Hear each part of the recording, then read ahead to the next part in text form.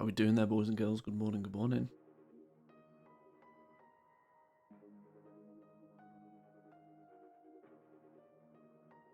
Welcome in. How are we all doing? Good morning.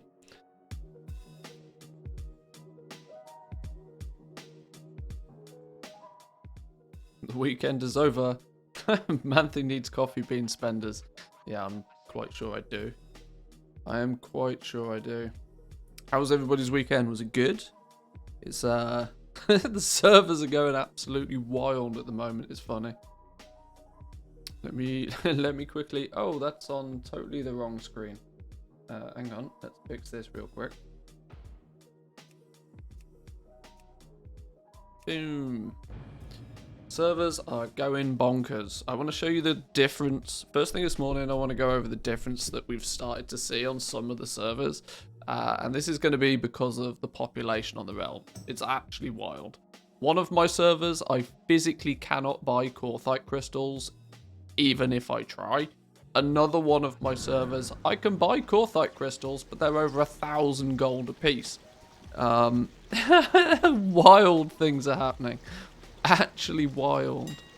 Look at Sylvanas. This is my home realm. This is where most of my life is spent. One Korthite crystal on the auction house, and that is because somebody is trying to bait them. It's actually wild. Actually wild.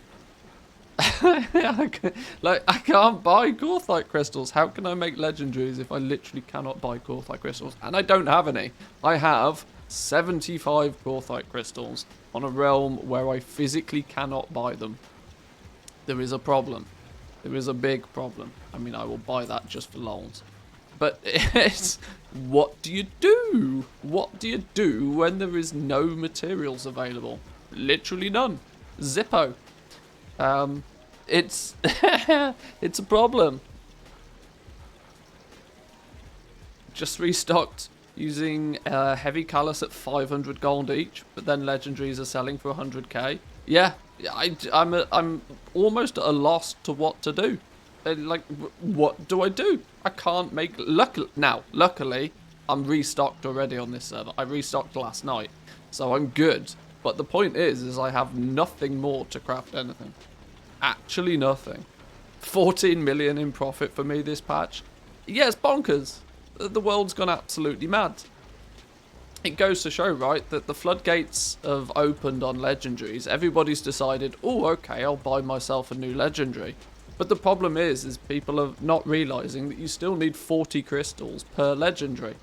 And nobody's in Korthia, because fucking who the hell wants to play Korthia right now?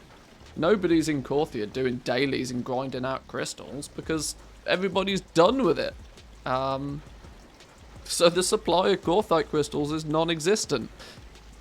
If we compare this realm to a bigger realm, let's load that up real quickly. We'll start to see the difference, but it's wild. I'm so glad that I restocked yesterday. I restocked last night and made the terrible mistake of forgetting to relist things. So I'm good for like inventory. That's not my problem. My problem is going to be when this sells, what the hell do I do? I'm almost tempted to just double my prices on everything. Almost to just arguably not sell anything. But I don't know. Don't know. Been watching somebody on Twitch who pushes keys and started progressing Mythic. He switched Covenants and has crafted 4 new max legendaries just to test. Now he has no gold and is off to boost. See, that's the point, right? People buy these like really big items willy-nilly and forget that what actually goes into making them. But it is true to say profits are actually wild. Profits are off the charts. If we look at TSM graph, now I did my restock, which is why it's gone down. But we went from, this was, yeah, on this realm alone, I've done about 5 million in profit. Now, if this was a realm that was reasonably sized, it would not surprise me if that was double or triple. It's actually madness. Tauren Mill being one of the bigger realms, if we look at here, we can buy Korthite crystals all day long, but we have to pay 1,000 gold apiece for them. It's madness.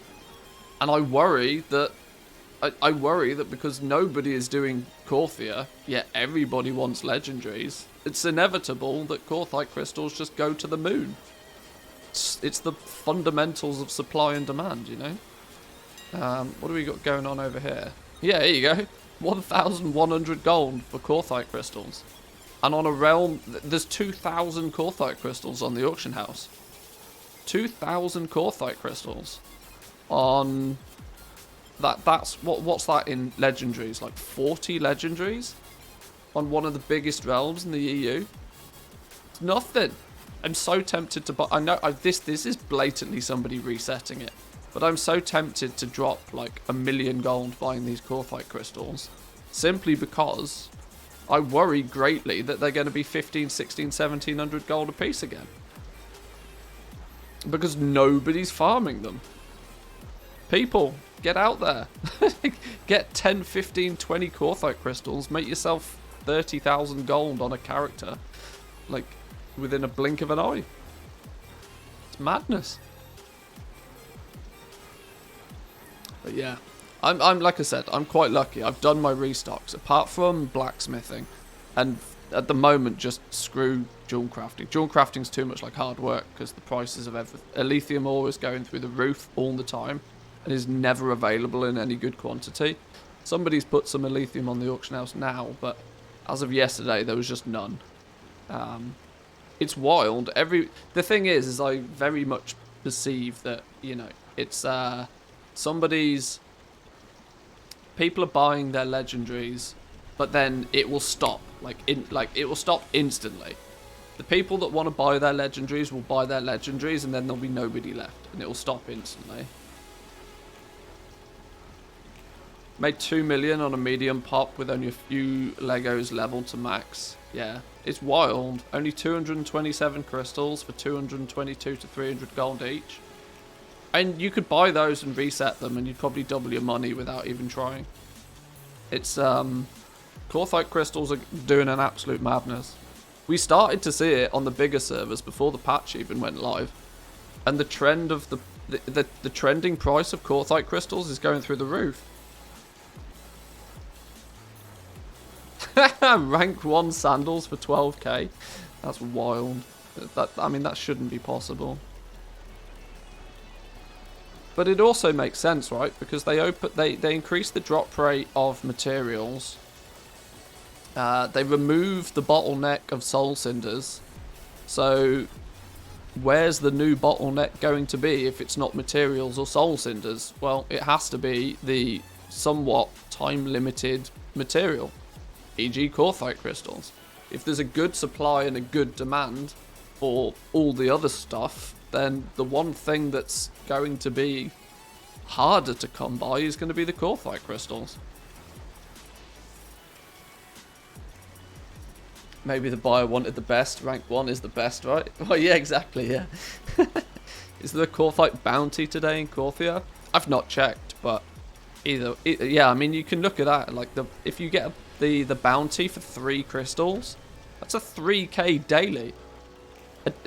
We're not even talking like a calling. I mean, you get 3,000 gold for doing a paragon box. A paragon box, you need like 10,000 reputation. You get 1,200 gold for doing a calling, which is 3 dailies. If there's a Korthia bounty up, a Korthite crystal bounty up, that could be 3,000 gold for 1 daily quest. Bang that out on, 10 characters. There you go. 30k in the bag.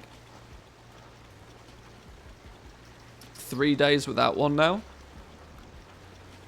Maybe people are going to have to, go do their treasures. Maybe do Shaping Fate if you haven't already done it on a bunch of your alts or something. I don't know. You can smash Shaping Fate out so quick now, and Shaping Fate is almost a guaranteed couple of Korthite crystals. It's wild. It's wild. Actually wild. It's really funny to see. It's really funny to see just what the difference is. Like on a server where you can just about maybe possibly buy the materials you need. This is one of the biggest servers as well. If you've got material problems on one of the biggest servers. It is exactly why on a medium pop server, there is just nothing. Like, straight up. The auction house is dry. Actually dry. Look, somebody's reset them to 10k. Fair play. Somebody has 82 of them, obviously. Oh, it's so funny. Heavy callus hide, 500 gold apiece. Why? Because nobody's got any. Actually mental.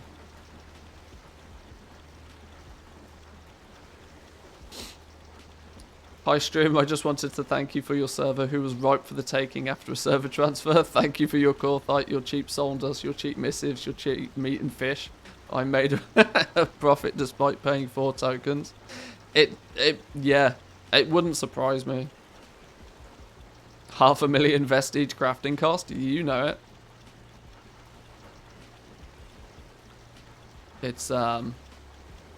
It's wild. I mean, just look at the low quantities of these things.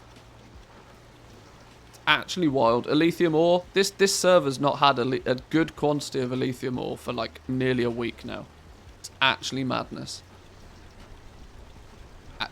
It's like, what do I do?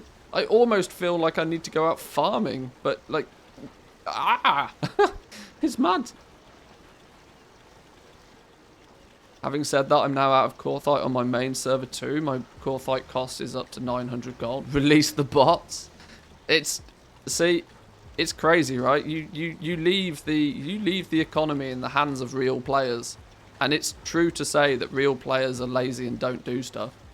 I'm in full panic mode. Dude, my Corthite crystals are 10k a piece. Who do you think's in panic mode? Had nearly 8,000 Corthite crystals saved up before the patch, having to craft rank 4s without them now, or I'm going to run out. Yeah, I had 8 to 10,000. I can't remember exactly how many I had, but I've burnt through them all and some on both of the realms I play on. It's actually wild. Actually wild just how many that we went through so quickly. But like I said, the problem is that everybody will buy their legendaries really quickly because the ones that are playing in patch 9.1 have no restriction in place now. The second they want that legendary, they can go and buy it because they've got the soul dust, they've got the soul cinders. All they need is that base item. But the main problem being is that all of those people will get their legendary very quickly, and then there'll be absolutely nobody buying legendaries. It's a massive up spike in demand, but it's going to drop it's like a bubble, and the bubble will burst, and then literally nobody will be buying any legendaries. Anybody that's recrafted using expensive materials is going to be scrabbling for sales again. It's going to be wild. I almost want to just, you know, liquidate my stock and just sit back and watch the chaos, because it's not like I need the gold right now. What are we up to? What are we up to gold wise? 26, 27 million on Sylvanas, give or take. I never quite trust these numbers completely. Let's say 27 million on Sylvanas, and 20 mil on Tauren Mill. So we're nearly at 50 million across the two realms now. It's not like I need the gold. I don't need to be like wasting silly gold on silly high prices for things, but it's mental. How long's the gold rush going to last? A week, 10 days, 2 weeks? But this is the thing, right? It's going to be... We don't know exactly. I think it's probably only going to last the week. I'm going to be honest with you. I think it's only going to last the week. Mainly because patch 9.1.5 doesn't have anything to do in it. There's nothing going on. Short of leveling ults, there's nothing to do.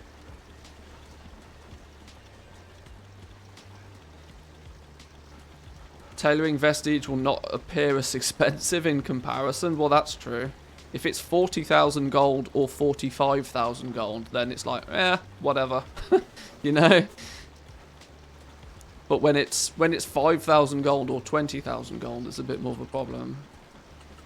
Bright side, I've made a shed load of gold. Oh, I mean, if I was to just liquidate now, I'm in position to make an absolute murderous amount of gold. Because to sell the legendaries with today's prices, I'm sat on over 10 million gold of legendaries on one realm. And these are also taking into consideration my past prices. I've got about 20 million gold of legendaries crafted, which if I was to just, you know, not recraft anything and just cash out, it's like I am good. My dog is coughing up a furball. Delightful. Are you good, dog? Are you good? Let me let her out. Hang on. You good? Furball.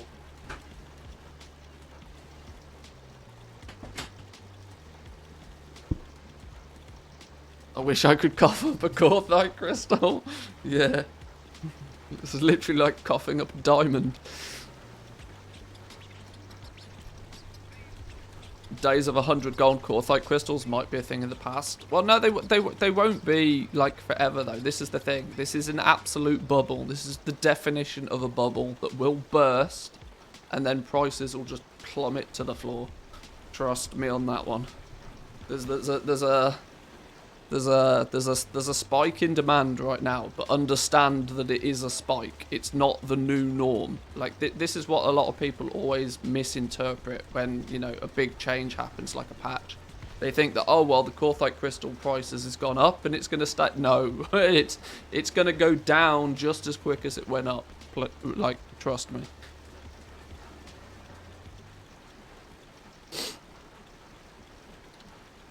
Basically, just got to craft the expensive rank 6 and let the cheap rank 6s be unstocked. Feels bad, but kind of no choice. Yeah, see, I like to try and, you know, offer a bit of everything. But with the material prices and the scarcity of materials on the realms that I play at the moment, the sensible thing to actually do is to craft Grimveiled capes, Shadowgast rings, Shadowgast, you know, just the good stuff, just literally the stuff that you can craft it and sell it, craft it and sell it, craft it and sell it. Like, don't make any of these mini other things. Just stop production of rank 5s. Just literally only craft and post the stuff that you know you're going to be able to turn over really quickly. That's me. But yeah, necklace has been a strong seller for me. Often because people ignore it, often because you've got a lot less competition on it, and people do still want it. There are many classes out there that do want the Shadowgast necklace. I think priests, I think, are a class that want the necklace. Don't know how many priests are out there, but either way, I'm Death Knights as well. I'm kind of quite happy that I'm stocked up now. I don't need to worry about restocking, so I can probably, if I wanted to, ride out and wait for the bubble to burst now. Just sell what I've got. I mean, look at this, Umberhide Helm. Why is there 160,000 gold profit on an Umberhide Helm? What are they actually being listed for? And I say listed because they're probably not going to sell it that.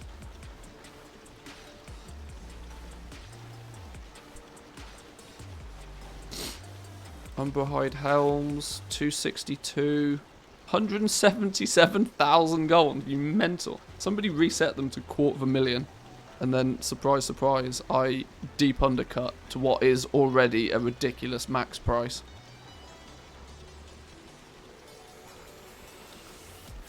Crafting cost of nearly 70,000 gold based on expensive Corthite crystals. It's wild. Actually wild. Saying that, I literally just sold an Umberhide vest for 50k. It's mad. It's actual madness. It's madness, but I love it because it's my fun level of madness.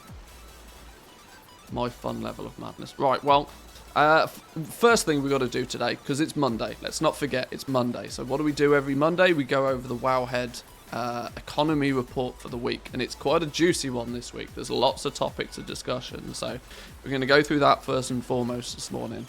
Then because I'm already restocked and all I really need to do is cancel scan and sell a few legendaries, which is incredibly boring to do on stream, we're not going to bother. What we're going to do is, considering we are now pretty much double gold cap on 2 realms, time for a third. Time for a third. We have Draenor. I've been teasing getting up and running on Draenor for a while now, and I think this is the week we're going to do it. We're going to do it this week because things are crazy, and whilst things are crazy, there is plenty of quick and easy gold to be made. And with we need quick and easy gold. That's exactly the recipe that we need. We need quick and easy gold to be able to get some starting capital to get crafting. With materials doing an absolute madness in value, we can probably get some farming done. We can do a couple of days worth of farming. We are going to create a new character. We're going to create a third character of who will start off being, well, put it this way, I'm going to boost a druid. Should we just do it? Shop. Character boost. Hang on, no, we need to make a druid and then boost it, don't we? I forget how this works. We're going to make a druid and we're going to boost it, and it's going to be a farmer. Who's it going to be? We do druid. Can we get Volpera druids? No, apparently not. Andarian druids? No. Goblin druids? No. Who the fucking hell's druids nowadays? Okay, troll druid, of course. We're going to make a troll druid, female troll druid. Oh my days. The level of hideousness is outrageous. Or we could do a Tauren. So there are only 2 choices unless you unlock allied races, which I haven't done. Zandalari trolls can be druids. High mountain Taurens can be druids. See, that's probably the one that it should be, shouldn't it? Really, a high mountain druid, whatever. I've been waiting for the Draenor adventure. Right, we're gonna go just regular Tauren, I think. Regular female Tauren. Everybody loves a good female Tauren. Female Tauren druid to do some farming with. Customize. We need a name, boys and girls. We need a name. We need a name for a Tauren druid who is going to do some farming for us. And then probably, once it's done some farming, just, you know, basically rot. But we need a name. We need a name. Should we just press the random? Is there a randomize button? Boom. I'll do 5. 1, 2, 3, 4, 5. Okay, sure. Gold farmer. Wow, you really come up with some original names. Actually outrageous. I'm not calling it gold farmer. Cowdy. Corthite for the win. Random again. Not a fan of this one, no. Dairy Lee. Oh, if I can get that, that's hysterical. Dairy Leah. Dairy Leah. If we can get Dairy Leah, it's done. Name is taken. Ah, oh, damn. Taken names can't be claimed even if inactive. Oh, Dairy Lee. Dairy Leah. Boom. There we go. We don't want to actually do Exile's Reach because we're going to boost. So we're going to go Red Cloud Mesa. We're going to go Finish. There we go. Dairy Leah, the farming troll druid. Now we've got to buy a boost for it. Shadowlands boost, select. Oh wow, hang on, please hold. I don't know if this shows anything it shouldn't show.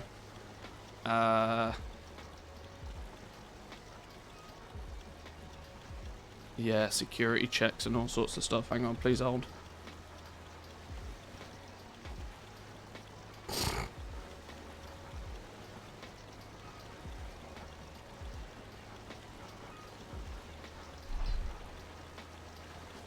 we're good. We're good. Right. Boost. Go. This one. Balance, I suppose, it doesn't matter. They're just going to fly around. They're going to farm. Go. Level up. Yeah, sure. Go. Boom. Woohoo. Fancy gear all of a sudden. Love it.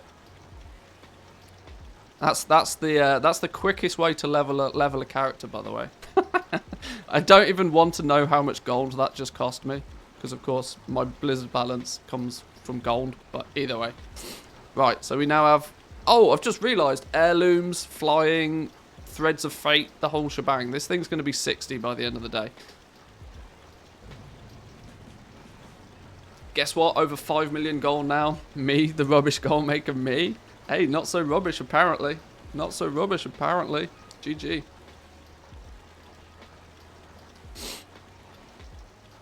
Caltheus, by the way, would have been a good name, but we have Mutheus already. We have Mutheus, the Tauran Druid.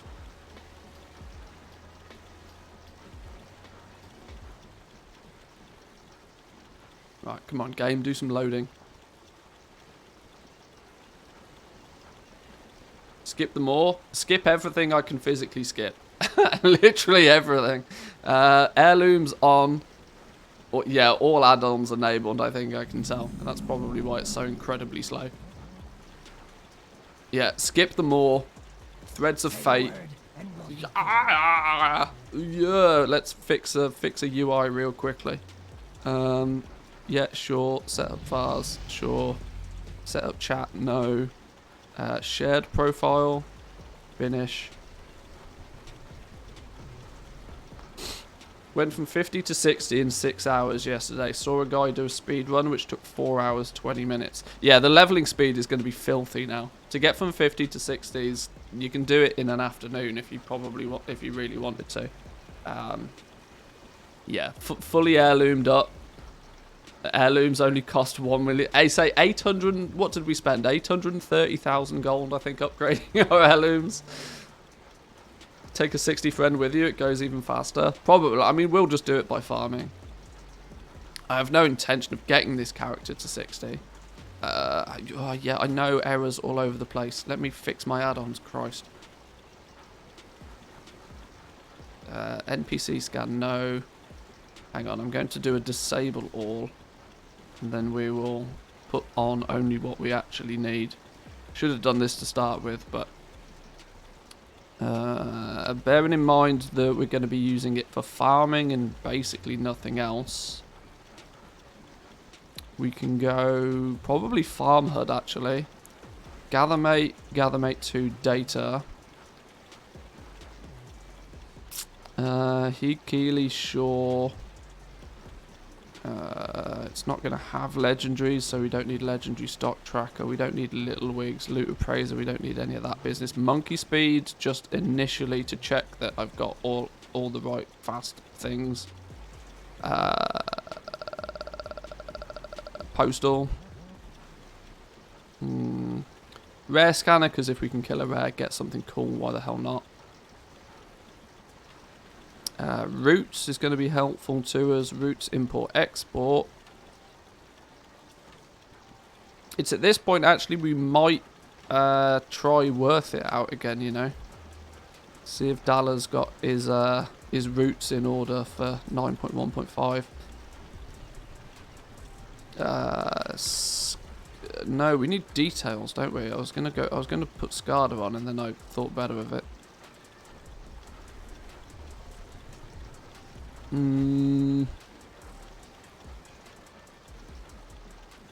World quest tracker, probably. I suppose not till we get to 60, but either way. Course, trade school master, and then LVI, all the things. Right, that should hopefully be... Oh, and Zygor, why the hell not? Right, that should be our interface properly sorted. Only discovered the renowned catch-up could be used at 50 once I'd already dinged 60. Oops. Oops. It's like 500 gold or something, isn't it? The renowned speedy thing. That's a weird one. We might not even be able to afford that thing. All right, let's put Zygor in the right place. No, hang on. Where's the settings? Profiles, use. I just want to get this character set up initially, then we'll do the Wowhead report. And then we'll get rocking and rolling properly on this. Where did my settings go? What's going on here?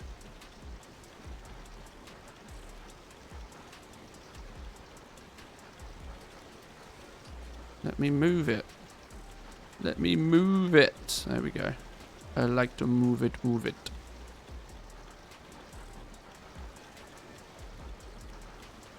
Okay. Okay.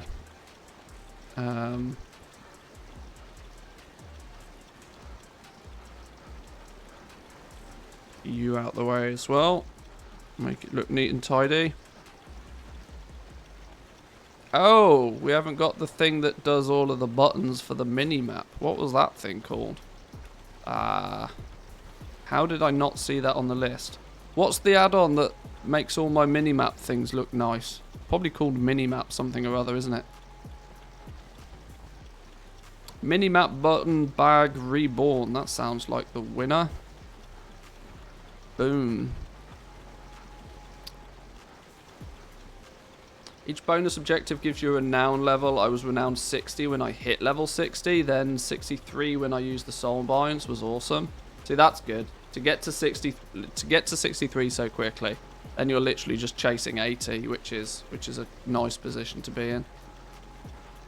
All right, I think all apart from maybe equipping some heirlooms, because we don't want all this trash level 68 gear. Actual trash. Collections. We didn't spend 1 million gold on heirlooms to not use them. So we want, what do we want? Pristine tribal war feathers. Let's go with some of that. Oh, weirdly, my heirlooms are actually lesser item level than this trash gear that we get to begin with. Alright, fine. Shoulders. Helm, shoulders. A cloak. Intellect, stamina. Yeah, that one, why not? Chest plate, preen leather. Go on then. Legs. What does a balanced druid probably wear? A big old staff. Ring. Oh, I've not got the intellect ring. Ugh. Oh, hang on. Hang on. Does the rings not have... Hang on.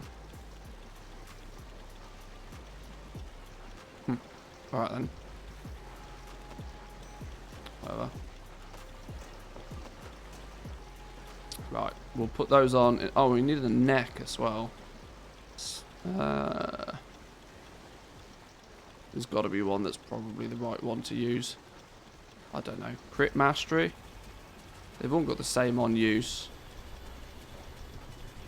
Whatever. Right.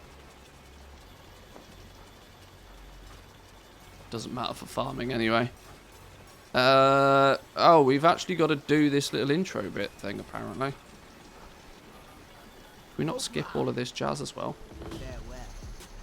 Apparently not.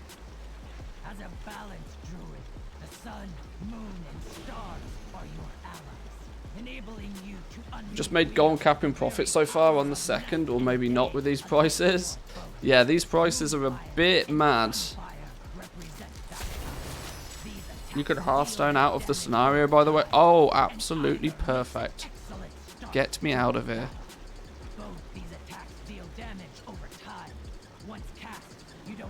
All the skips, please. All of the skips. There we go. Oh, wonderful. Does that now give me abilities to play with?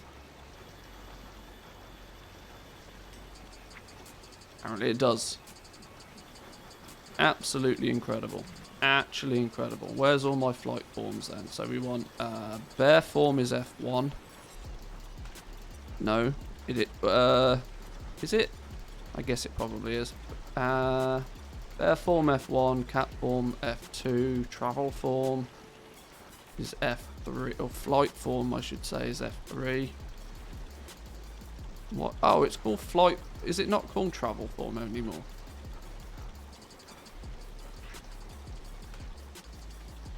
And then I don't know what number 4 is. 4 is probably going to be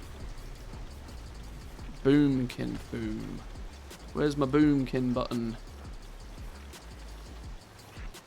Sure, that'll do.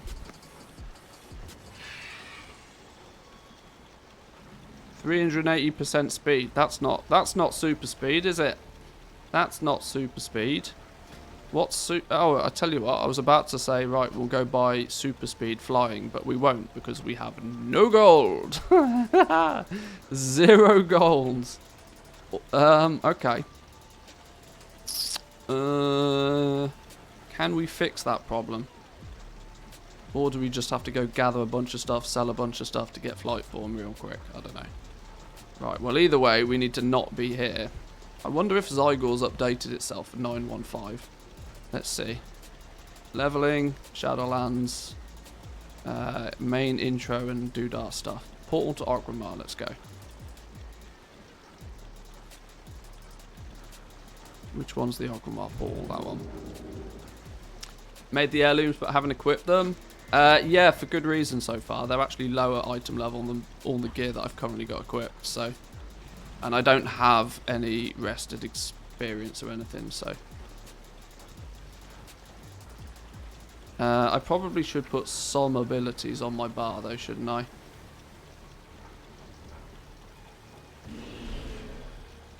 Sunfire, Moonfire on 1. Oh, it's got abilities here already. Starfire, Wrath, Moonfire, Sunfire, sure. These are all so wrong, it's not even funny.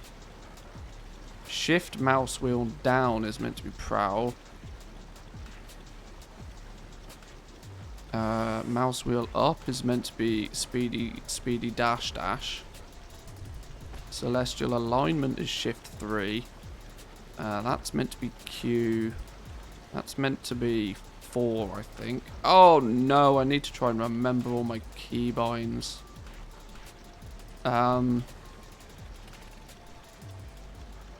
Starfire, Star Surge. Maybe that's about right. I don't know. I'm probably not going to kill anything anyway because I'm flying. That's kind of the point. That's kind of the point.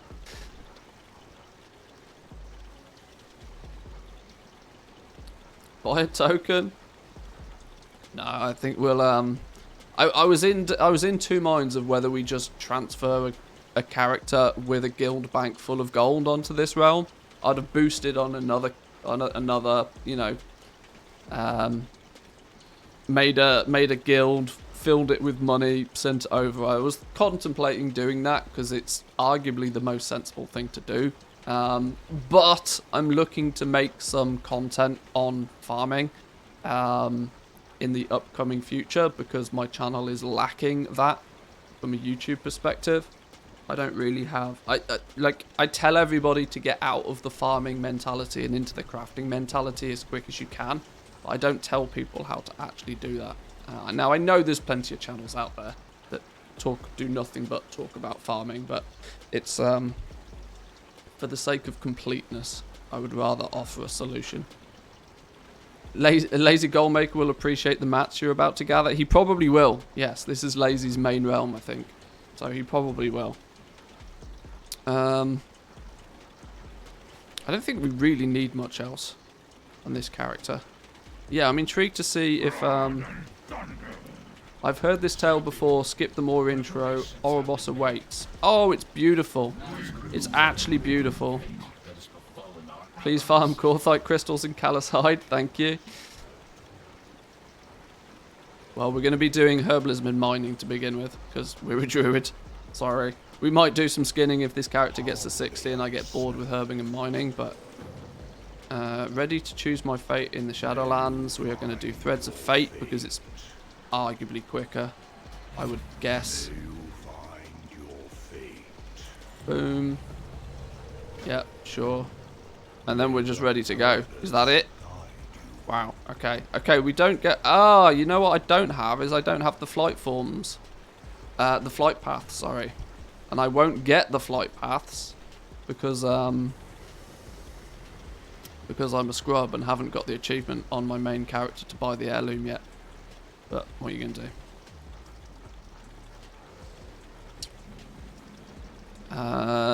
It is relatively safe to say we are going to go Night Fae for obvious reasons.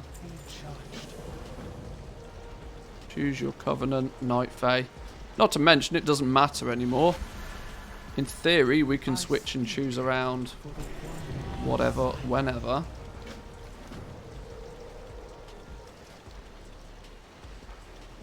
Oh, this is cool.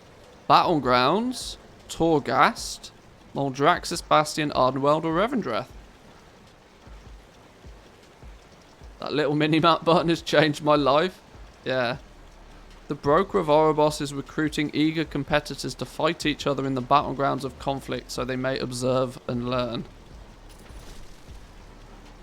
Rewards. Okay. That's an interesting... I'm going to pick it just out of curiosity. Is Comp Stomp 60 plus? Comp Stomp must be 60 plus, right? Otherwise this is just too easy. Win any battleground. 30,000 experience, which at this point is a sizable chunk. Yeah, 60 plus. Ah, okay. Okay. Fair enough.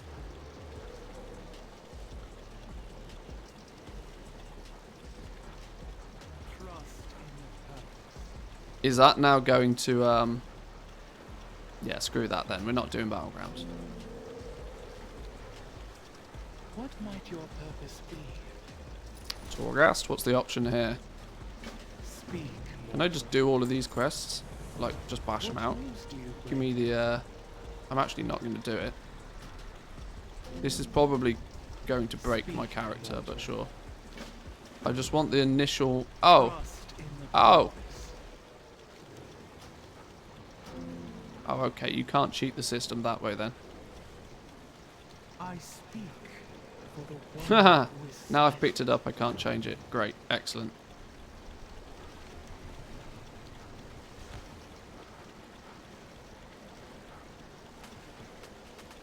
I don't know if that Battlegrounds quest is repeatable. I think I'll level my characters I've been delaying for a year like that.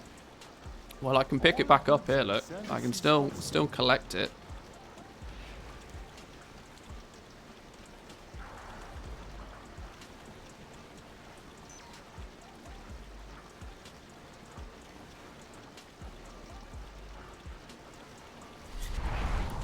Let's, we would just want to head to one of the zones, realistically. We don't need to do much else than just head to one of the zones. Although I don't have the flight paths to get there. Damn, I'm going to have to do this Torghast business. I picked a bad choice. I picked a bad choice.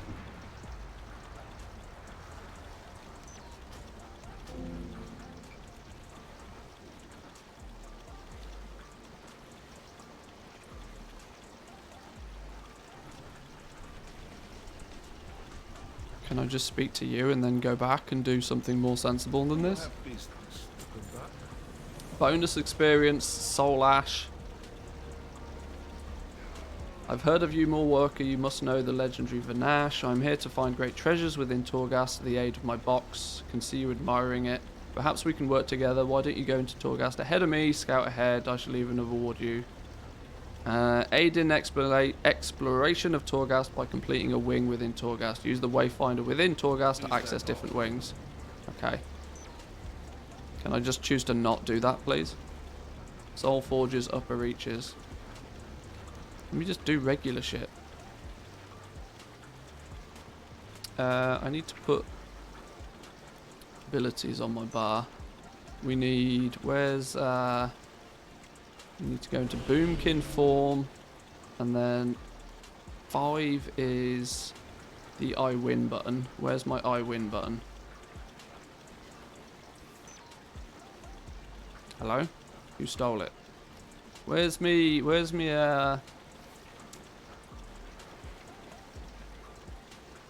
convoke? There we go.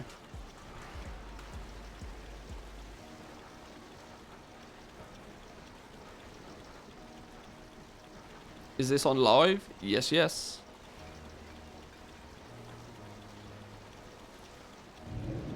I want to just get to the regular route. The whole point of Threads of Fate is that I can go anywhere whenever I want to. Can I just take a flight point somewhere? Let's see. Can you tell I've not leveled a character like naturally forever? Hang on, what am I doing?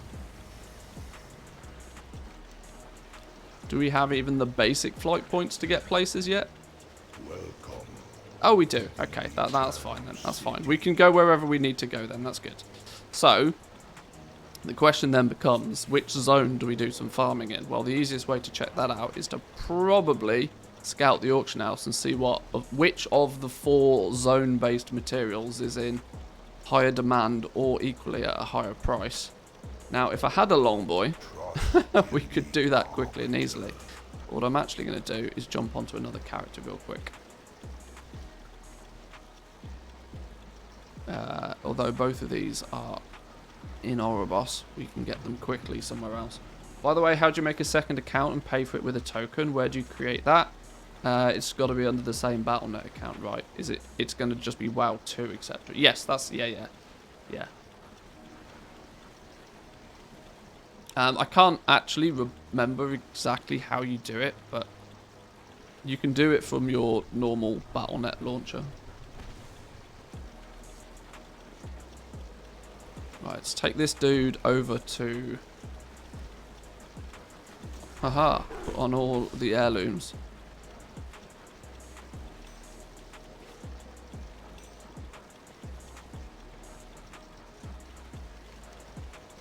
Where's his Hearthstone at for this dude? His Hearthstone is set to Valley of Strength. Perfect.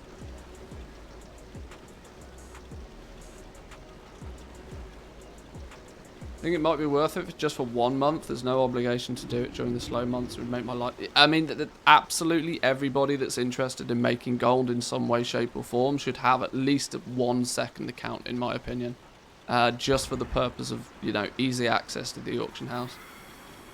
Zygor similar to Azeroth Autopilot? At a fundamental level, yeah. It's pretty similar. So, let's go... Let's search for some trade goods then. Let's... herbs.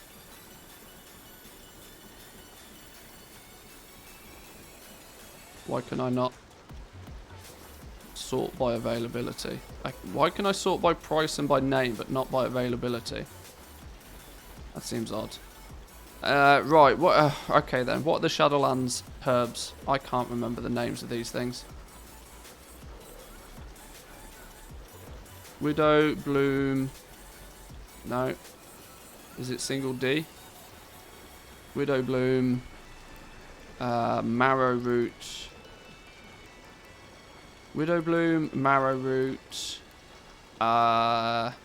Widow Bloom is Revendreth. Marrow Root is the Maldraxxus. What's Bastion's? Vigil's Torch? Vigil's Torch is in Bastion. And what's the herb in Ardenweld? Or is that the herb in Ardenweld? Which one am I missing?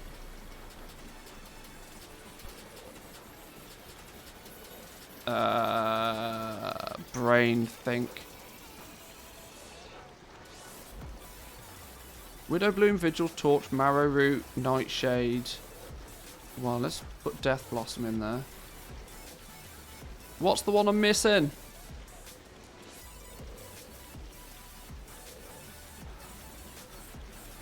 Rising Glory, that's the one. Thank you, thank you. Rising Glory. Right, now we need the ores. So, Ley Strike.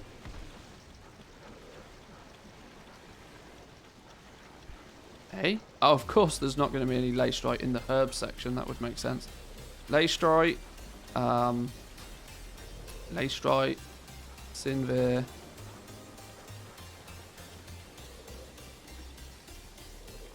Ley Strike. Sinvir. Phaedrum. Hey? Phaedrum. Which ones have I done so far? Phaedrum or Sinvir or Ley Strike. Elithium or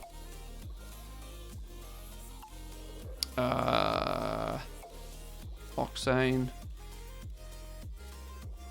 And I'm missing one again. Phaedrum, Sinvir, Oxane. Why does my mind go blank when I do this?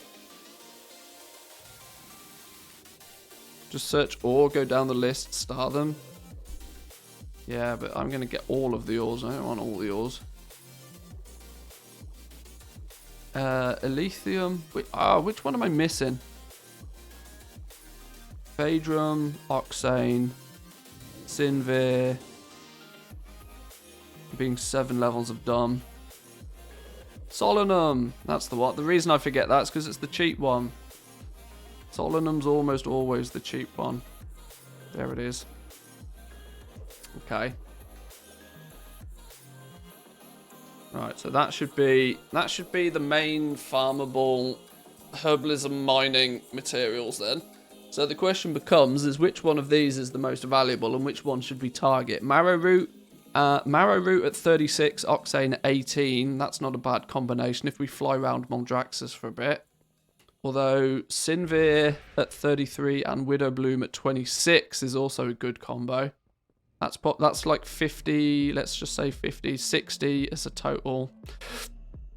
And there's only 30,000 Sinvir ore, so I reckon we probably go round Revendreth for a few laps at the very least. Yeah, Sinvir and Widowbloom seems to be a attractive pairing. There's quite a lot of Widowbloom, but there's not a lot of Sinvir ore in comparison to the other ores. 70k Oxane ore, 77k Phaedrum, 96k Solanum. Yeah, I think Revendreth is going to be a good place to go start. We'll get some levels up over in Revendreth, I think. That's probably the plan. That's probably the plan. We've actually got a bunch of gold on this character that we can... Oh, bags. Let's get some bags real quick. Bags and flight form. Containers. Bags. Search. Slots. Lightless pouches. 750 gold a piece. I could do with 4 of those. Or shall I cheap out and just go for shrouded cloth bags? I'll cheap out with shrouded cloth bags for now. 1, 2, 3, 4. Lovely.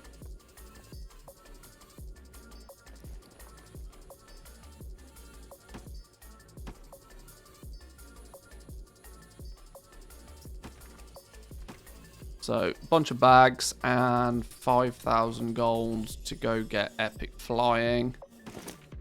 And we should be off to the races. Get some new Druid glyph forms. Probably not a bad shout.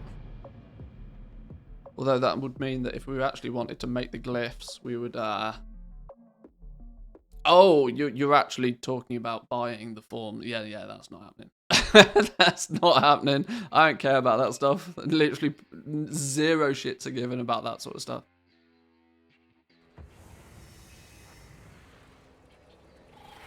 Right, what I'm going to need to do then is we're going to have to go pick up herbalism and mining before we forget. Do I have to go all the way back to Orgrimmar to get epic flying? I probably do, don't I? Because druids don't get it for free anymore. If that's the case, let's head back over to Orgrimmar. I think the portal's this way. How's goal making going over on EU? It's not bad, Hickons. Not bad at all. Apart from the fact the servers are going absolutely mental. On the 2 servers that I play on primarily, one server I literally cannot buy Corthite crystals because they do not exist. Physically do not exist. There was 0 on the auction house earlier today. The second server I play on, I can buy Corthite crystals, but they're 1,000 gold a piece. So it's proving to be quite expensive compared to, you know, the usual 100, 150 gold I was paying up until recently. But yeah, safe to say it's a little bit wild over here. A little bit wild. I've seen from your tweets that you're doing pretty well out of 9.1.5. Any craziness happening over on NA? I mean, there's apart from the normal craziness.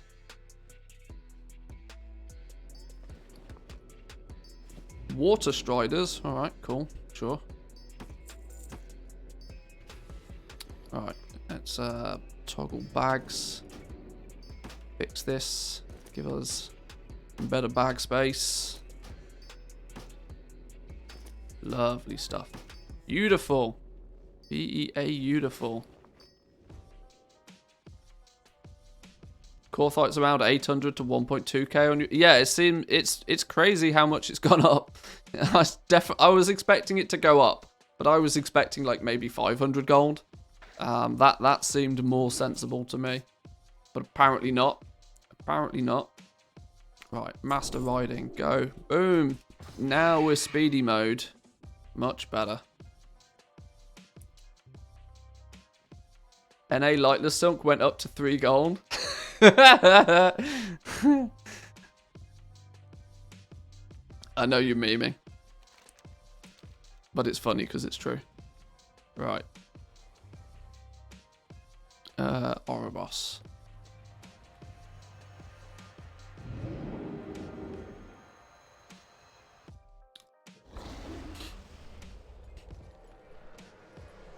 What do you do then? Server transfer to get cheap crystals, craft only pricey Legos, wait it out.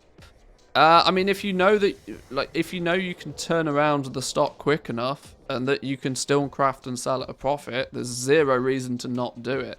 But what you don't want is to craft a whole bunch of stuff with expensive materials and then the bubble burst and you be stuck with a load of legendaries that you've paid way over the odds for. Now, the big question in my eyes is when will that bubble burst? I mean, because I predict it will. I just don't know if it's going to last a week. 1 reset, 2 resets, how do we know? I mean, the argument is we don't really know. I bought 70,000 Corthite crystals in the last 30 days, according to CSM, so I'm still using my stock. See, that's good. That's good. To be able to not have to dip into the current market's prices too heavily is probably a good thing.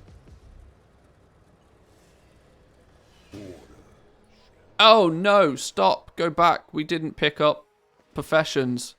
Ow, boo. Okay. What a dum-dum. What an absolute dum-dum. Sure. Right, well, I guess if I'm flying to Oribos and then need to only... flying to Revendra to then only fly back again. Ah.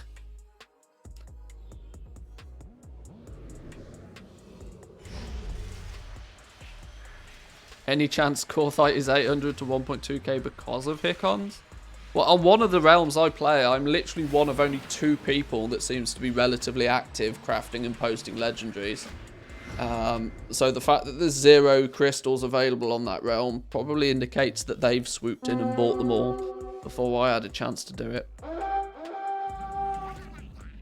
Okay, well, at least the flight path wasn't too long. While I'm flying back, I'm going to go grab a drink real quick, and then we'll probably, before I start doing some farming and leveling this character up, we'll do the WoW economy report. So we'll get on that real quickly. Next, let's, where's the, no, this one.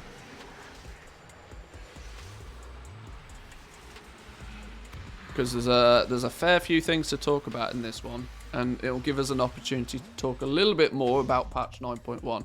But I'm going to go grab a drink real quickly before we dive into this. So I'll be back with you boys and girls in 2 minutes.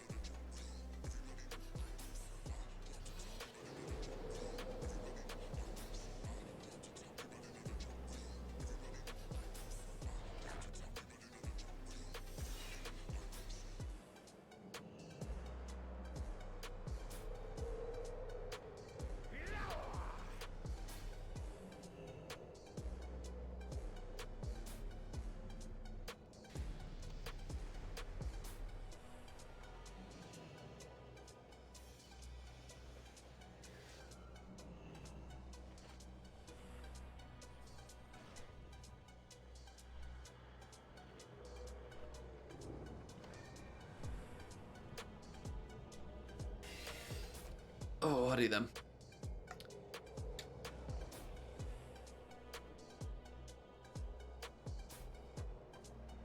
Somebody listed Corthites at 1.5 times vendor price. Oh, this is why you never trust Trade Skill Master. Never trust an never trust an add-on. Oh dear. Grimjaw, how are we doing? Welcome in. Good to see you.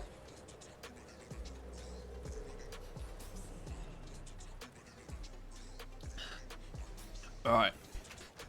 Before I make the exact same mistake, I'm going to go pick up the professions. And then we'll get on to the using the default auction house. Possibly. That sounds very much like... Well, I suppose... Yeah. Because default price, if there's none on there, is 1.5 times vendor price. Yes, you're right. That must be painful. Oh. Oh, dear. Oh, dear.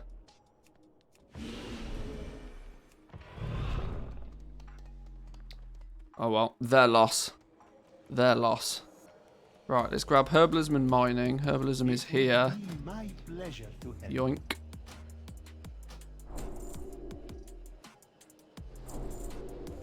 Shadowlands herbalism. Shadowland. No, that's skinning trainer. Where's mining? One of these is mining, right? Mining trainer, here we go. Tell me what you need, my friend. Right, there we go. Fortune and wealth. Beautiful. Sure.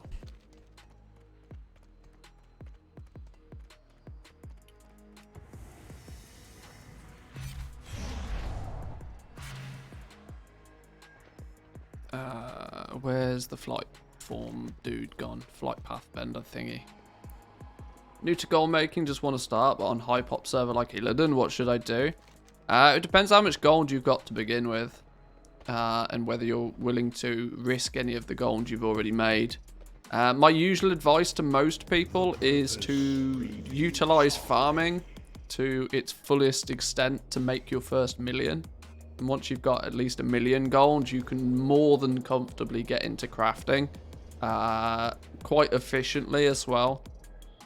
You can arguably start crafting and selling things at with a much lower gold value. You're going to be slightly restricted though. I usually recommend farming 1 million gold. That will get you into the habit, and more importantly, it'll teach you kind of what materials are worth on your realm and how easily they are to get, which will then also make it much easier to get into crafting as well. I just farm a token and spend it, that's it. See, that's the worst thing you can do, in my opinion. The worst thing you can do, because you never get out of that sort of vicious circle. Farming gold to buy a token, you just kind of you put yourself in the same situation again. You're best off paying for a couple of months of game time out of your back pocket, farming a bunch of gold, and then getting your crafting professions in order, so that you can make a gold. You can eventually, with crafting, you can quite easily make a token's worth of gold with very little effort through crafting, whereas the effort required to get a token through farming is considerable.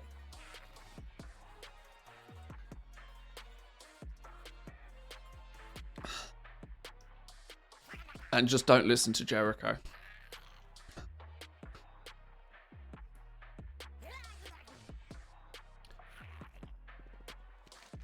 Right, so we have a little there's a little we have our lap already and waiting for us. Good.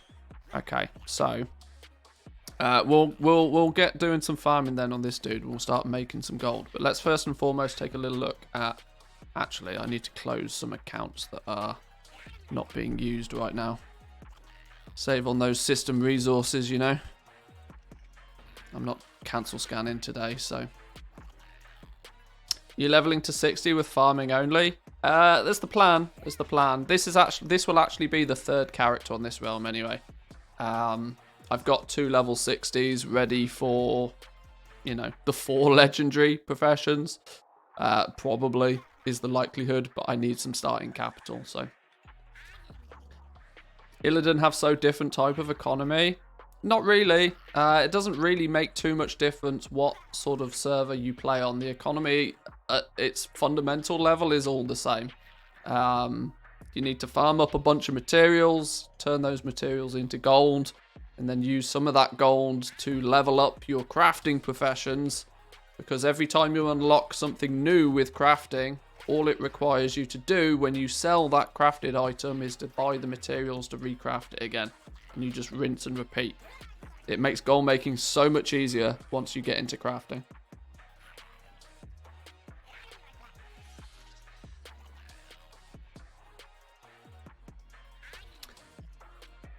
But yeah, my recommendation for getting up and running is just learn the material prices, do some farming, pick up your Druid if you happen to have one, because they're an optimal class for farming.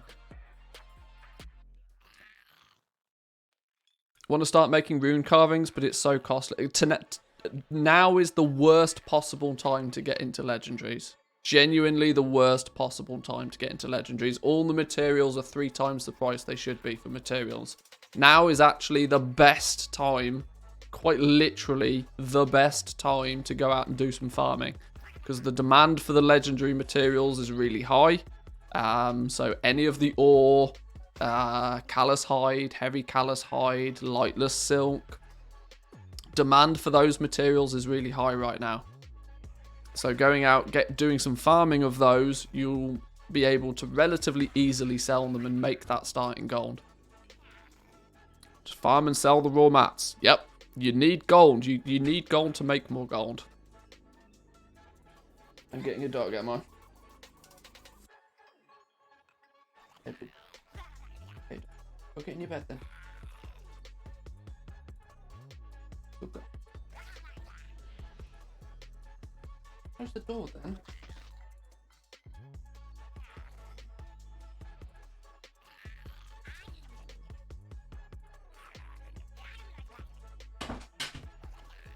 Right, let's take a little look at the Wowhead economy though for this week. I like to go through this most Mondays. those that are aware will know that dog cam when. I've redone my PC setup, and I don't know where my other webcam is, so you'll have to live without dog cam for a little while, but we like to go through the Wowhead economy report each Monday. Samadan puts this together and it goes live on a Sunday evening. Occasionally he will stream himself and go through it, but regardless of that, I usually like to go through it on a Monday. Insert YouTube voice. Some weeks I do go through this with the mindset of just chopping out that part of the stream and putting it on the YouTube channel, but I'm not going to do that for now. I'm going to go through this in a little bit more casual, a little bit more relaxed manner. What about TSM? I'm really confused about setting up TSM. Well, to begin with, you don't particularly need to get up and running with TSM too much. You just need to have it installed for its material prices. But I've got a playlist on my YouTube channel on everything that you need to know about TSM, so check that one out. Jump onto the YouTube and you'll... it's my TSM beginner series. It's pretty inclusive of all the things you need to get up and running. But let's have a look. What's the table of contents for this then? So, let the gold flow in 915. It's definitely flowing. Auction house wish list. Some people are looking into or speculating on some changes, I'd imagine, for the auction house. A goal making goals. Some filtering pet bug fixes. Worth It Guides Alpha, TBC Classic Flipping Challenge, and then some further reading. Let's get to the first one then. Haha! Talking of the devil, Hickons has recently published some of his results from the legendary market, and you can see a clear revival in sales, which is promising for those who invested on early. Whoa, it's me! It is. So you can see here that, you know, if you are prepared, if you are up and running in the legendary market, now is a really good time to be selling those high tier rank 5s, rank 6s, in many cases rank 4s as well, but it's the high tier stuff that's the most attractive at the moment. If you've unlocked the rank 6s already, if you've done the hard work grinding the crafting professions up, you can see the results can be pretty lucrative. Now, obviously, this gold value is not necessarily, you know, pure profit. I know the way that Hickons does his business, and he's buying the materials needed to craft these and then turning a profit on top of them. But I would imagine at these prices, like 60, 70, 80,000 gold, there's probably at least 20 to 30,000 gold worth of profit on each of these. So you can see you can make a lot of gold very quickly if you've put in the hard work previously. That's the downside with legendaries. There's a long grind to get to the point where you can craft the high tier stuff, but when you get there, it's good. And having the preparation to get there, it has not only been time consuming, but it also costly. So it's the carrot at the end of the stick is quite juicy if you can get there. Lazy Goalmaker's also put together a little bit of a video talking about his his efforts so far in patch 9.1.5 as well. I've not actually watched this one, but it's worthwhile going over to the Lazy Goalmaker's YouTube and checking that out as well. I'll actually throw a link in the chat real quick to this, just in case you guys want to have a read through it directly yourselves. That thumbnail is awesome. Lazy's obviously like working on his thumbnails a little bit more, so going the default YouTube route of, you know, a happy or surprised face in the thumbnail is almost mandatory.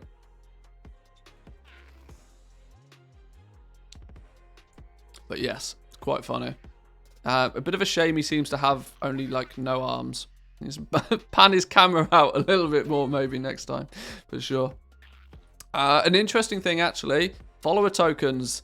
Follower tokens, if you're playing around with mission tables, follower tokens are bind on account. So any mission you complete that rewards a follower token, you can then send those follower tokens to any given character. This is meaning that if you have multiple alts who are all able to run the mission tables, at least in a, you know, a simple fashion, you're obviously not maxed out on them. The sensible thing to do now seems to be to actually gather up all of these XP tokens and funnel them to one character. And to get that one character, get the companions leveled up to like 50 plus is my recommendation. Just funnel all of the XP tokens to one character, get them at 50 plus, and then that character can then just bang out missions like ridiculously so.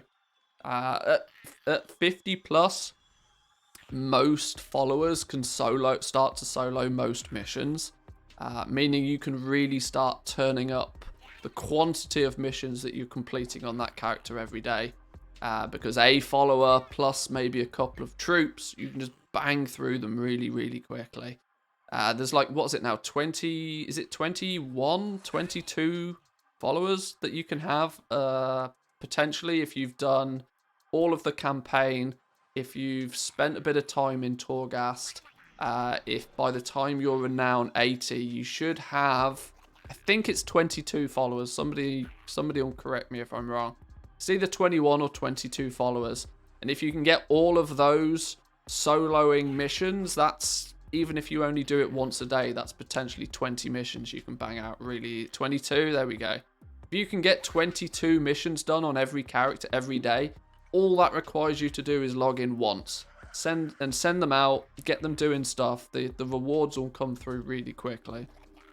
Obviously, mission table is one of those things that it gets more powerful the more characters you have doing it. If you have plenty of alts, if you have alts in Shadowlands, or alts that are 60, and can go and do Torghast. I don't know quite how it's going to work now, the fact you can pick up Renown so easily. You can do Torghast from level 50 now. I would imagine you can start chugging away at the mission tables really quick and easily. 3 from the campaign, 9 from Renown, and 10 from Torghast. Yeah, there's a whole bunch of them. Your Soulbinds act as 3. They're the most powerful ones because they have double. They basically have 2 attack perks on them, whereas most of the others only have 1. So your Soulbinds are the strongest followers. But yeah, you do a few Torghast runs, you get a whole bunch of them, you level up Renown. I mean, you get 40 Renown basically for free if you've already got 80 Renown on one character. You can buy the token to get 40 Renown instantly. So you can get a bunch of followers really quickly. Really, really quickly. Yeah, huge change for those who are churning out the mission table. The mission table isn't quite as ridiculously lucrative as it has been in the past. We're looking at Legion or Warlords of Draenor garrisons. But it's still very, very good. Very, very good. You can funnel those to a fresh level 60 with 1 follower, boost that follower straight to 60 for level 60 minions, then have those minions carry all of your level 1 followers through missions.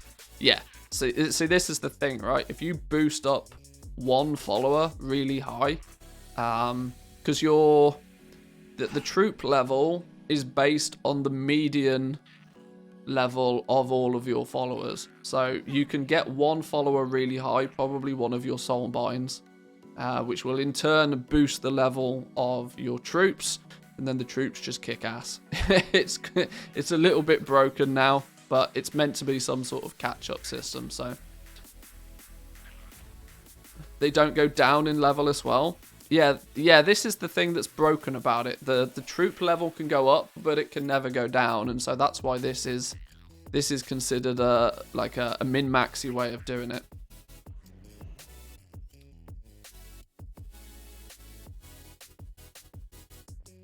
Where'd you get roots for farming materials?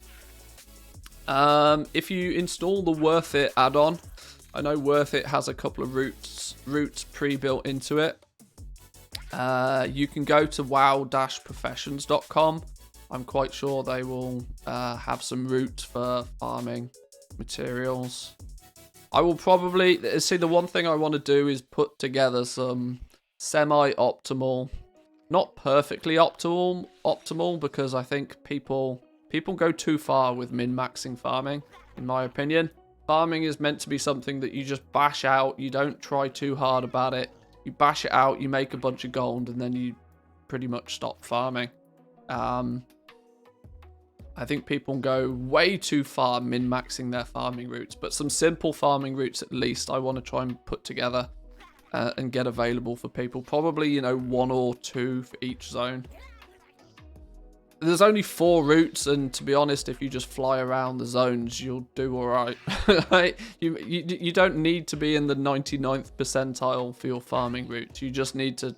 The more time you put in, the more you'll get out of it, is the simple thing with farming.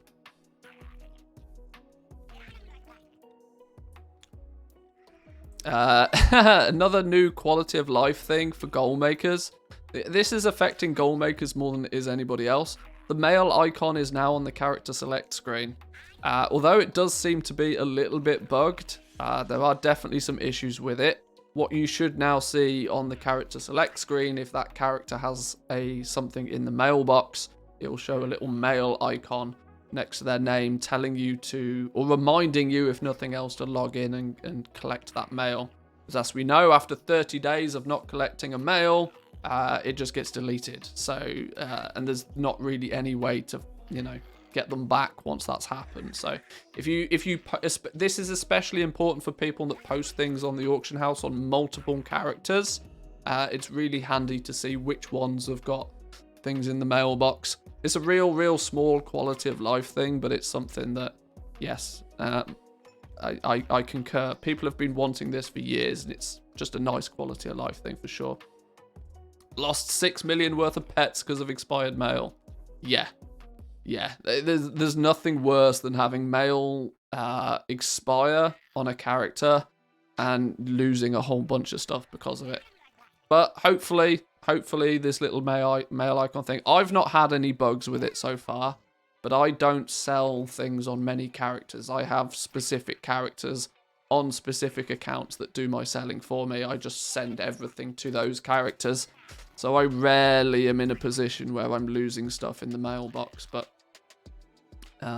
yeah, if you do, especially if you post things to the auction house on many characters, it's a cool little thing to have. Doesn't always show up when I mail bind on account stuff to myself. Yeah, there's probably some weird things in there somewhere, possibly, maybe, but everything starts with bugs.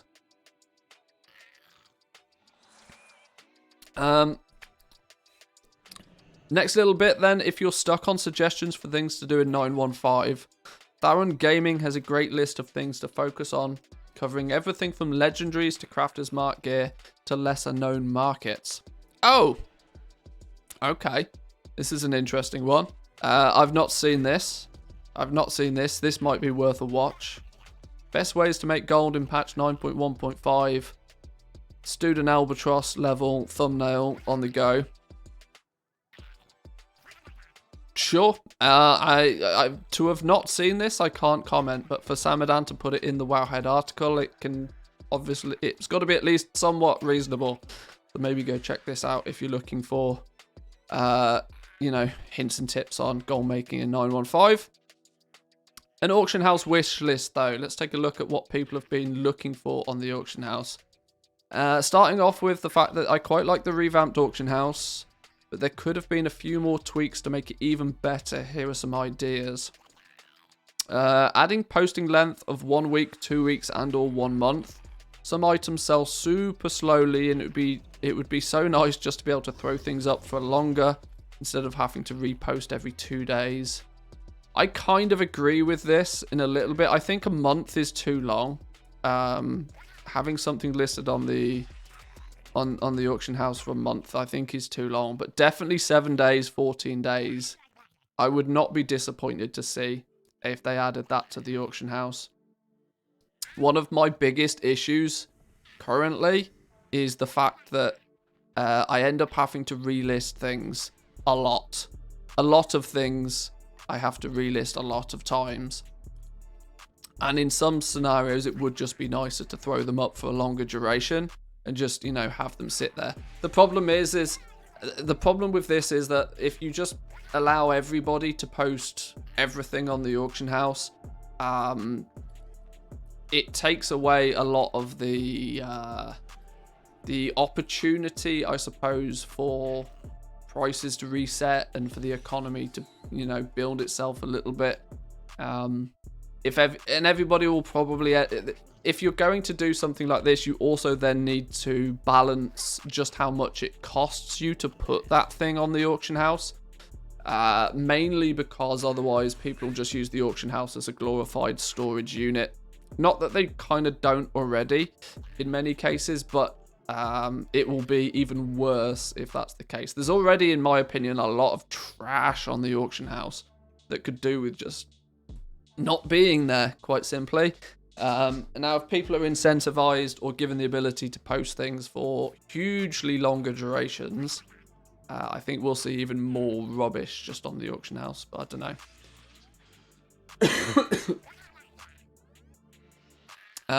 From the sell window, allow players to select other listings of that item to buy them out.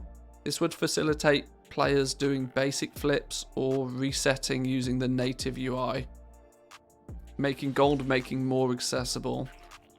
It would also make finding an item to buy really easily if you already have one in your bags and don't want to type, which could make restocking for crafting a breeze. Interestingly, these are things that I don't disagree with. Are you okay, dog? You got fur balls again.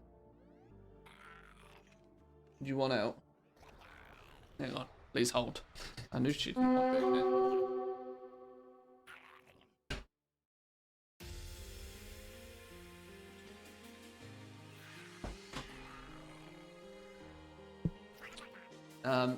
These are some of the things, though, that this is where TSM does come into its own. As I think pretty much everything in this paragraph of text is a feature in TSM.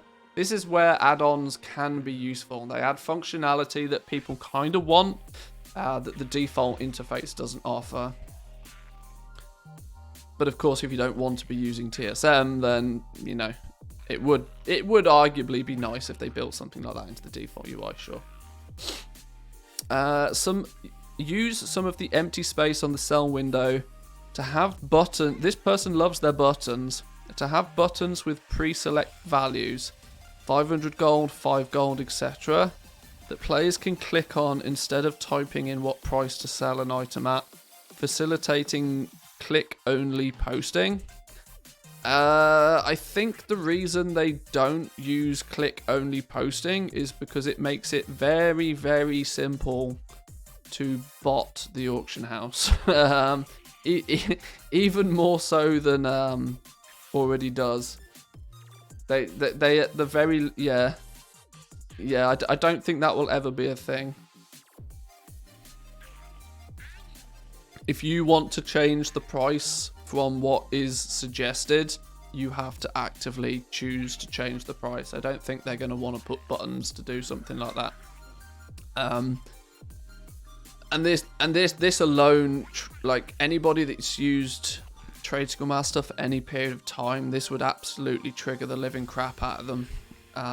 Simply because pre-select, and the problem is what if the pre-select values are not actually, yeah, this, I see where you're going with this one, but I actually disagree quite heavily with this one. Predefined, the interface will then just look spammy. Like if I want to sell something for 500 gold, I'll just type 500 gold. It's not so much of a, because what if the predefined values are just not the values you want to use? You want to use something different anyway. You can't have a button for every value at that point. Just type it in. Sure. Not everybody likes using a keyboard. It's true. Challenge you to upload this episode to YouTube with you leaving to let the doggo out. No, I don't think this will end up on YouTube in this form. If I do, I might have to edit it and make that a little bit, you know, do some editing. A button I'd like is -1 quantity to the buy window so I can leave the bait somebody posted. I mean, I just enjoy buying out the baits. That's often the only one I want to buy. I don't want to buy the rest of the materials. I just want to buy the cheap bait one out. There's currently an add-on called Appearance Tooltip that adds display, clothing, and item models into a tooltip, baking this into core functionality with the options to be able to enable it. Would make it easier for players to browse for cool transmog. Yeah, this is another one of those things. There's add-ons that do this perfectly well. So much so that Blizzard probably don't bother building it into the default UI because there's an add-on that does it perfectly well anyway. But yes, true, considering transmog is such a thing, that it would be nicer if... I mean, it would be nice if, you know, there's not just... You have different views for the listings. If it's gear, for example, to be able to view it with a little preview, you know, like a 9x9 grid, you know, sort of like browsing Amazon style, where you get little thumbnails of what the item looks like. There's a lot of things that they could do to aid with purchasing stuff for its appearance rather than, you know, its actual stats. Just having the name of the item is, you know, to 99% of people just doesn't mean anything. It could be a thing. Improve the default posting prices. A big one and probably controversial, but the default prices are so low that it's easy for people who aren't using add-ons to accidentally list items for far under value. This also means that newer players who don't have an idea about the going market values are more likely to post super cheap, trusting the game's suggested prices. If you hop around servers and check out auction houses, the new player servers consistently have more items misposted or commodities dirt cheap because the default UI suggests a few silver. Well, the reason the new player servers tend to have cheaper prices is because, by definition, they are newer servers. Often the economy is not as stable on there because heavily dedicated players tend not to play on the new player servers. But I do sort of agree. That, you know, 1.5 times vendor value is a bit of a ridiculous default price. As Hickon proved earlier, being able to buy some Korthite crystals for 1.5 times vendor price. Although, the likelihood of there ever being not a thing, the way the auction house works currently, the auction house always has at least one of nearly every item in the game listed on it. The amount of times that somebody can come to the auction house and there isn't already a listing for that item, it would probably have to be a relatively rare item in the first place for that to even happen.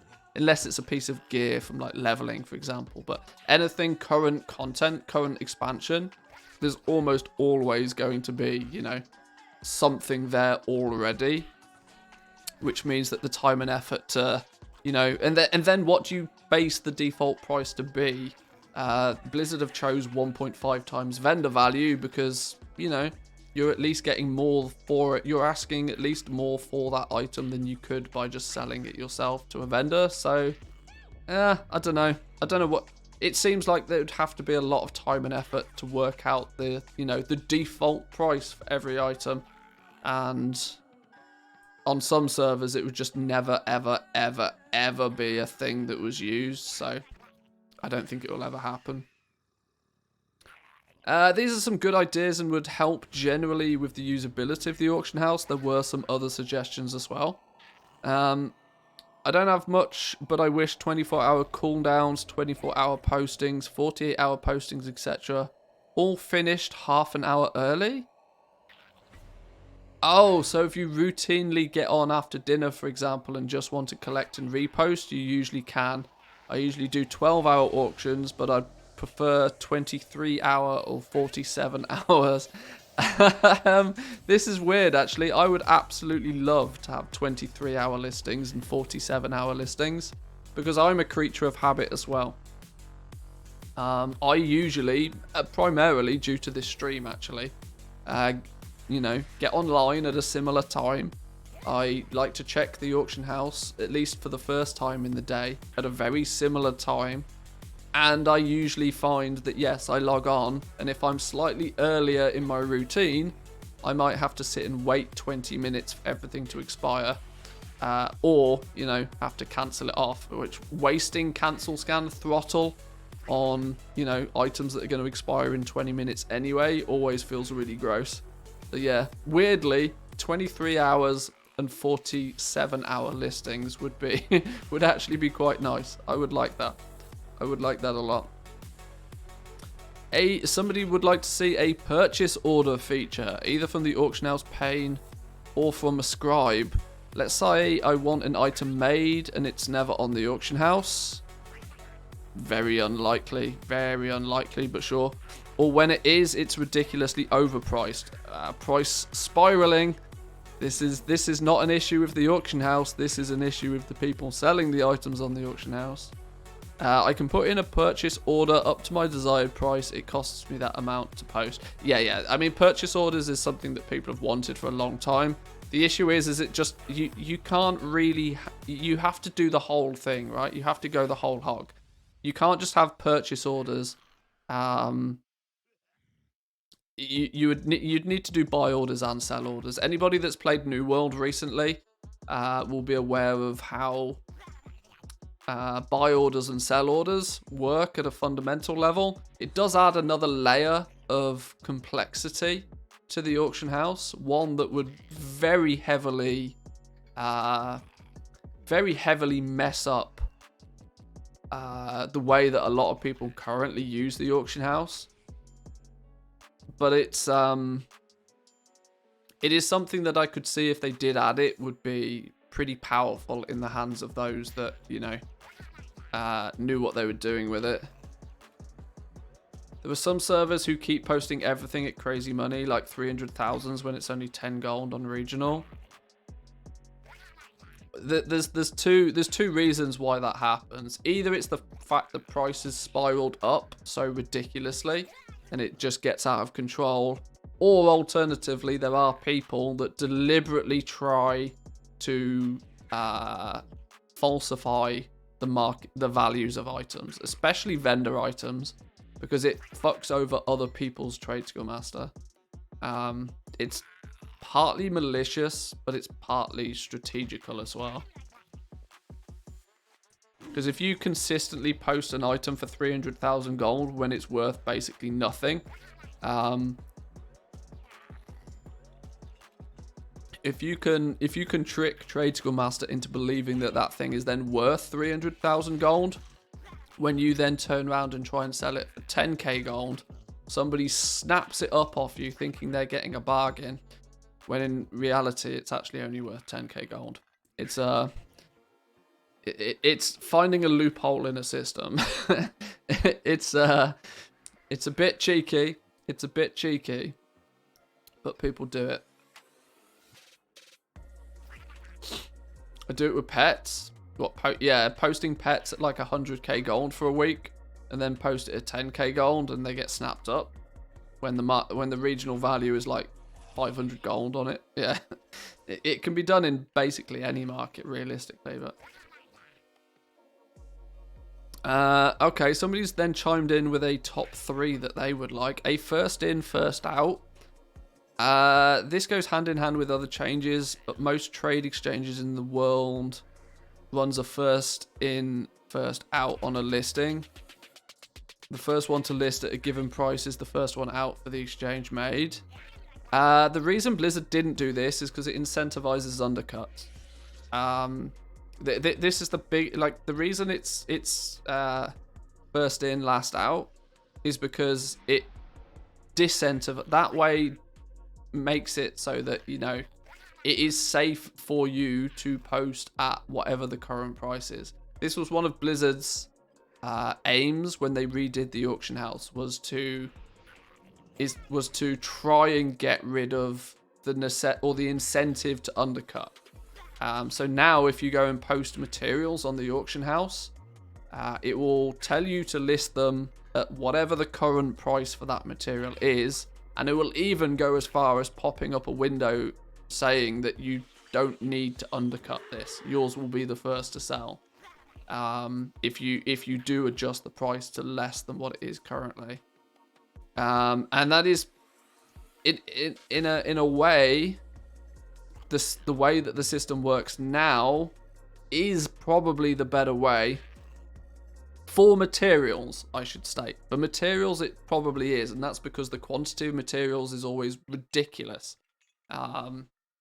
It promotes cancel scanning, sure, but it doesn't promote undercutting, which is one thing that Blizzard wanted to get away from. Now, the reason Blizzard wants to get away from undercutting is because Blizzard is quite happy for the average price of items on the auction house to go up, because Blizzard, the auction house, takes a 5% cut of the sale price. So Blizzard don't care if you, in fact Blizzard do care if you sell something. You could sell something for 100 gold, or you could sell something for 1,000 gold. Blizzard would rather you sell something for 1,000 gold because it takes more gold out of the economy. And the more gold that is taken out of the economy, as Hickons has just said, there's then $5 for every token sale. The more gold that they can get out of the hands of the average player generates a greater incentive for those players to then buy gold with the token. Blizzard doesn't do anything without good reason. So that they wanted to go away from the undercutting, because Blizzard kind of quite likes the fact that prices spiral upwards and out of control. This is why they also don't really have too much of an issue with the way Trade Skill Master does its thing, because Trade Skill Master actually, by default, promotes price spiraling. It promotes the prices of things going up. If somebody just downloads TSM and just posts things, it's likely to undercut where necessary, but where an undercut is not necessary, it actually promotes the prices of things increasing rather than decreasing, which is a very deliberate thing. It was not fluke. They obviously would have considered first in, first out, and that's in essence how it used to work, because the first in, first out at any given price. But of course, if there's a cheaper price, then that one is by default probably going to get bought first. Yeah. A public trade log. The listed minimum price for an item can be considerably higher than what it's actually traded for, especially because we only get a 1 hour snapshot of the item prices. When a public trade log of all trades, time, item in price, we can suddenly make real candlestick charts on the Undermine journal, and we can compute an M14, a 14 MA precisely in TSM. We can't do anything like that today. Well, TSM can, and TSM does. TSM, the reason we have the desktop application is the fact that TSM does track the sale of everything. TSM tracks this. This is why we have region sale average as a market value. Because Trade Skill Master does check, but the way that TSM checks is it has to wait for you to loot that item from the mailbox. It sees then that an item sold, and it sees exactly how much that item sold for, and it tracks that information. And TSM has to track it that way because the default Blizzard API doesn't provide sale data. And once again, the reason they don't particularly want to provide sale data is because it helps drive the price of things up. Blizzard is only willing to give as much information as they kind of have to. Everything, like every decision, when you look at it and break it down, usually reverts back to the token in some way, shape, or form when you deal with the economy and WoW. Because Blizzard is a for-profit company, so they don't actively distribute the average sale price of things, because they would rather people not know. Is the be-all and end-all of that one. But there's some, generally speaking, these are some good wish list things for the auction house. The problem is that in reality, nearly none of them would probably happen. UI changes, possibly. You might get some changes to how the UI works, but in reality, if it's got anything to do with actually the core mechanics of how the auction house works, I don't think you're going to see anything changed. It was in BFA, literally the last expansion, where they revisited the auction house. I don't think that they are going to revisit the way the auction house works anytime soon, because they've already done it very recently. It's going to be very, very low on their priority list now, considering they I mean, let's be fair here. They probably want to, prioritize things that are going to bring people back to the game. So, was it 8.3 it changed? Was it 8.3 or 8.2? Either way, it was in BFA. In the reality of, or in the scale of this game, it's been changed so recently. It's definitely not getting changed anytime soon, unfortunately. Not unless they do a complete overhaul. But I don't think they will. The reason they changed it in BFA was mainly because it was just broken. It just could not handle the amount of traffic that was being thrown at it. And so they were kind of backed into a corner that they had to change it. But because they've already done it once, they're probably not likely going to do it again unless it breaks again. So we'll see.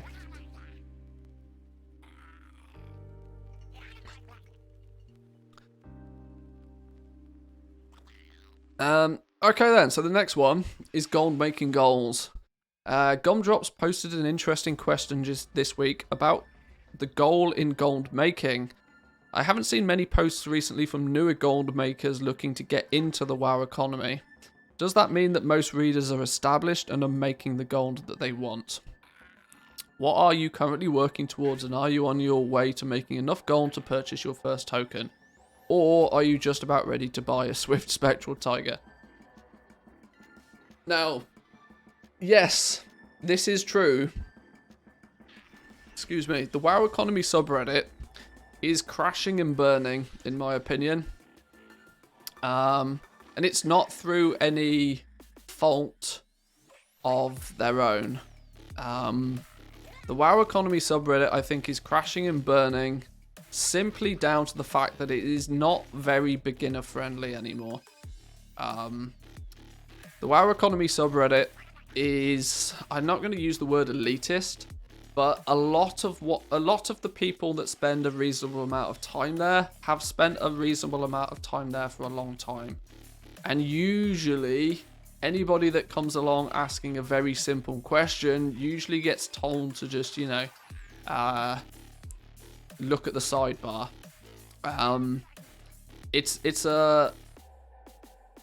To put it simply, the WoW economy subreddit is not very beginner friendly, which is probably why there's not a lot of, there's probably only 10, 15, 20 posts a week there nowadays. Plus, I don't think a Reddit is a great way for discussing this sort of stuff. The nature of gold making is there's a lot of repeat topics. What is the best way to make gold today is a comment that you will see. Like, that same thread could appear every single day. Now, on a forum, you would kind of hope that that topic of conversation would be would be pretty, how's the best way to describe this? Okay, let me describe it in a different way. Discords are now just much better for this.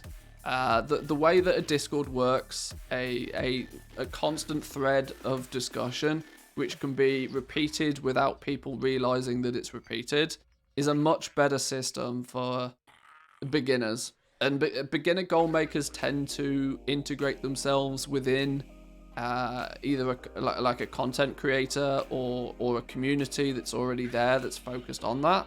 And the Discords just do a much better job nowadays. Look at the difference in engagement between the WoW economy Discord and the WoW economy subreddit. The WoW economy subreddit maybe gets 20 posts a week, whereas the WoW economy Discord, there's constantly discussion going on. So yeah, in my opinion, regardless of the goals, I think the reason why there's not many posts going up is pretty simply because the WoW Economy subreddit, at the very least, is just not beginner friendly anymore. But yeah. You liked the ASMR, did you? Sure. Weirdos. Anyway, there were some replies to this either way. So, my main goal in gold making isn't to make gold. Odd, I know, but I got started due to someone exploiting markets by ruining all of the gems right before raids to let out and repost for 500% of their pre-raid value. Now we call that smart, but it's been in my mind ever since as a line too far. Knowing when the demand is coming and, you know, buying the cheap stuff to relist it before the demand is there is actually smart. There's no way about it, but sure. I try to keep things that are harder to get on the market at fair values and to help players when I can. My guild has issues with the base legendary system, so I used my profits to equip the raid team. I bought game time for people doing everything right in life but not being able to afford the sub price. A mount for someone newer who didn't know it existed but matched their personality. I don't just throw gold at people, but after getting a chance to talk to them and make sure they are for real, sad thing to acknowledge that there are such people that take advantage of kindness, but such is life, and figure out what I can do to give them a pat on the back. Wow. Some real philanthropy going on here. Suppose my goal at this point is to try and force a little good back into the world the best I can. I have more than enough gold to last me as long as I ever want to play the game, and I make a steady increase whilst drinking my morning coffee through crafting. Sadly, gold making has become more like my morning crossword puzzle, just something to get the brain going. Helping people with the gold it produces is a bonus. I mean, sure. Does he want a well done? Is that your wallet? Or are you just glad to see me? Good morning, Both, Quick I Sam. hope. How we doing? Welcome in. Thank you for the sub. 3 months. Thank you, my man. Appreciate it. Yeah, I'm not quite sure. This is this is the kind of weird thing you get on the subreddit.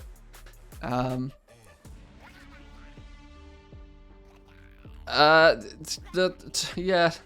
What?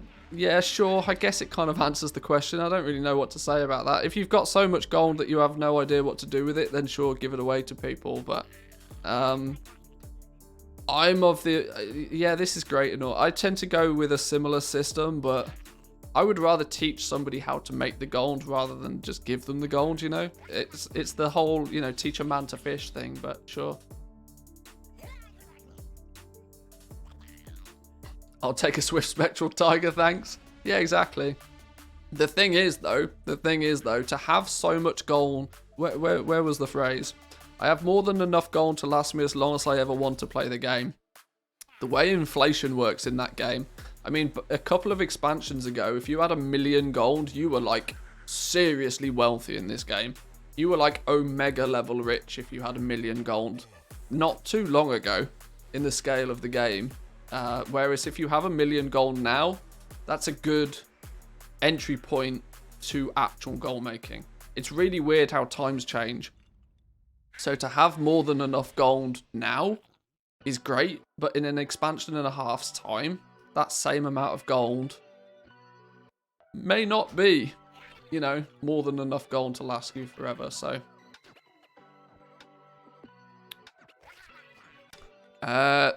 Gertie. Recently made my first gold cap. Short-term goal is 1 million. Next, I want to be a WoW billionaire. All the trading card game, mounts, pets picked up along the way. Yeah. These are common goals that you start to see now. Erosium jumped in with to make 10 mil, but to enjoy every step of the way. Make the journey and the lessons learned amongst the way more important than the goal itself. If I was to throw my 2 cents into this, my goal making goals are relatively quite pretty simple. I tend to actually get more enjoyment out of building the system. Or should I say I like the mid part of my system. My system for goal making is very simple. Level characters, get enough characters leveled, farm a bunch of gold until I have enough gold to then never have to worry about farming again, and then craft my ass off until I get bored. That's pretty much my gold making system in a nutshell. And once you get, this is why my recommendation is 1,000,000 gold for farming, because with 1,000,000 gold, you can go pretty heavily into crafting and do it at a scale that you never have to look back. You can then craft a bunch of stuff, sell a bunch of stuff quick enough to then recraft a bunch of stuff, and you just snowball, hopefully out of control from that point on. But I tend to find more fun in leveling that system up. Once I get to the point where I'm just recrafting and reselling stuff, I get bored pretty quickly, which is why I keep expanding onto more and more servers. Because once I've got to a point where it's just rinse and repeat, I kind of get bored quite quickly. So my goal really is to actually build the factory. Once the factory's built and on autopilot, I like just to do it again. I don't know why. It's weird, but sure. Hey man, love you YouTube. Nice to catch you on Twitch as well. Flenton, thank you very much. Appreciate it. Glad you're enjoying. That's my issue as well, not getting bored. Yeah, I'm pretty good at making like those mini goals for myself. Keeps you interested. What is rich in WoW now? I don't really know. But it's mainly because you can't really define rich in a video game. Especially not in a video game that's pay to win. It's like, well, sure, 10 mil is a stinky high amount of gold. Like, ridiculous amount of gold to have 10 million gold. But at the same time, you could get 10 million gold in a blink of an eye with your credit card if you wanted to. Plus, we've got to remember that we live in a bubble. Like, the average player of the game has less than a single token's worth of gold on their whole account. Like, what's a token in the EU now? Like 320k, something like that. Most people have less than a token's worth of gold all times. Because when they get more than a token in value, people start to think, oh wow, I've got a lot of gold. And they buy something. There we go, the EU token, 310,000 gold. Most people, 95% of people in this game have less than 300,000 gold. So I guess you can say anything above 1,000,000 gold is definitely rich in this game. If you've got more than 1,000,000 gold, you're doing really well.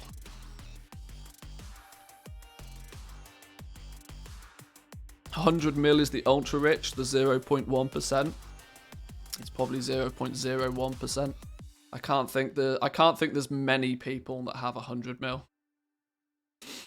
Because for a couple of reasons, right? The 100 mil in any reasonable amount of time is difficult to achieve unless you're on one of the biggest servers.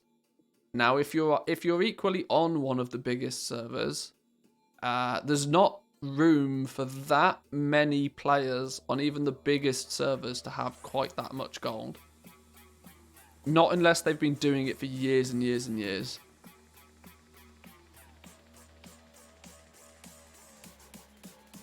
I don't know, hanging out in the gold making streams make it seem like there's rich people everywhere. But that's why I kind of say that we live in a bubble. People that engage in the gold making community in some way, shape or form are, just by definition of trying that little bit harder than most to make gold, probably considerably wealthier than most other players who just play the game and don't even think about gold. You got to remember, there is the opposite side of the scale to us. We enjoy making the gold in the game and find different ways to make it interesting to make the gold in the game. The other side of the scale is people that don't even think about gold making. It's not even an option in their head. If they need something and they haven't got the gold to pay for it, they buy a token. That is their gold making. Their gold making is, well, does my wallet allow me to get this item? And that's the other end of the scale. And trust me, there's a lot more at the other end of the scale than there is at our end of the scale. By a long way.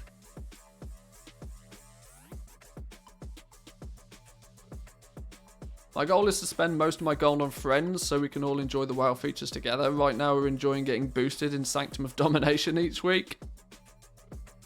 If that's what floats your boat, then go ahead. I'm called the Chinese farmer by my friends since I can farm for hours a day without getting bored. If you enjoy doing it, like I said, it really does not matter as long as you enjoy doing it. Because it is a game.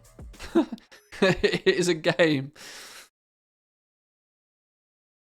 The Filthling Pet is the next one on the topic of discussion.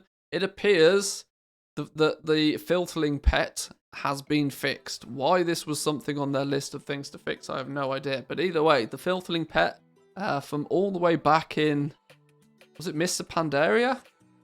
I think it was Mr. Pandaria, wasn't it? Because it's on the Isle of Thunder, I want to say. Either way, go watch Want to Buy Gold's video.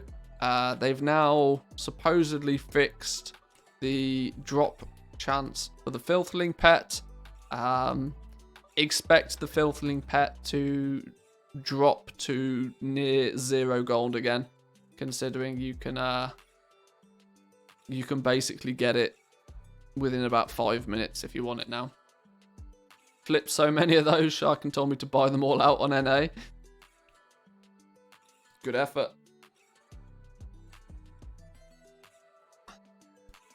Next is onto an add-on that we're going to take a little bit of a look at in a bit of detail.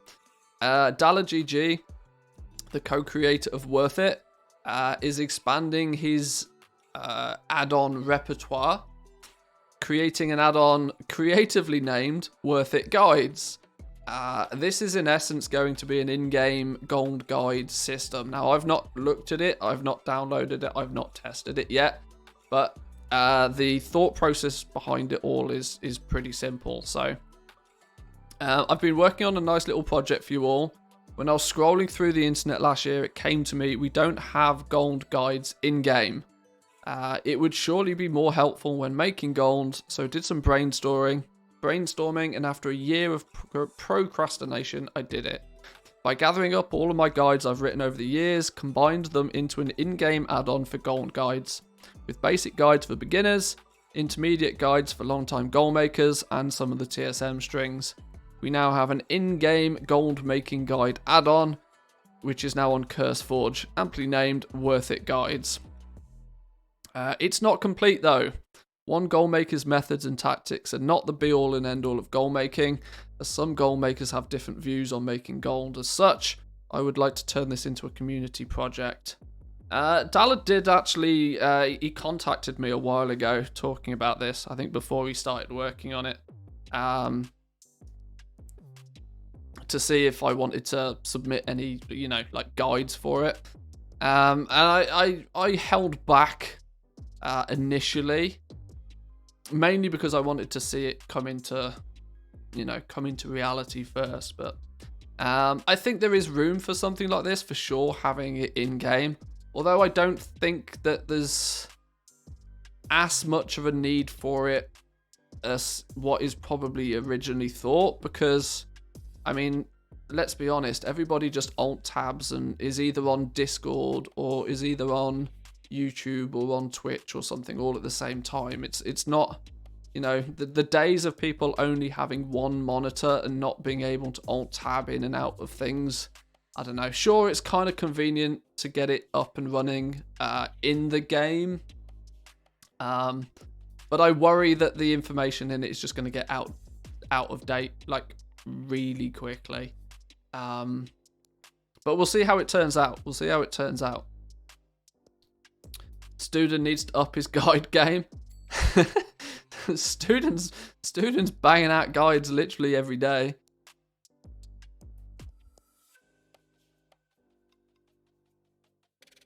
Kind of nice if you're completely clueless and just want a basic intro for things. That's true. Also, if everybody's doing it, the prices will drop right now. download an add-on, dig a little deeper.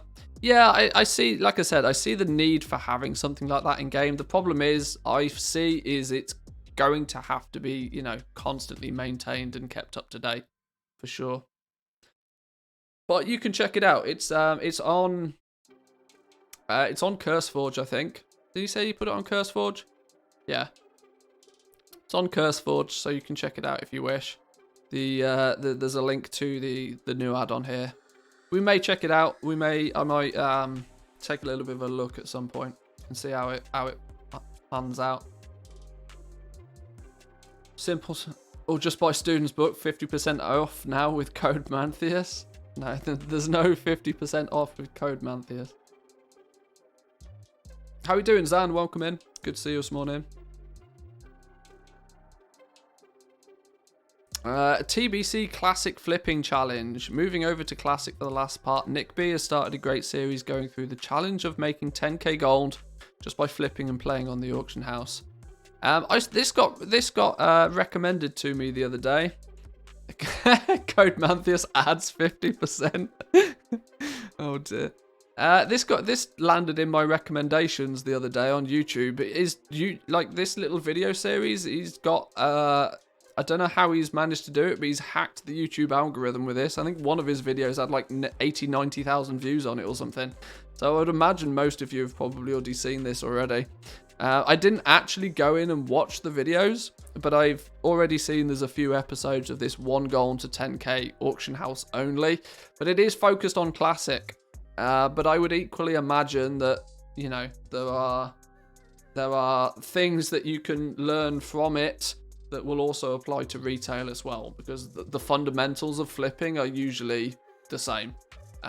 Flipping is one of those things where it's more about knowing what the item is actually worth and how many people are going to want the item to know whether it's at a good price or not. Knowledge is king when it comes to flipping. It's less so about what you're flipping and more so, you know, understanding the prices, but sure. Lazy's been doing some TBC flipping as well. Yeah, I mean, if you're playing Classic, there's always room for that sort of stuff.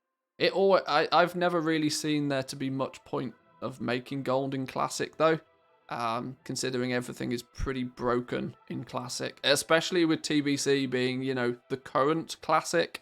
TBC inflation is just outrageous, which I imagine on some servers is already got out of control. Flipping fundamentals, meet your new masterclass teacher, Mantheus. Flipping's one of those things that everybody wants to learn how to flip, but it's also at the same time one of the most difficult thing to teach people, because, like I said, it's more about knowing what the item that you're looking at, what is it actually worth, and worth is something that's very subjective. Anyway, so nerd, talk for yourself. I'm a Giga Chad. There's no Giga Chads in here, I can assure you. Buying 10 models in my Ferrari. How do they all fit in a matchbox? Damn. Anyway, either way, that was the Wowhead Economy Weekly Wrap-Up. This was actually episode 201. You've broke the 200 mark now. Oh, do I check comments? Should we have a look at comments? Let's have a little look. There's only 5 of them. Maybe they're not going to be too bad. Mail icon on the character screen is still not working reliably. Let's hope it gets fixed soon. I mean, something is better than nothing. Yes, I want these things so much. Purchase orders, longer listings, first in, first out. Last in, first out is nonsensical. It's not when you know why it's there. The price being driven down by competition is how the market price sets and stabilizes. First in, first out with 1 silver undercuts mean you have to keep cancelling and relisting to stay competitive.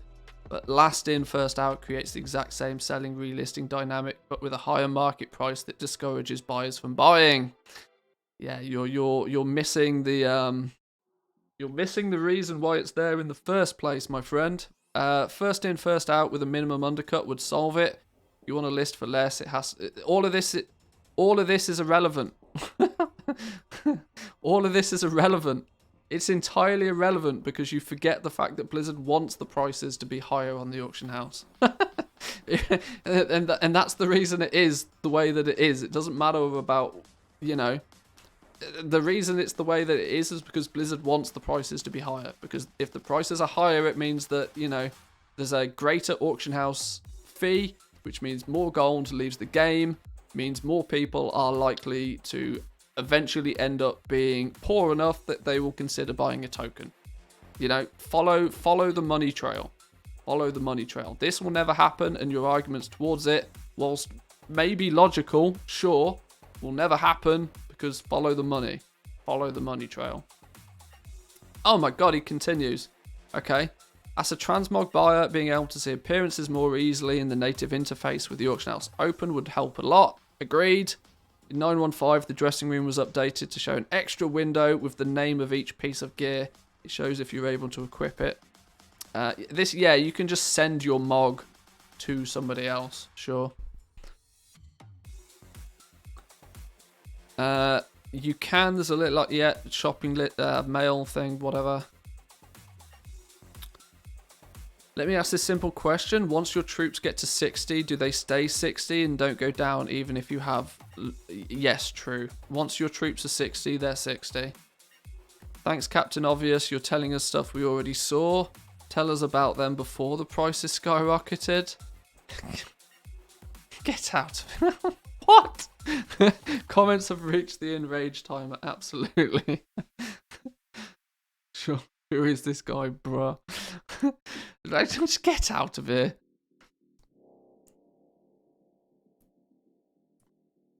See, that's why I don't read comments. I get triggered by the comments so easily. It's not even funny. What is he talking about? Yeah. Why don't we give you the answer to the questions before you even realise the question is a question? I worry for some people with their comments. I worry why they have so much time. Oh my god, Mr. Content Creator, why don't you give me the answer to the question I didn't ask yet? It's ridiculous. This is the funny thing, right? Because I see both sides of this scenario quite frequently. If you go out of your way to talk about something before it happens, the big problem with that is it's all speculation. And guess what happens when you speculate on things? Sometimes you get it wrong. So when you do talk about things and suggest doing things before they happen, you know, when I cover the PTR and I give you guys information about what's happening on the PTR, 2 months later when somebody watches that same video on YouTube and something in it has changed, apparently I'm in the wrong. It's you can't win either way with people like that. Either you're Captain Obvious and you should tell people things before they happen, or when you do tell people things before they happen, if it's not, you know, you genuinely can't win. It's so funny. Relics of the past? Yeah, let's not even go there. If you want to be first, you have to be doing it before the content creators or get good.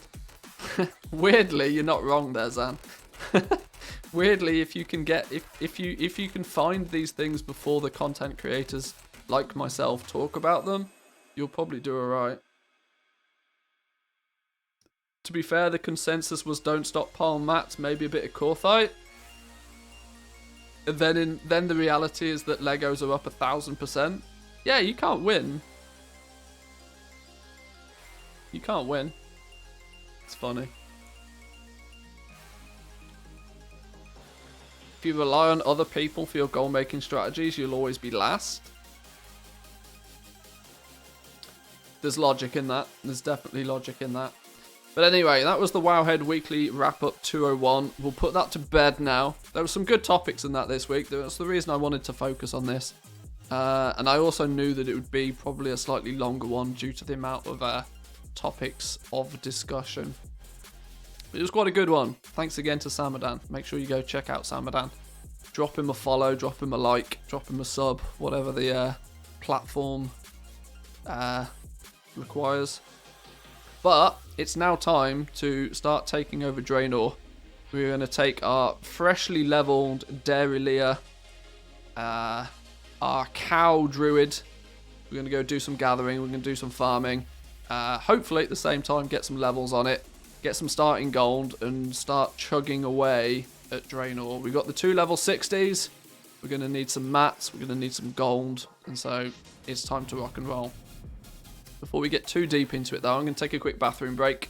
And I'll be back with you guys in 2 minutes.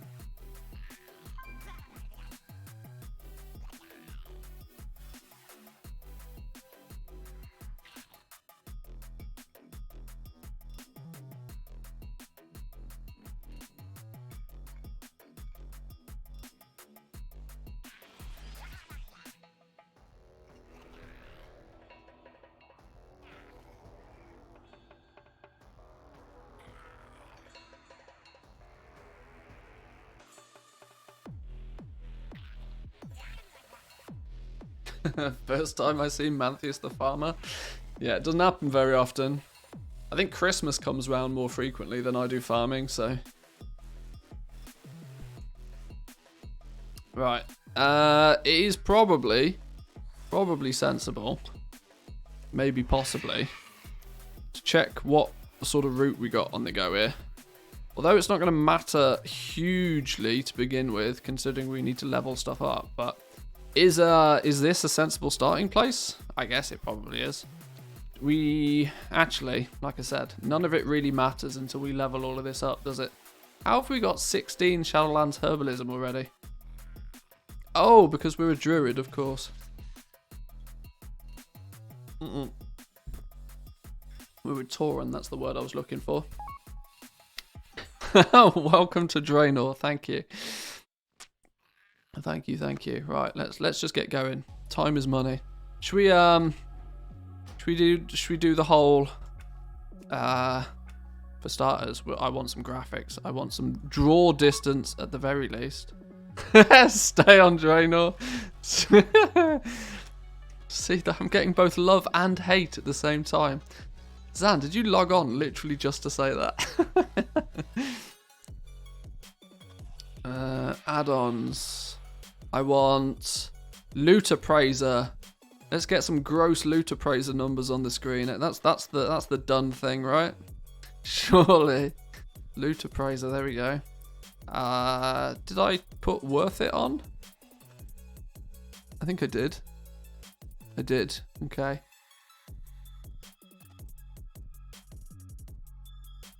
What a punk. Bannable offence, I think.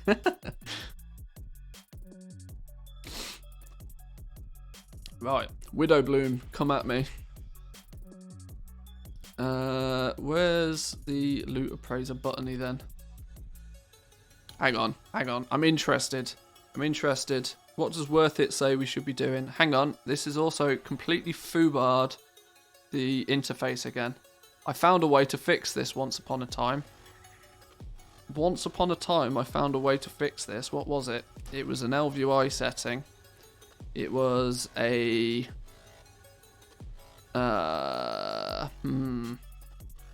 Skins. Add-on skins or something.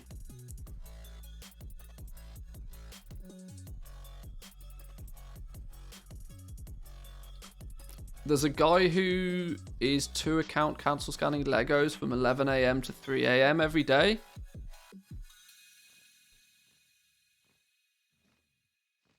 I'm sure there's many people doing that, to be honest.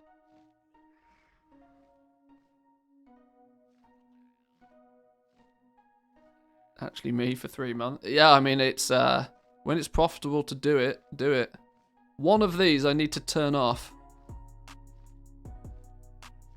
This is all I think it's that one. I might have just completely foobarred my entire LVI system. Let's find out.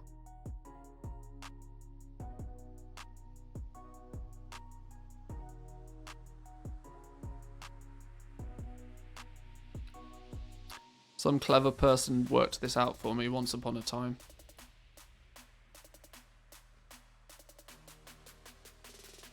Hey, there we go.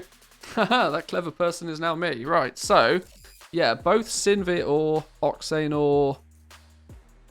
we're here for Widow Bloom. So is this... This is a combo farm of getting Widow Bloom, getting a whole bunch of stuff then, right. Can we...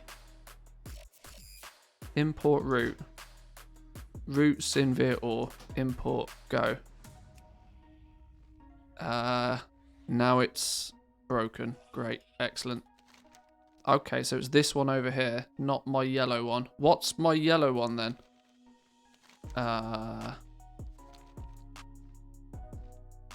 Slash roots.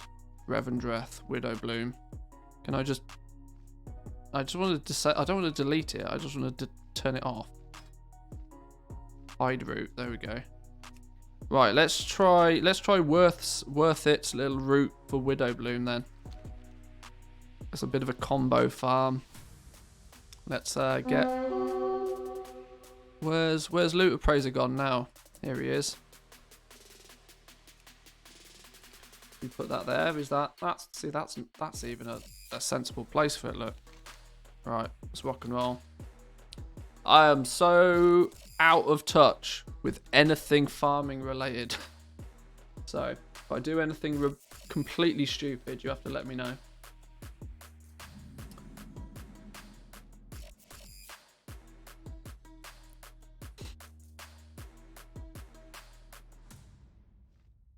You come to my realm, you are not prepared. I am not prepared. But trust me, I am so far behind, it's not even funny. I have like maybe... What's my total gold on Draenor? Like 10k? Maybe? Probably less than that. I've just bought Epic Flying. Do not worry. I am not a threat yet. Oh my god, we don't even have auto loot on. Ugh. Interface auto loot. You know what I also don't have? Shadowlands Gathering Enchant. Shadowlands Gathering Enchant. See? I told you there's something stupid I would be doing.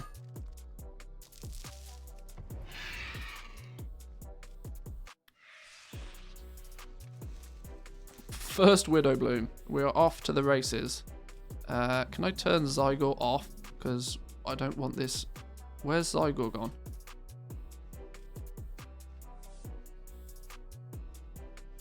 Turn you off because I don't want that route. There we go. Beautiful. Now our UI looks juicy.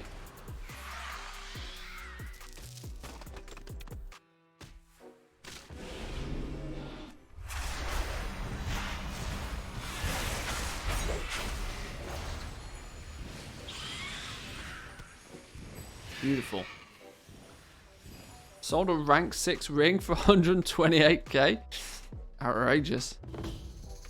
I've not even checked my auction house characters today. I probably should do that.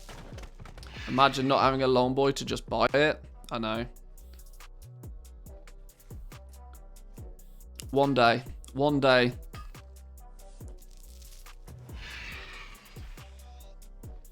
TSM DB min buyout is probably what is probably what we actually want. Oh, I've just realised. Do I even have Draenor on my TSM list? Is it going to even give me things that make sense numerically? No. Haha! We need to... I need to fix that. Why do I not have any buttons when I go into... Oh, I do. There we go. Look at me not having any idea how to play a Druid. I think the meta for farming there is in I'm not looking at metas, honestly. Like, I'm really not looking for meta stuff. I appreciate meta stuff. It's a level of min-maxing that I don't think is necessary. Honestly, like, it just isn't necessary. People go far too out of their way, in my opinion, to min-max farming. You know, the best way to min-max farming is to not do farming. It honestly, the best way to min-max farming is to do it. Just spend more time farming. The more time you spend farming, the sooner you'll get out of. The sooner you'll get to the point where you no longer have to farm. That's my way of min-maxing farming. It may not be the most reliable, but trust me, eventually you'll thank me. What I do need to do though is I need to tell my TSM desktop application to give me some prices. I never know if that shows. Oh, EU Draenor, it does show up. It is. I've already got Draenor on my list. Why am I not getting data then for it? Oh, now I am. Okay. Okay, that's fine then. Maybe we are. I lie. I lie.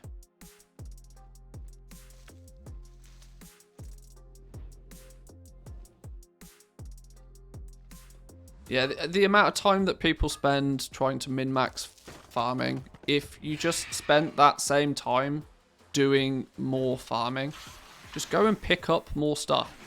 Pick up more stuff and sell it. And once you've picked up enough stuff, stop picking up stuff and start selling it.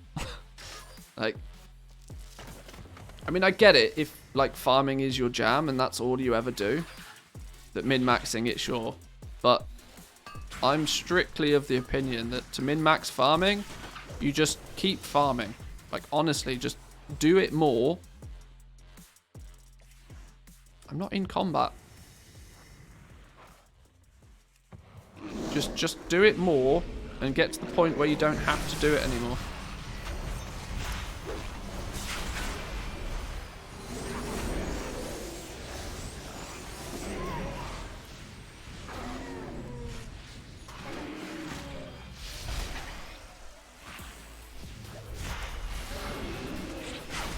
Although, I really could do with remembering how to play a Druid.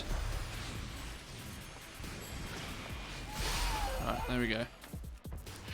And we're off.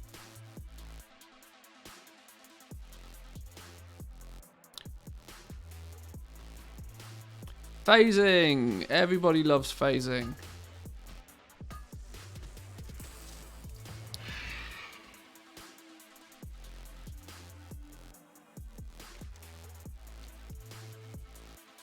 Is that going to tell me to pick up that same herb again? It probably is. Where are we at? Where are we at? Why can't I see you? Oh, because you're sat on it. Oh, God bless Druids, though. I tell you what, anybody not farming on a Druid has such a hard time.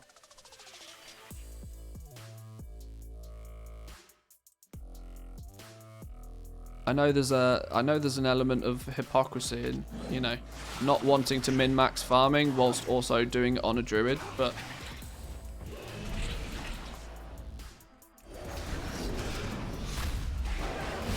I am not oblivious to the hypocrisy. What I don't want to do is die. That would be really silly.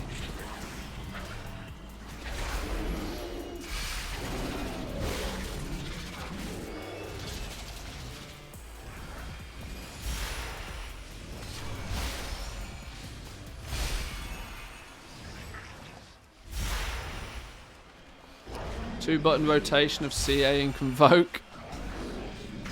That's probably it.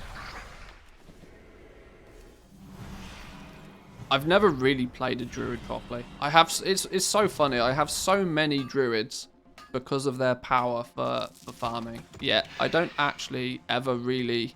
I don't think I've ever played a druid like properly. What is this about? Forbidden tomes? Oh, it's a daily quest. Okay, screw that. Not today.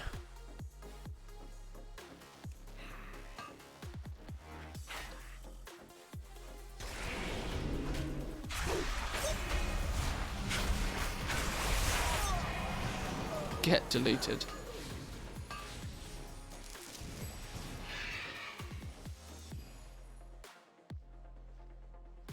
I was just thinking, actually, I should also...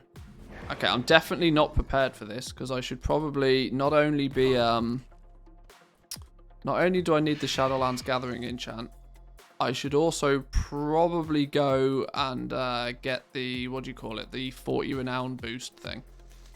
Yeah. I probably should have planned this out a little bit more, but what are you going to do? A Nightshade, our first Nightshade.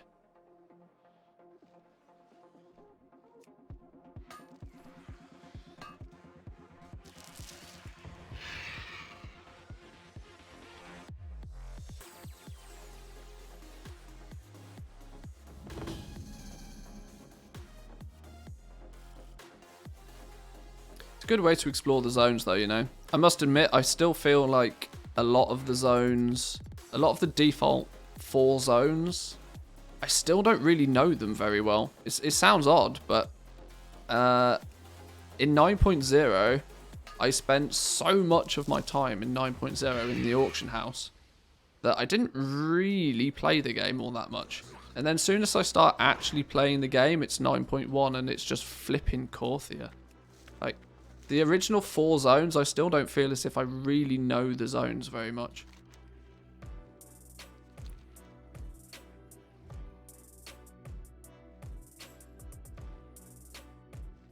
My all the things addiction though is going to fix that without question. Without question, my all the things addiction will fix that.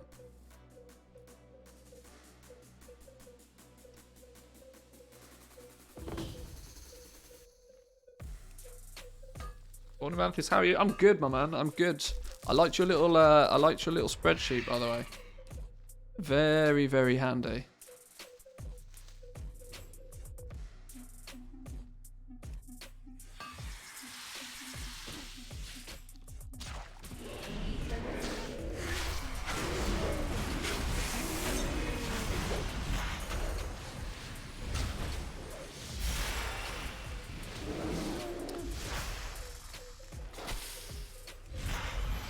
Have you started a DFA addiction yet? Hang on. What's a DFA addiction? Am I missing it? Am I missing a trick here? Probably. What do you think about Manthias coming to Draenor? Yay or nay? Hey. I didn't. It's not my fault. Oh, data for Azeroth? I have no idea what data for Azeroth even is. Data for Azeroth, leaderboards. Oh no, please don't show me that. Please don't. No. I'm not even going to look. I'm not even going to look. It's a collector's website. Yeah, I don't think I want to look because it might take over my life. All the things is bad enough.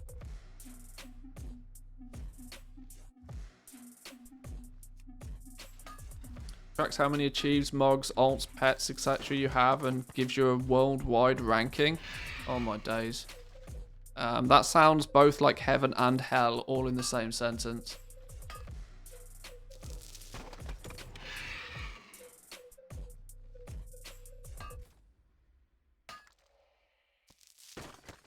Yeah, regarding Draenor though, I mean, it's not my fault it's one of the biggest servers in the EU. And I hate to tell you this, boys and girls, but where there's lots of players, there tends to be lots of gold to be made. You know, where it usually tends to be a relatively good economy where there's lots of players. Now, I didn't specify that Draenor had to have so many players on it. It's just a coincidence. Kazakh too. Oh, don't worry, Kazakh's firmly in my in my reticle. We will expand to Kazakh as well. Don't you worry. Don't think that Draenor's special. It just has lots of players on it. Because there's lots of players, it means I'm going to be here, at least in some fashion. And bearing in mind material prices are all over the place right now, and there's actually not that many people doing farming, that if anything, this is public service right now.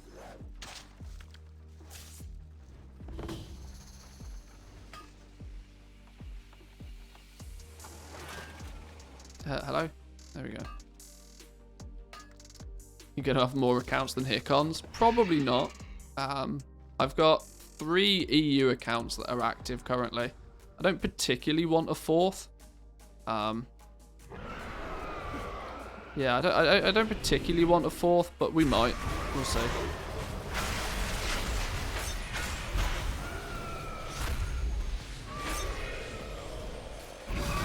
Oh, what? Fear? I didn't realise this dude dropped a fear.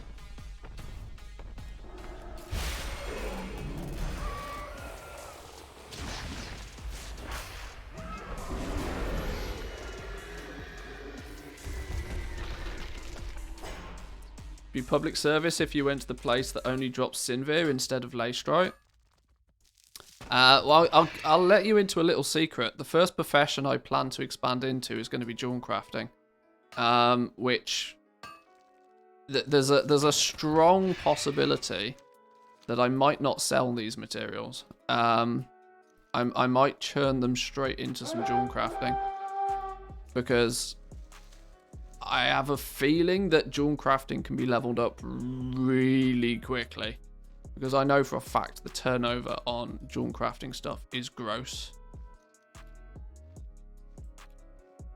The likelihood is these first few materials, yeah, sure, I'll sell these, but I don't think I'm going to do more than a few hours of farming before I start crafting with jewel crafting, I think. It's, I mean, Shadowgast rings at near enough every rank sell at the moment. And, yeah. Just, yeah. Where is the thing I'm looking to pick up? I don't know. If I can't see it, move on.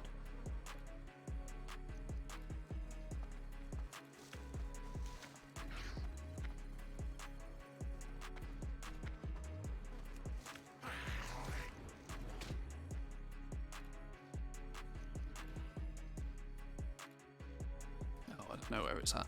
Leave it. But yeah, probably jewel crafting first is where I'll venture into. Jewel crafting weirdly is probably the most time consuming of the professions, of the legendary ones. Because you not only need to spend hours prospecting stupid things, you also need Shadowgast ingots. So my jewel crafter will also be a blacksmith for that exact reason. I need to work out. I have an enchanting dilemma again. We had this problem on Tauren Mill that I had an enchanting dilemma.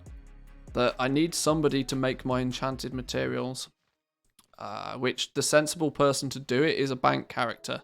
I do not have a bank character for Draenor yet. Nor do I really want to open another account just to make one. Although, if we start dedicating too much time here, I might have to.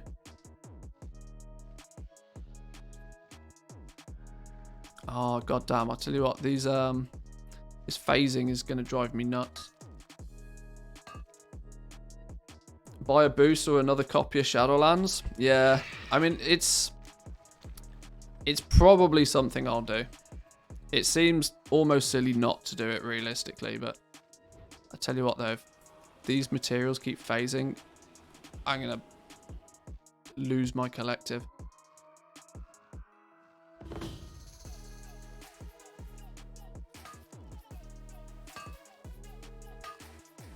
What? This is not funny anymore.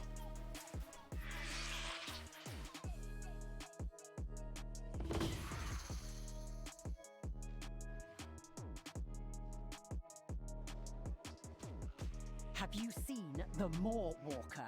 Speak now, or I bleed you dry. I hear Hikon's... he does have a lot of gold, but Hikon's also plays on the NA realms. So, I don't think he's quite as wealthy on EU. Do Hikons do even play on EU at the moment? If at all? I know you were looking into doing it. I can't remember if you actually ever did.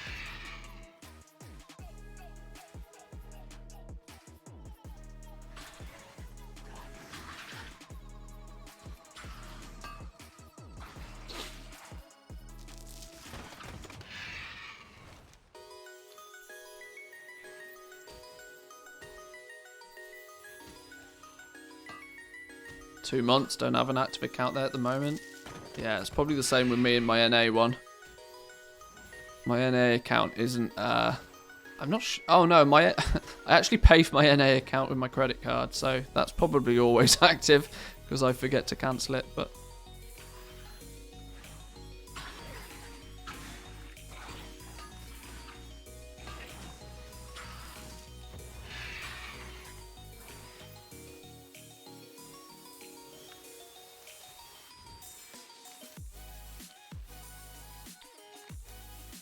This route seems pretty simple enough. It seems to do the job. It's good enough for leveling up anyway. Leveling up, get a few materials under my belt.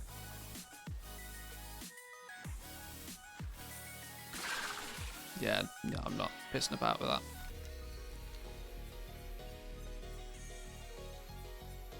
This route equally seems to be pretty heavily farmed though. I'm coming across lots of other people on this route. Probably because it's the default worth it route. So it's the one everybody, you know, goes to, beelines to.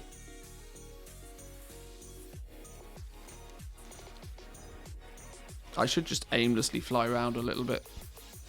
The rest of the zone is probably almost untouched.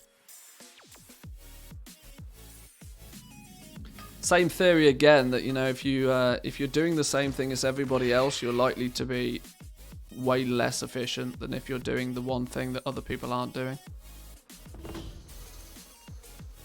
There was a good example on my subreddit the other day of somebody cornering the item level 230 market, 200 and 230 market on their realm, and making an absolute killing because of it. Whereas arguably it's not advertised to be. Why is everything where is everything? Oh, it's there. It's not advertised to be the most profitable profession, you know, on a pure gold basis. But the fact that, you know, if you corner a market and you end up having some element of control over it, that in itself is often far more valuable than, you know, high ticket price legendaries or something. You want to go where the competition is not.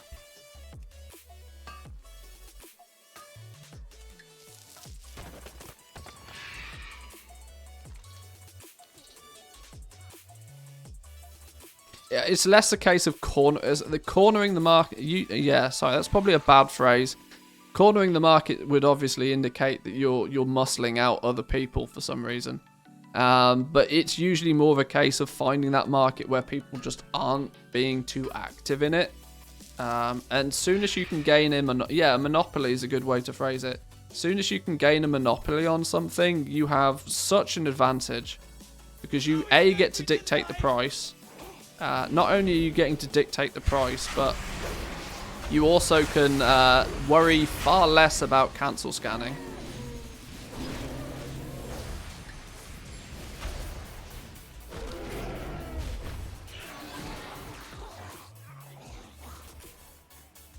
It's you that's made Peace Bloom so expensive.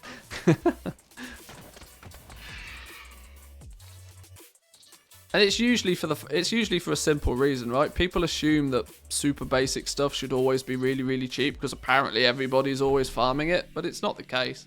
This is why some people have so much luck with past expansion materials. Because if you're willing to go out and farm some of these past expansion materials, but at the same time are happy to just put them in a guild bank rather than on the auction house, and wait until their price is good to sell them, you can actually get a really good return on your, you know, time spent if you're willing to if you're willing to wait, or if you're patient. Patience is the key.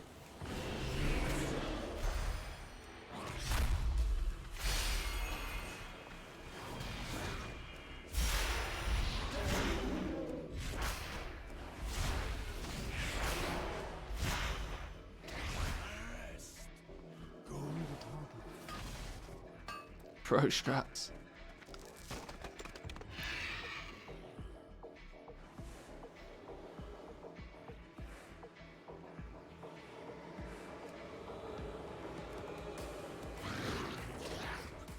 Screw it.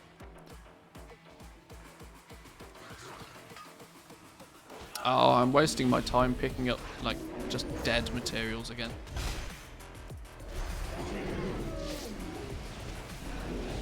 Not dying, actually, is going to be very helpful.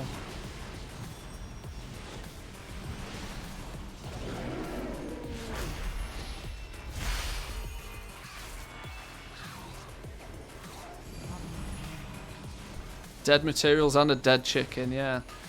Double problems.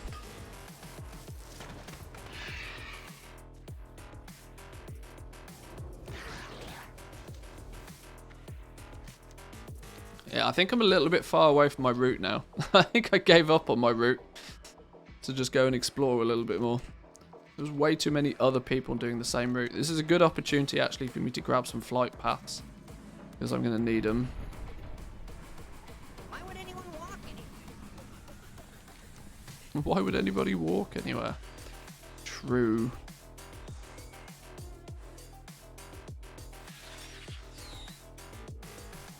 Goddamn phasing. Pain in my life.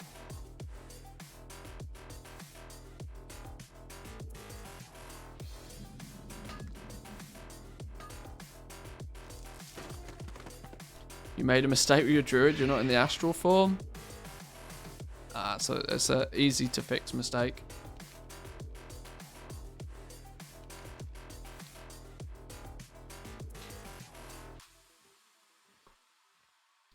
Yeah, War Modon's probably not a bad shout, actually. You're probably right, there's probably less competition. I didn't even think about that.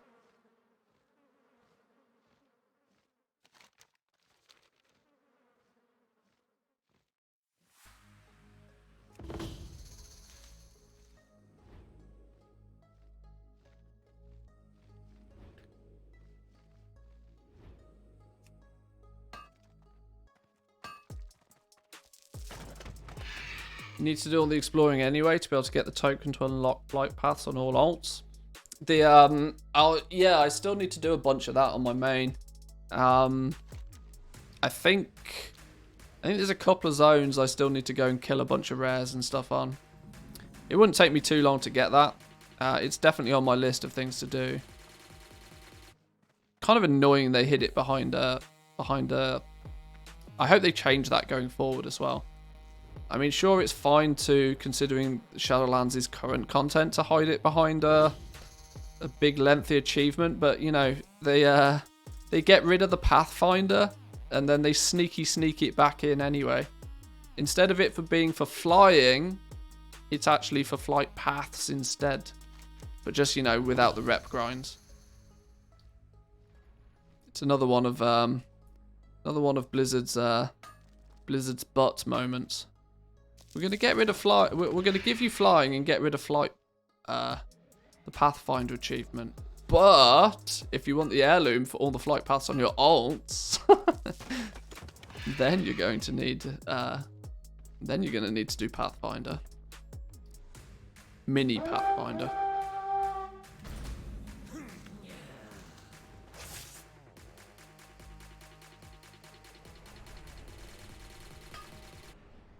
Do you ever do cooking? How do you manage selling it? Do you cancel scan food? It's very annoying to repost since it stacks of 20. Do you repost at 7 PM before? I don't do cooking. Cooking for me falls into the same issue as alchemy does, or the consumable market in general. The limiting factor for me is just how many things can I be actively cancel scanning.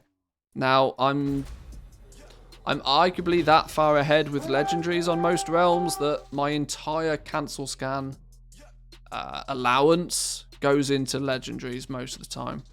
So I mean, that's reason number one why I don't do sort of cooking or alchemy and stuff. Reason number two is that they are professions that feel very much like farming in terms of creating them. The limiting factor for things like potions and flasks and stuff is often how long it takes you to just stand there crafting the damn things, which is just annoying. I tend to prefer to be doing at least something when I'm online. Even if I'm cancel scanning on one account, yeah, the argument is true. I should probably have my second account just crafting in the background, but it's still annoying.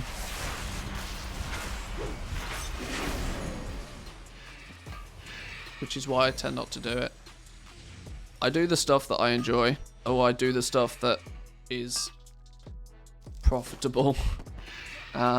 You have to, with the consumable market, at least on the servers that I play on, to really dominate the consumer market, you have to hit it hard. You have to be not only crafting, but selling thousands and thousands and thousands of things every day or every week. You got to have huge amounts of turnover. It just doesn't bode well with my playstyle, honestly. That's not to say it's not profitable. It's probably very profitable. People were shouting at me all the time for not doing cooking and alchemy at the beginning of the expansion. But 1 or 2 gold profit per item, sure, it adds up. But the amount of time you got to spend making all the damn things. I mean, it's bad for me. It's bad enough doing Shadowghast ingots for legendaries, but at least the reward is great with legendaries. The reward is good enough for me to be willing to do it.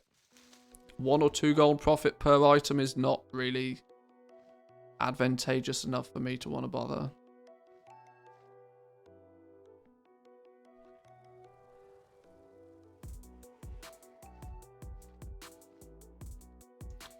And regarding cancel scanning on that sort of stuff, you're almost, it's weird, right? You almost want to go against the grain, I think, is probably the best way to do it. Instead of cancel scanning what you've got, you probably just want to post in smaller quantities and just continuously post with you could even be gross about it and even do undercuts on top. Because the likelihood is that somebody will swoop in and they'll buy 200 potions at a time. But if you're posting them 20 at a time, just like for a couple of hours, you'll still end up selling loads.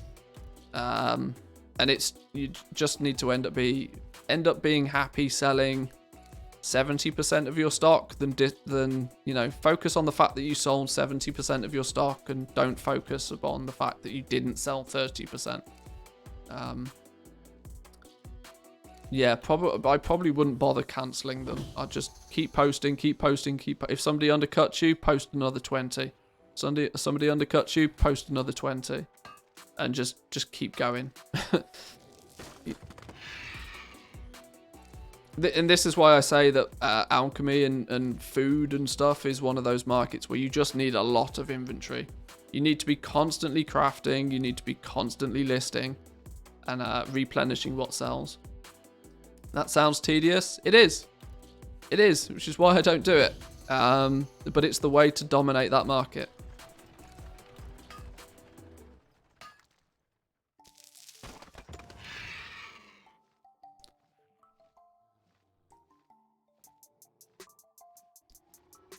The easy way is never the optimal way.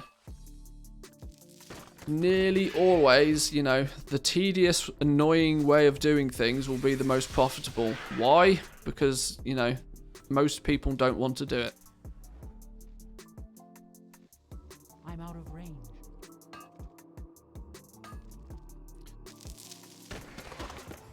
I mean, the advantage, you look at another market like legendaries, the tedious, annoying thing about that is the fact that you've probably got to risk 10 million gold. You've probably got to risk 10 million gold just to get it leveled up. before you can even think about possibly making any gold. That's the annoying thing. Not only is it annoying for some, it's just impossible for others. But then it means that when you do have everything leveled up and you just continuously recraft what you sell, you end up making filthy amounts of gold. The risk reward is still there, it's just in a different place.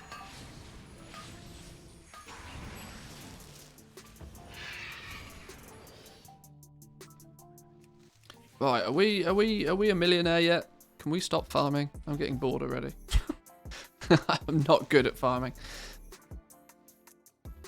We are level 61 in herbalism and 63 in mining. Okay. We're not even getting full yield off each of the nodes yet, so it's no surprise we've not done much.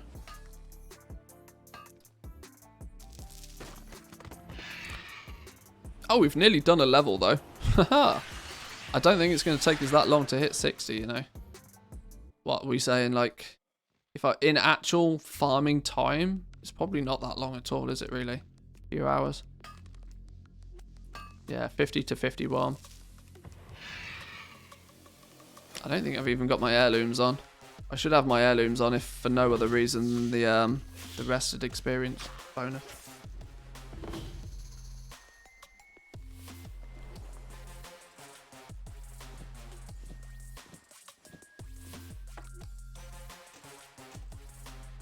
Is that all of them? Is that a complete set? Oh, that's a complete set, isn't it? Rested experience consumed is reduced by 30%. Blah, blah, blah, blah, blah, blah, blah. Yeah, there we go. Not that I have rested experience now, but if I don't do it now, I'll totally forget about doing it.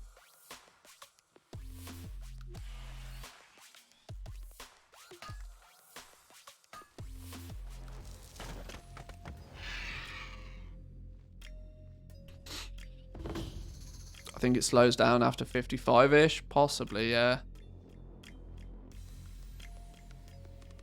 Have you seen the Moorwalker? It's not out of the realm of possibility for me to go and gather some old expansion material stuff as well on this character. My desire is not solely to level up. Goddamn phasing. I'm literally trying to do nothing more than just get some starting capital so I can start crafting.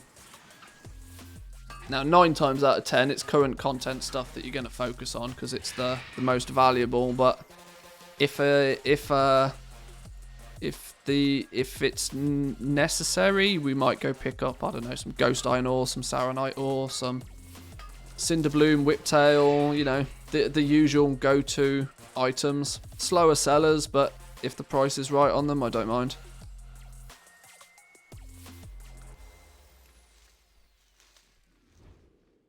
I know for a fact, actually, that making wealth by farming on high pop realms is even worse, because the average price of materials is usually a lot lower than on other servers. Where's the herb? Oh, it's there, look.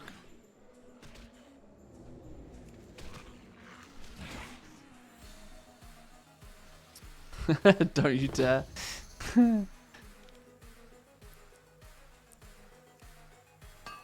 Look, it's the biggest EU server.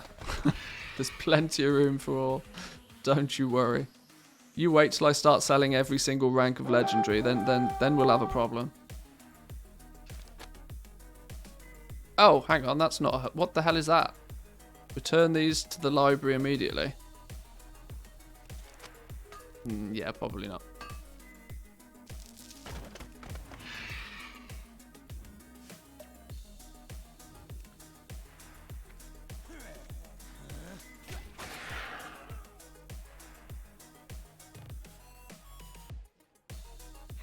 Shall I go peace bloom farming? Is that what we think? Is that the best way of doing things right now? Is peace bloom really expensive?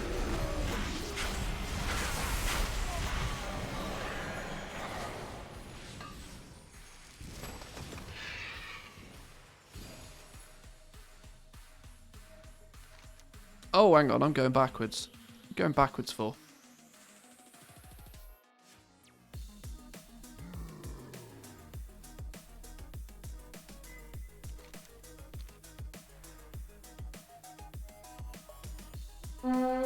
Peace Bloom's best market, better than legendaries. It's what I've heard. I've heard it's pretty. I've heard Peace Bloom is pretty popping nowadays.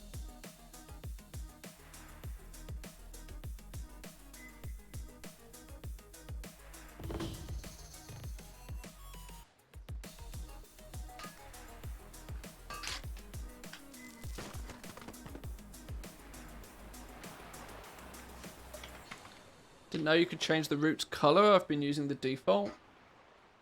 Yeah, you can make it less or more intrusive on your screen if you wish. Simple little red route does the job.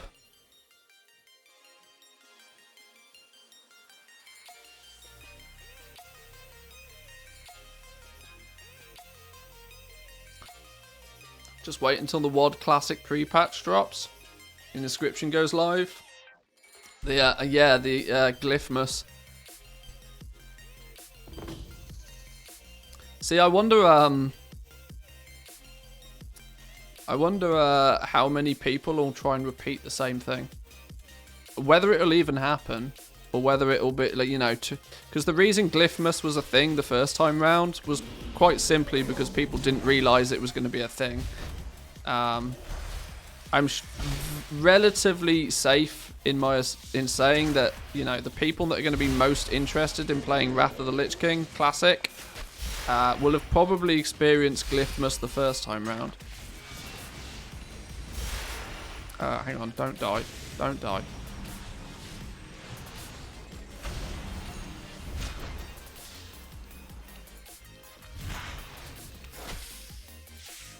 It's like our Lego market. Everybody knows the demand. Everybody knows it's good. The demand will still be gigantic. I suppose. Yeah, I guess it went from a, you know, I guess the fact that everybody will need to deck themselves out in glyphs to be quote-unquote optimal will be incentive enough for everybody to do it, I suppose. I'll wait for Shadowlands Classic to make legendaries.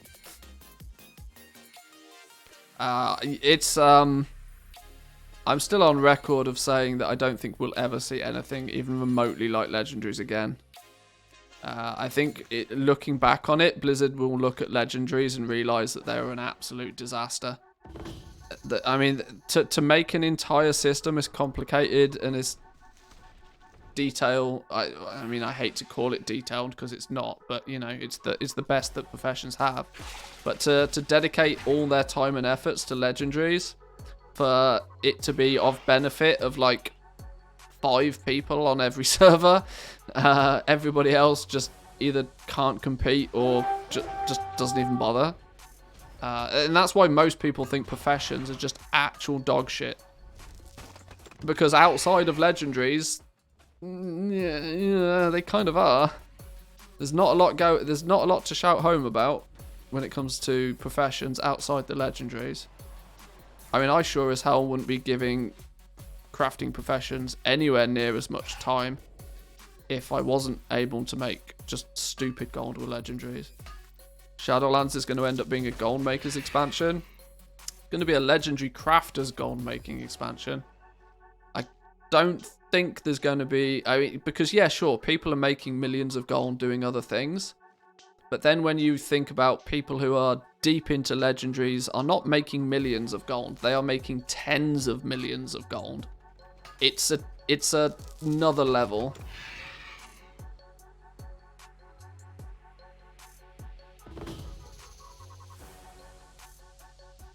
Or they'll look at the token sales off the back of them and consider them a huge success.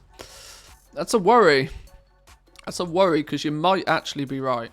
There's a chance that you might be right. I mean, like I said, even earlier today, I was like, just follow the money. When you follow the money, that becomes a safe assumption to make. But how, you know, Blizzard must understand, you know, their core game development must at some point revolve around gameplay for the average player.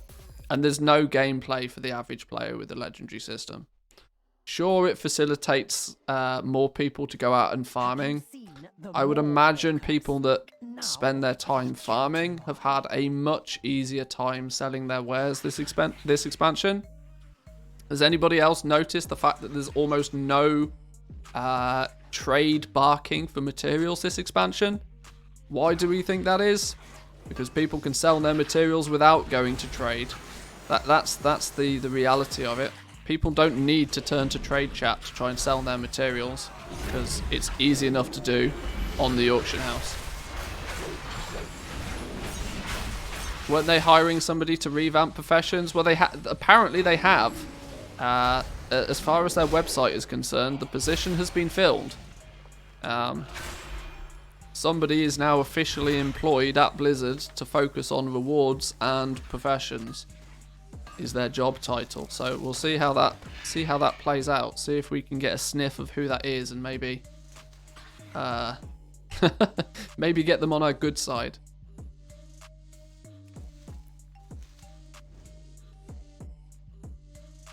Because let's be honest, it needs something. It seriously needs something.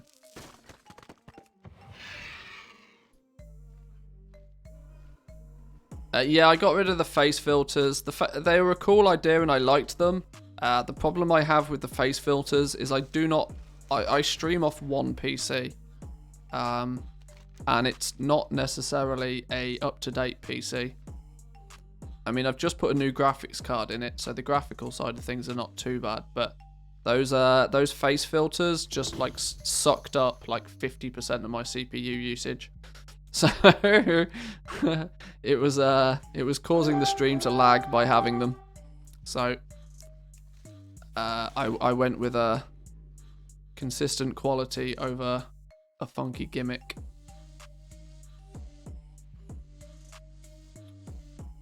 Somebody's officially been hired to place nodes. Yeah, it was funny when you read the job description. That was one of the things that they spoke about.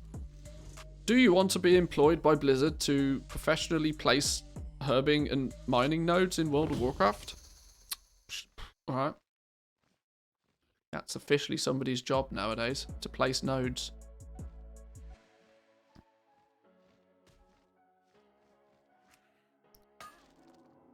Somebody's got to do it, I suppose.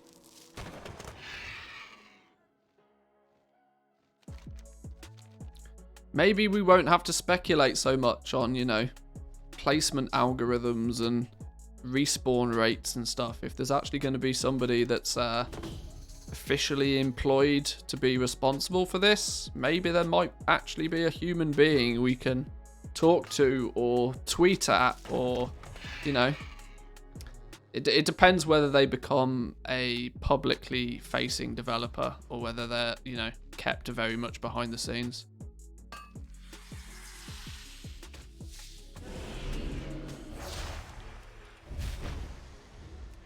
More like to yell at. No, we're nice around here. We don't yell. We don't yell around here. We just talk excessively loudly in a very specific direction. It's not quite the same.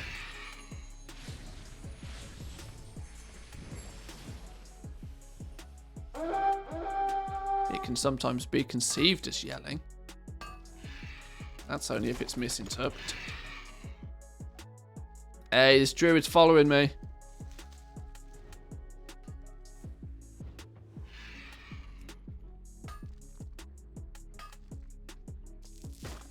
He's following my lap. Which means if I go back this way, there's a very strong likelihood that everything I come up to is going to despawn now. God damn.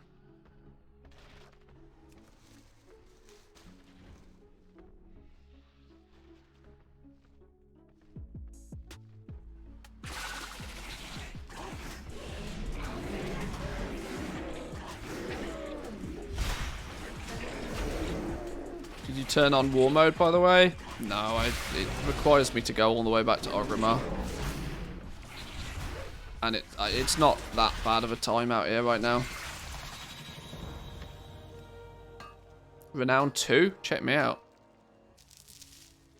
Balling. Boom! And we dinged 51. Moving up in the world.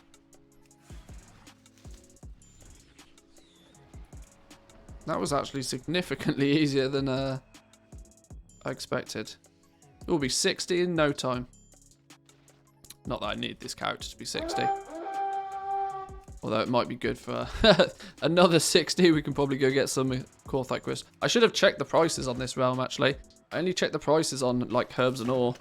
I should have probably, oh, Cockosaurus. I probably should have, checked the material prices on other things.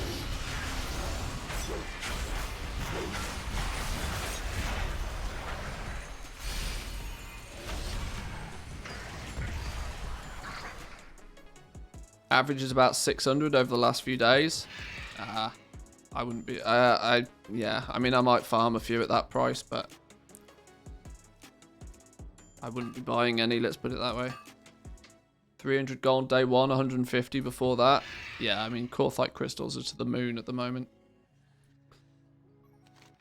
I'd be highly skeptical about buying them, though. Unless you know...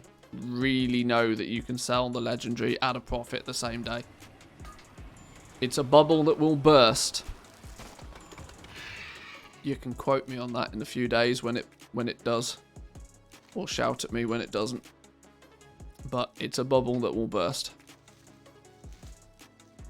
When a price spikes up that fast, that quickly, the one thing that usually happens is it triggers a huge influx of people to go out and farm whatever that material then is.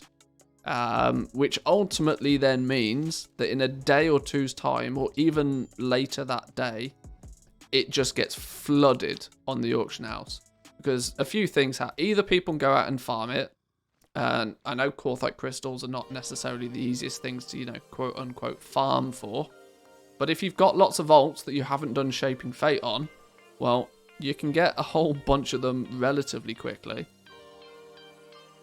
There's a strong likelihood that this current spike in demand for legendaries will disappear as fast as it turned up. This Wednesday, this reset is going to be a key telltale indication of the long-term effect of this, because Wednesday's the day everybody does Corthia again, if they're going to do Corthia at all. And it'll also then be the day there's a flood of materials, and we'll see just how many legendaries are sold this Wednesday compared to last, as I would imagine it will be considerably less, like by a good margin less.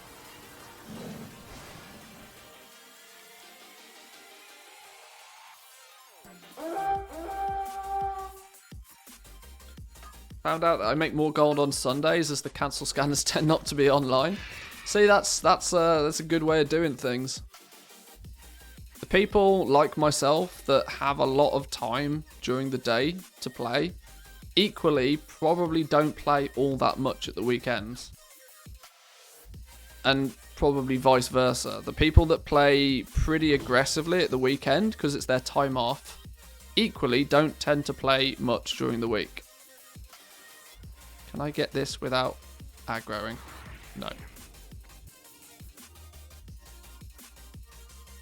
So it's kind of and that reflects in different markets as well. I've always found that at the weekend, the people that have more time to play at the weekend and don't get much time to play during the week, people with lives and jobs and things of that nature, usually end up being more inclined. They want that quick return. If they're going to make any gold or they're going to do any farming, they want the quick return stuff, which usually means that the weekend is often very, very good for a huge influx of materials, because people will go out and do exactly what I'm doing. They'll spend an hour at the weekend. Their time is limited. They'll spend an hour doing some farming. They'll gather 15, 20,000 gold worth of stuff, and they'll hope that that gold pays for their potions or flasks or whatever for the rest of their allotted gameplay time. Whereas people that tend to have more time to play during the week and for extended periods of time will often will often be slightly wealthier because they just have more time to dedicate to it, and will in turn probably take the weekends off. Is the way that I've always experienced it, at least. May not necessarily. I mean, it's a stereotype, so it's not going to fit for everybody, but it tends to be relatively accurate.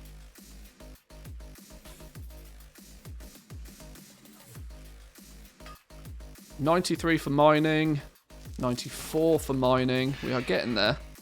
What's it? It's 150, isn't it? The cap nowadays. So we're still not quite at full yield capabilities yet, but we are starting to see slightly more resources per node, which is good.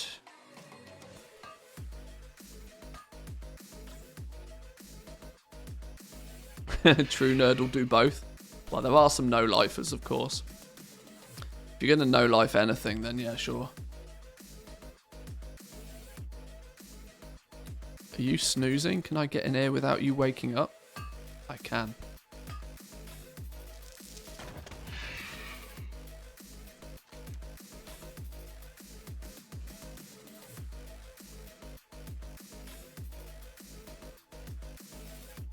Where's the node gone? Oh, it's here.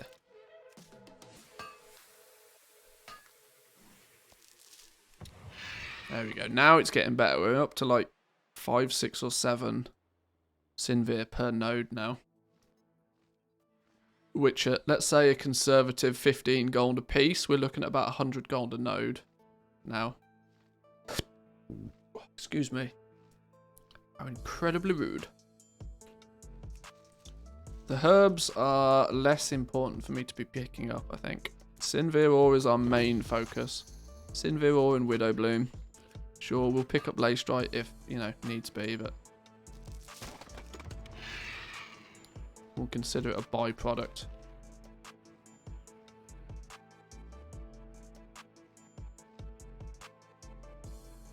This is something I wondered for a while.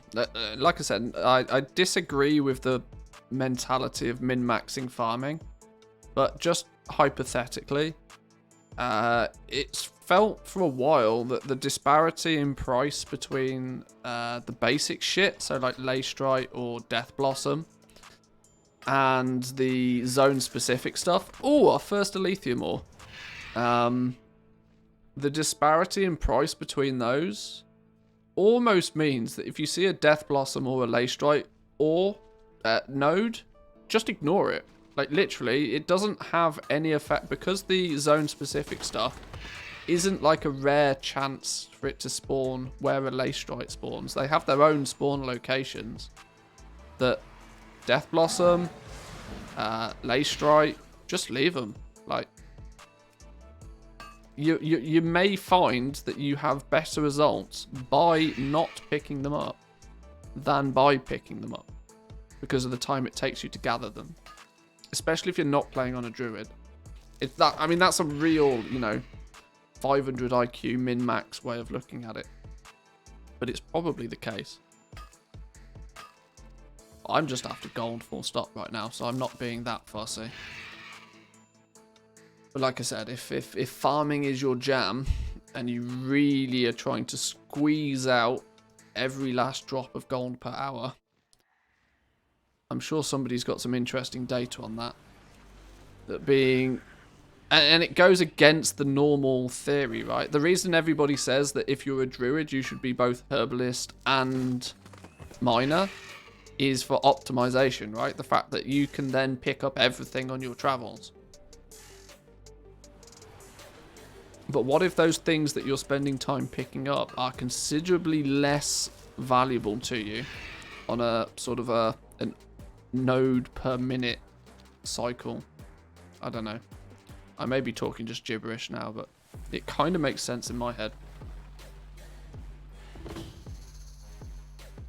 What will you do with the ore and the herbs? Well, at the moment, I'm just going to sell them. For the most part now, I'll just sell them.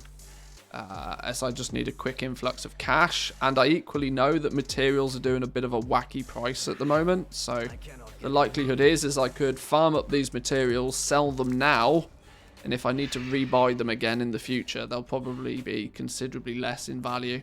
So the sensible thing to do is just sell them now.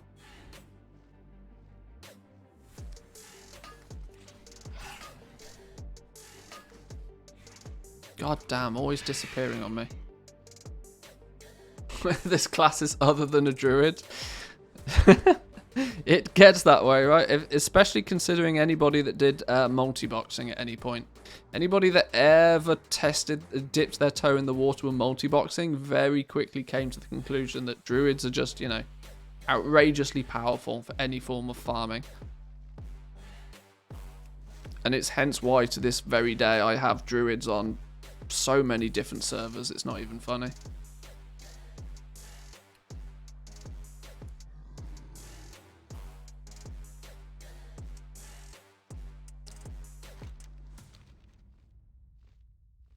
Druids and hunters.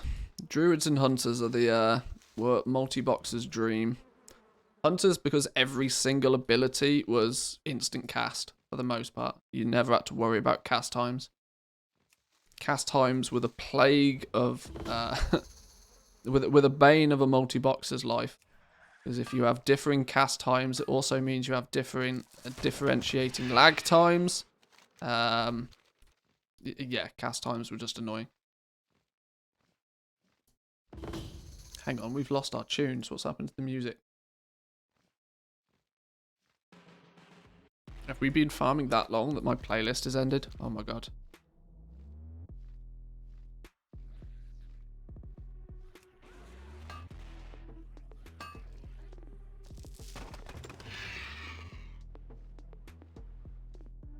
$108 for mining. We're getting there. Is it 150? I think it's 150, isn't it? Yeah. Getting there. Literally though, less than an hour. Like people forget that your actual expenses for most characters are almost none. Like I've spent. Oh god damn! I should never have picked that up. Even max flying skill now is literally free in most people's eyes.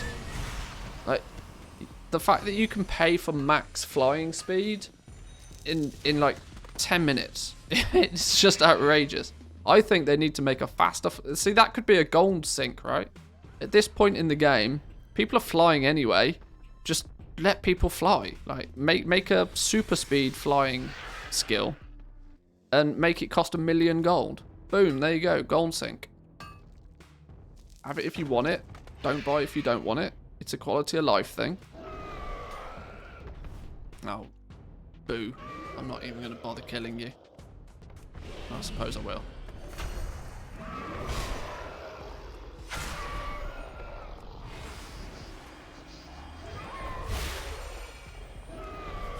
Just give us like super speed flight or something.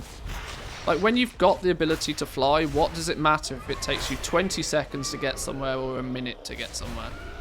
You know, at that point, it's just you're either if you can fly, you might as well fly really fast. I mean, I guess there's a problem from a material gathering perspective. Maybe it might need a bit of balancing somewhere. But if everybody's flying faster, there's just going to be less nodes for people to pick up. So it might balance, who knows. Wouldn't super speed be pay to win? Doesn't matter, the game's already pay to win. It's hard to make the game more pay to win than it already is. Just because there's a middleman between your credit card and you getting the thing you want doesn't prevent the game from being pay to win.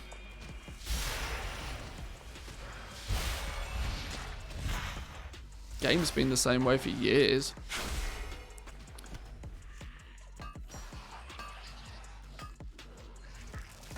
Although it's probably unlikely to happen, considering given the choice, Blizzard would just remove flying from the game completely. They've I mean it's been no secret that Blizzard have wanted flying to disappear for years at this point. They would quite happily just never add flying again.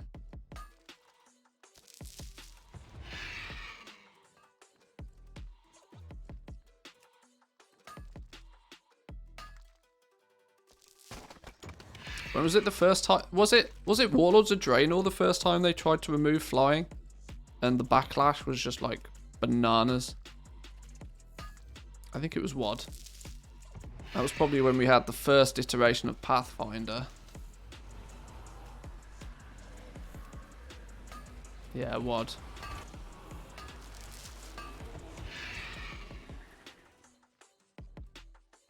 And Pathfinder was their, you know, was their compromise. It was like, right, well, if you want flying, you can have flying, but you know, in Blizzard's, you know, a typical Blizzard but, you can have the thing you want, but you have to do this first. And so Pathfinder was born, and it's now taken since Warlords of Draenor for, you know, the public backlash every single time they talk about Pathfinder. Just obviously got too much in an expansion where there was already way too many problems to begin with. So, you know, an easy win for them was to remove Pathfinder. You know, remove an obstacle that they put there in the first place again. You sense a pattern? Like, the player base tends not to kick back on anything too heavily unless it's something that they didn't want in the first place that was added to the game.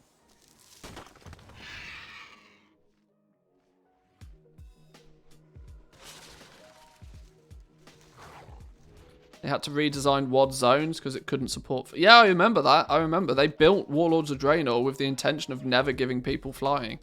Like, there was... like, there was hidden walls and stuff that they had to add into the game because otherwise people would just fly to areas where they weren't meant to get to. I wouldn't go as far as to say that they had to redesign it, but they definitely had to do a lot to implement flying because it wasn't, you know, it wasn't on their... you know, to-do list from the word go. It was an afterthought.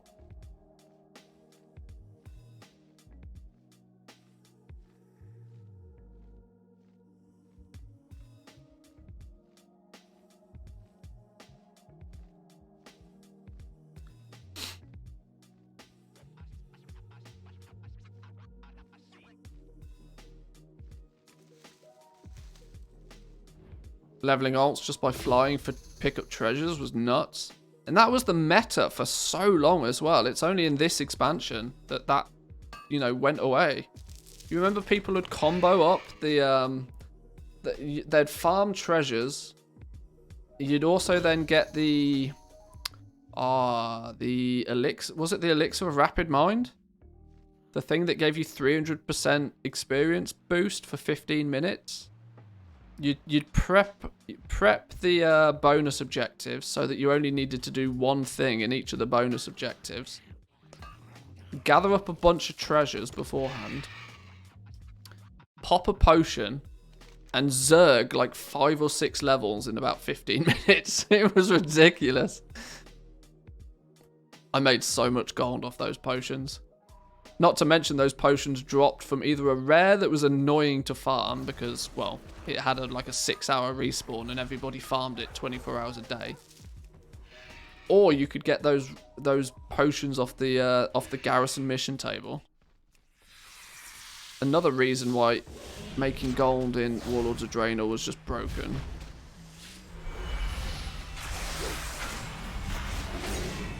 But it may never happen again now.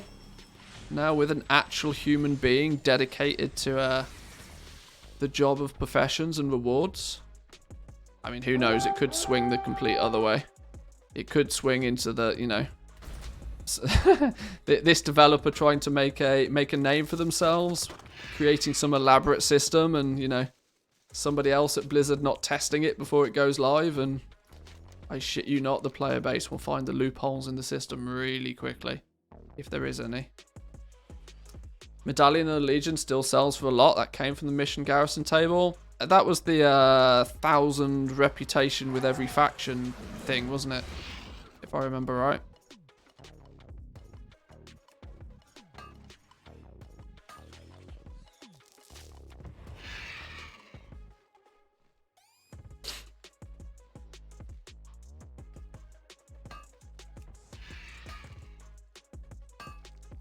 Also drops from the Tanan rares.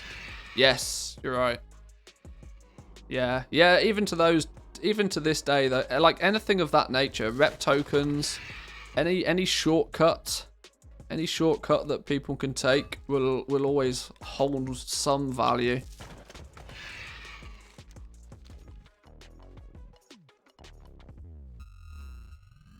I mean, I spent 800,000 gold upgrading heirlooms the other day. Why? Because they're a shortcut.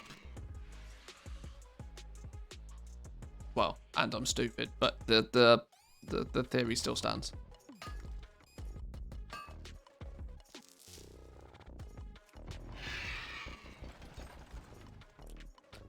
I would also like to point out at this moment the stark difference in professions.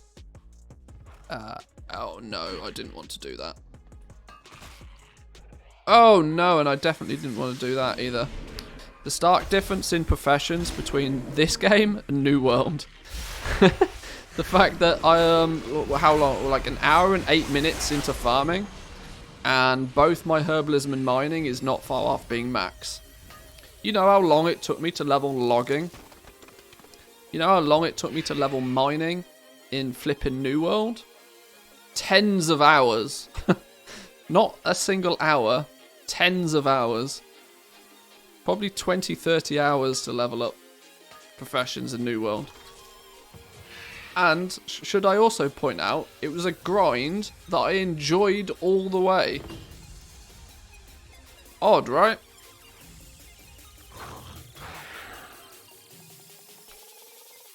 Let me pick up the Night Bloom, you stupid wolf. Ah, fuck it.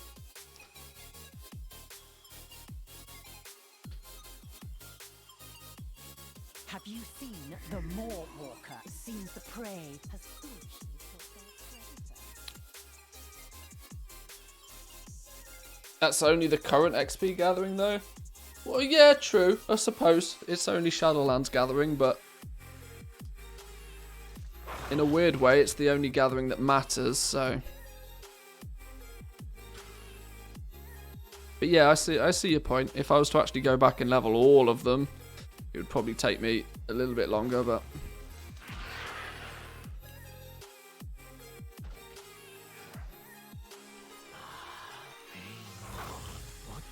I mean, the fact that there were people out there that had, like, pretty much every profession maxed within a day of the expansion coming out. If Blizzard, it's weird, right? Now, I'm going to be careful with how I phrase this, but considering Blizzard love themselves some time gating, that so much of the game is heavily time gated because they want good reason for people to play the game for more hours. It blows my mind that they haven't utilized the professions to achieve that. Like, it's the one area of the game where there's basically no time gating. Like, they've got rid of bind on pickup crafts, so you're not incentivized to have any one profession over another. There's no gross bind on pickup materials from dungeons or anything. They've literally removed all of the time gating and all of the barriers to entry to professions and added them all in to the rest of the game in spades. It's really weird.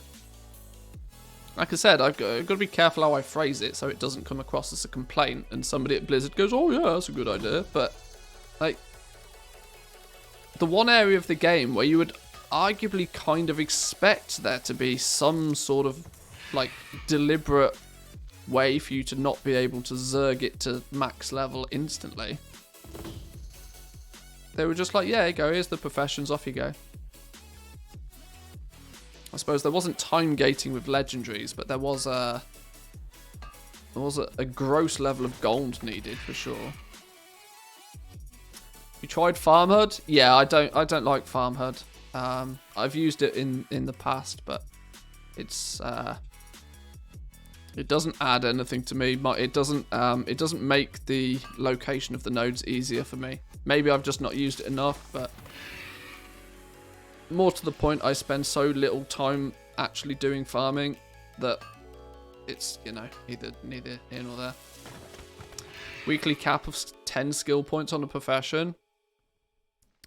Yeah, I mean, they don't need to go that far, but they need to make, you know, make the leveling up of the professions take more than 5 minutes. Like, like, you can go to, if you, now, I mean, you go to wow-professions.com, you search how many materials you need for any given profession, you go and buy those materials, and then you go to a trainer and your max skill. How is that considered skill? What have you done that's skillful? Like, by the true definition of skill, what have you achieved in that time over what you had at the beginning? Like, nothing.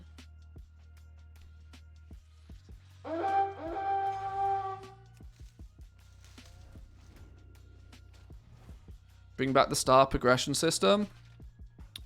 I wouldn't object to that as long as they gave different ways for you to achieve the higher ranks. If, like, the only way to get rank 3 on a pattern is to wait for a flipping world quest to randomly appear, not happy about that. But sure, if one way to get it is from a world quest, fine. But give me another way to get it. You know? I've made this point quite a lot recently. That they can use the things that people object to about these systems in the past was not the system itself. It was the fact that there was only ever one way to get something, which meant that if something was locked behind a world quest that randomly might turn up and might not turn up, that's no fun. Where's the fun in that? Have it so that it's, you know, maybe there's a rep grind for something, maybe you can buy something off a vendor, maybe it also turns up on a world quest. Well, for those that want to progress their profession in any given day, if the world quest happens to be up, great. If the world quest doesn't happen to be up, give players an ability to get that recipe and that pattern still, but just make it slower. Make it, you know, more annoying to get. Annoying's the wrong word. Please don't paraphrase that. But I'm a big advocate. Blizzard loves their, you know, meaningful choice. I would forget the meaningfulness. You can't be so devoted to meaningful choice until there's choice in the first place. Add the choice and then make it meaningful. To use Blizzard's words.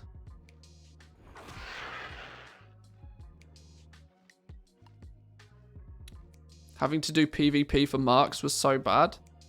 See, it was annoying. I kind of agree that it was annoying, but it did kind of make sense because what you were making was arguably PvP gear. So, in a way, it makes sense. But it was annoying the fact that I loop it back round to the fact that the main reason it was annoying was the fact it was the only way to do it. That to level your professions, you had to do PvP. And there was no other choice. Why do you have to be super good at PvP to know how to make a PvP item? Sure, having the marks drop from PvP makes sense, but it shouldn't have been the only way.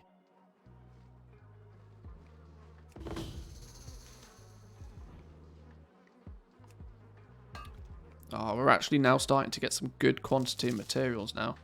6 Sinvir ore, 3 Alethrium ore. That was a juicy one.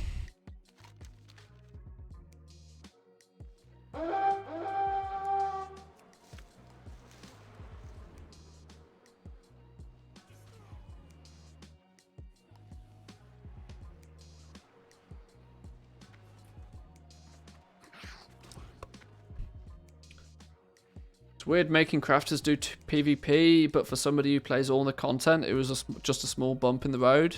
Yeah, see, that's the thing. It was a huge annoyance for those that didn't do PvP and didn't care to do PvP. But for everybody else, they didn't even realize it was, you know, much of a thing.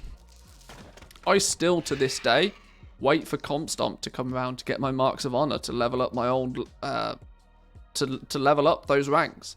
Not because I need them, but just from a completionist point of view. Still, to this day, I'll do Comp Stomp specifically for that reason. And I choose to wait for Comp Stomp to come around because it's the closest thing to not PvP. It's weird. We can have meaningful choice once we have choice to begin with.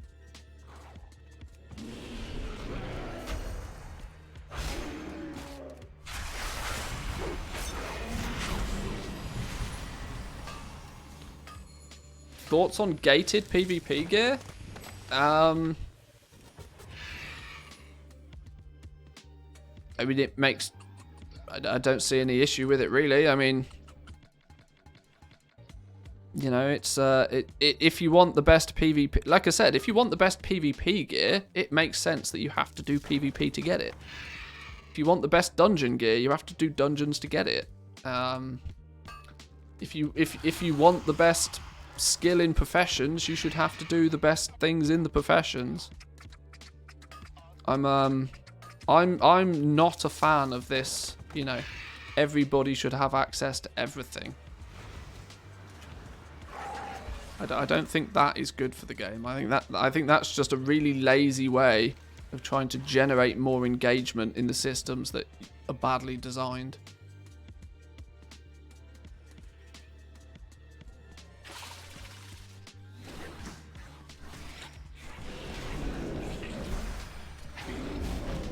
If like we were saying earlier, if you follow the money, right? Blizzard probably determine the success rate of a system they implement based on how many people engage with it.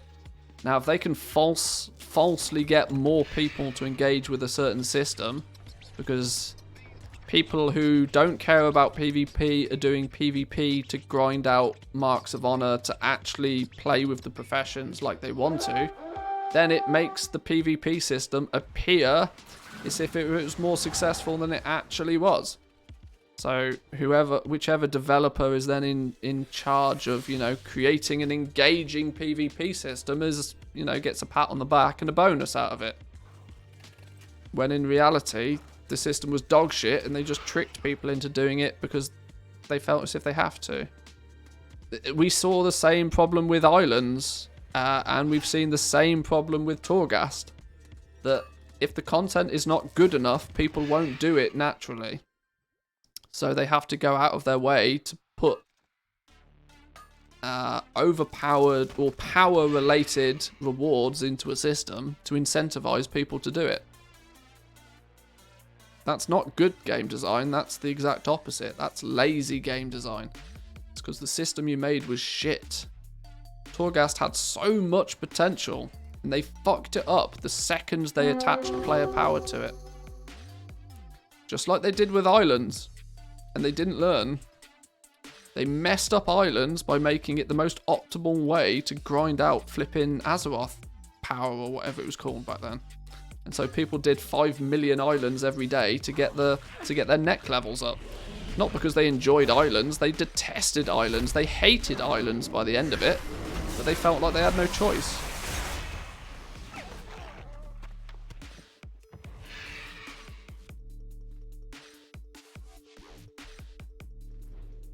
By the way, somebody's using islands for leveling in 915. I think actually islands are probably pretty competitive for leveling now. I only did a small amount of testing on the PTR before it went live, but island expedition leveling was pretty impressive. Have you seen the Moor? I would obviously only recommend it to you if you can get something else out of it. If you still need some pets, or if you still need the mounts, or you're specifically after some of the transmog from there, it's a good option for you. It's got one bonus that, you know, it's probably as competitive as dungeons are, but with the added advantage of that you don't have to be a tank or a healer.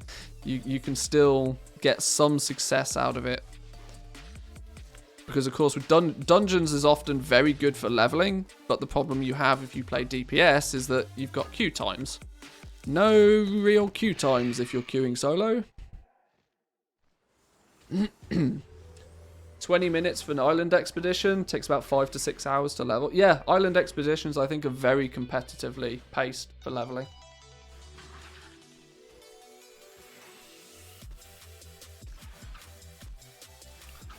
Don't forget there's the doubloon vendor, though. So if you're hunting down the pets and the mounts, you save up your doubloons and just buy the loot boxes. That's a obviously not completely targetable way to get the pet or mount that you want, but you buy the box where you know that pet or mount can drop from.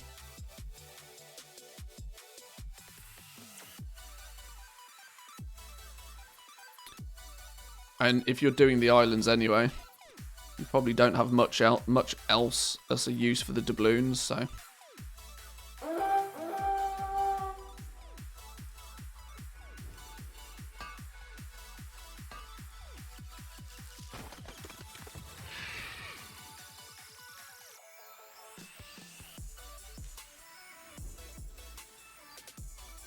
Tried all of last month's of the BFA. I think I've got a few of the mounts from there. I definitely don't think I've got all of them, but I'm quite sure I've got at least a handful of them.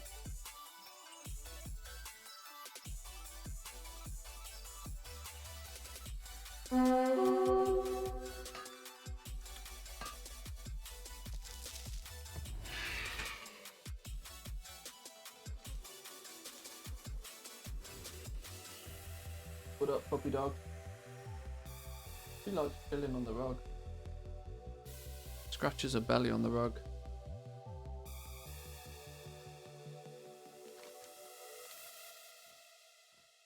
Yeah. What time have we got to go play a game?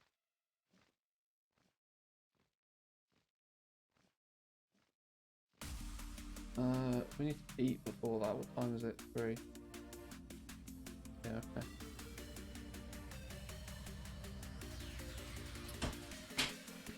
Yeah, a month until Mage Tower. I hate to be cynical about it, but it seemed very Oh, but I've also just realised the Final Fantasy's been delayed, hasn't it? Much to the dismay of its developers. But yeah, Final Fantasy expansion being delayed until the exact same week Mage Tower comes out. Oh dear, I'm sorry, World of Warcraft.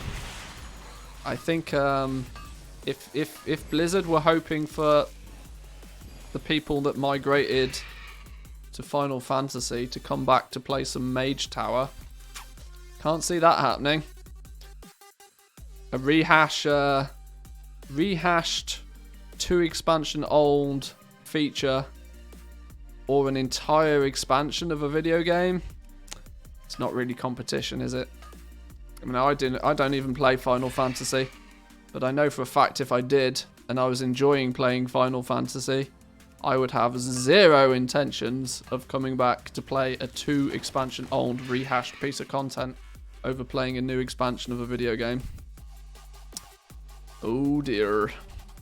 Final Fantasy. No, I don't. It's not the Japanese way. Yeah,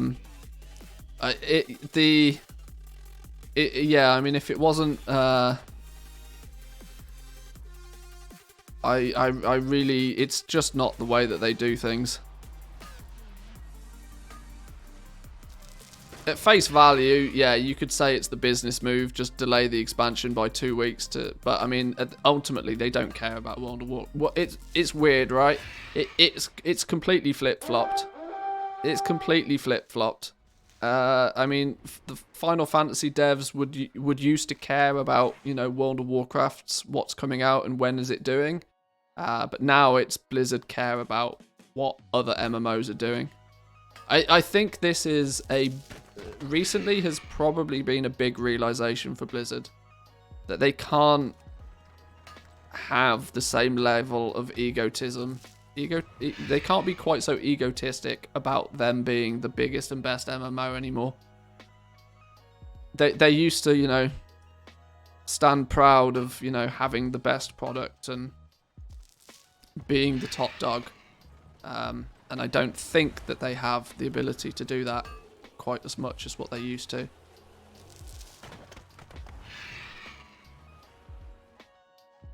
So, I mean, it's quite clearly going to be a massive knock for the success of Mage Tower and Legion Time Walking. The fact that the Final Fantasy expansion's launching at the same time.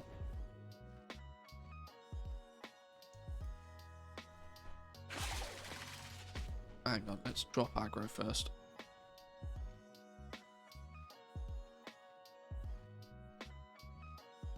I want that Sinvir orb, but piss off. Oh, I don't want it that bad.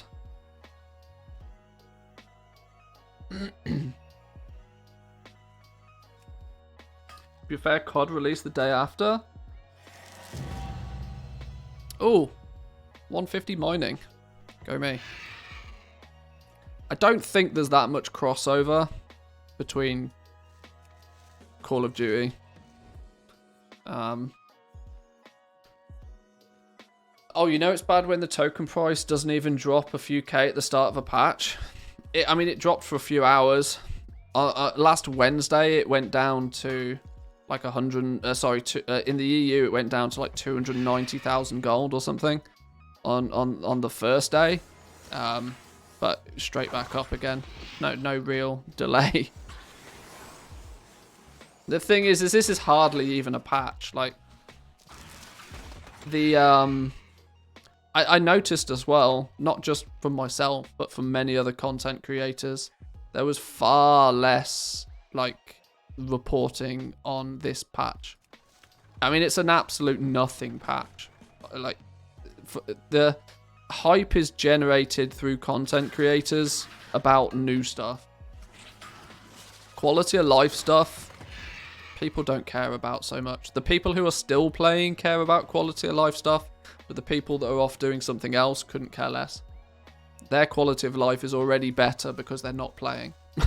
is the harsh reality. New content will bring players back. Quality of life changes, not a hope. Not a hope.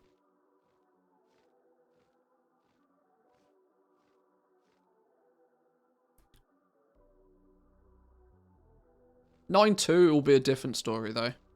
9.2 will be a different story. And it's also rumoured that we might get 9.2 PTR very quickly. And I hope that we do get a 9.2 PTR very quickly. Because I can't lie, my interest in this game is dwindling. I'm happy to make myself things to do for sure. But if we don't get some new content soon, I'm going to be finding myself more and more busy with other things. Where's the flipping herb? Or the node? It's here. PTR streams. I mean, if there's new stuff to explore, we'll be exploring it. It's some weirdly, some of my favourite times are exploring new stuff.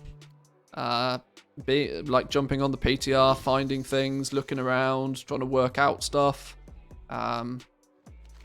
Because the more you know about what's to come, the easier it is to prepare for it. Patch is so boring. Got my first HD at uni this semester.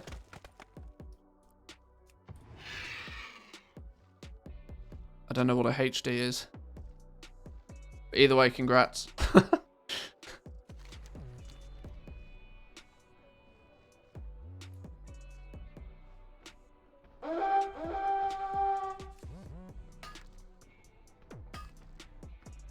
Are we too boomer to understand?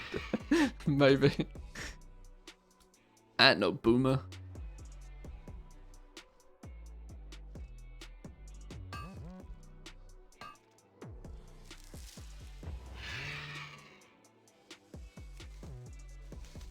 swear I've picked up more herbs. I'm only at skill 140. What's going on? Biggest disappointment with Korthia is not a secret, a city of secrets. It's more like a field of secrets. The I was of the opinion, right, that when we got Korthia on the PTR, it felt very much like it was going to be multi-layered. Kind of similar to... In similar style to how the... Where was it? The Isle of... Was it Isle of Thunder? I kind of expected it to be like that, to where there'd be a content unlock cycle for Korthia. We kind of knew that there was that second island, which was, for the first couple of weeks, you know, restricted. But I was expecting there to be an entire, you know, new shard for a new version of Korthia. And I was expecting to see a couple of those, right? You know, you'd unlock a certain few things, and it would, you know, it would phase change into a completely different zone again. That's kind of how Korthia looked to begin with, and I wonder if that was maybe their plans, because there's lots of things that seem to implement that, or indicate that, I should say. But it never really progressed. It feels like we only ever got to see the first layer of Korthia, and that there was maybe other layers that were in development, but, you know, for various reasons, probably didn't ever become a thing. That's how it always felt to me, that we on the PTR got the first layer to test it, to look at the zone, to see how it works. But I was always expecting, you know, a new PTR patch cycle to come around, and therefore to be able to play test the next layer of Korthia, the next phase of the City of Secrets. As you discover more about the City of Secrets, you unlock extra areas within the City of Secrets, you know.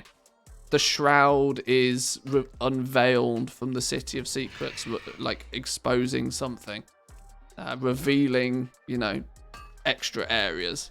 That's kind of how it felt, but it never happened.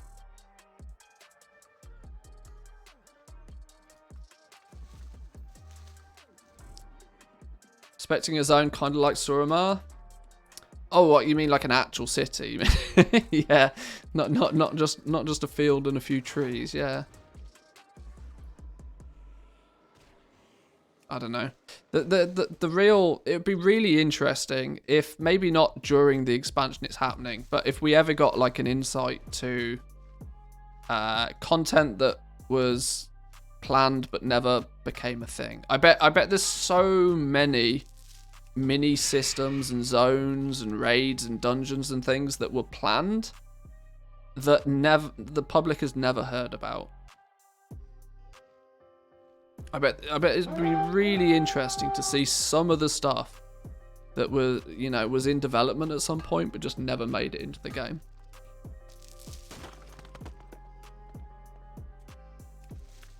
I would really like to see some of that at some point.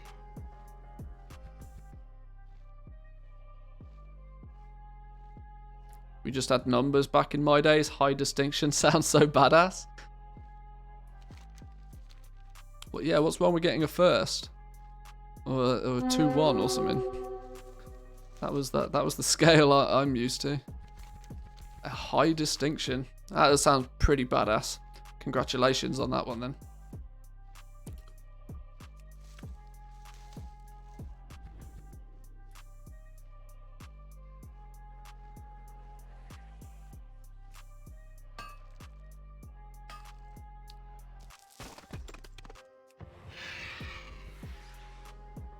Right, let's gather a few more herbs. We're a few away from max level herbalism. We've gathered ourselves near enough 20,000 gold worth of stuff, of which we should have nearly no problem selling it, because prices are a little bit loopy at the moment. Not a huge amount, but considering we started with basically nothing, it's not bad at all in my books. I'll take it. I've also just realised that this route, this worth it route, is not a flying optimised route, is it? I've just realised this route is very heavily based on you being on foot.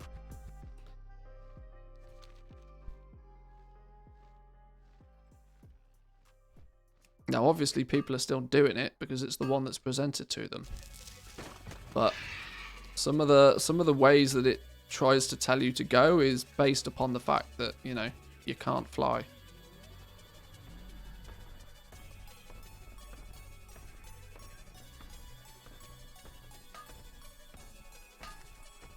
What's the equivalent of an F now? I don't know.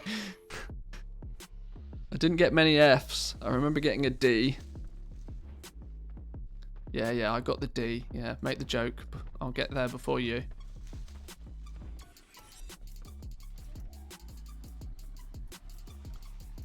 Academically, I was quite smart. I just got really bored of school.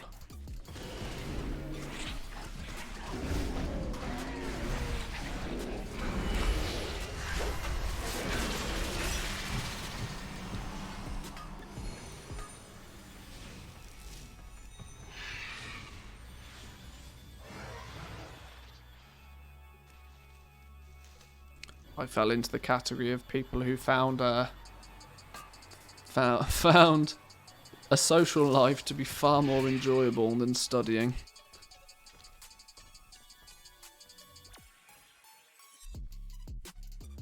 So please don't use me as a good example on that. Okay, I need 2 more herbs. Hang on. What's going on here? Oh, I was getting all excited that I was about to get 150 in Shadowlands Herbalism.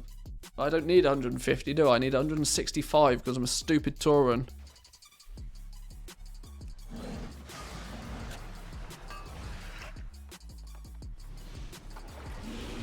Oh.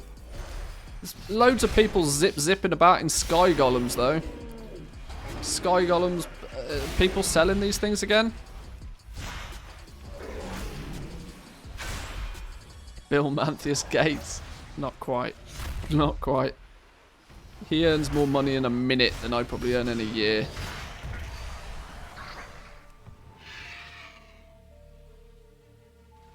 I guess that's what happens when you own Microsoft, though.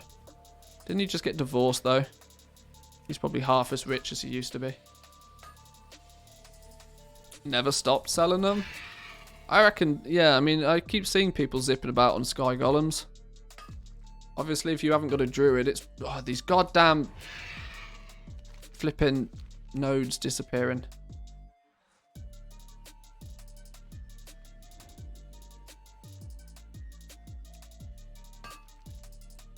In a minute, probably in a second. Yeah, it's sad because it's true.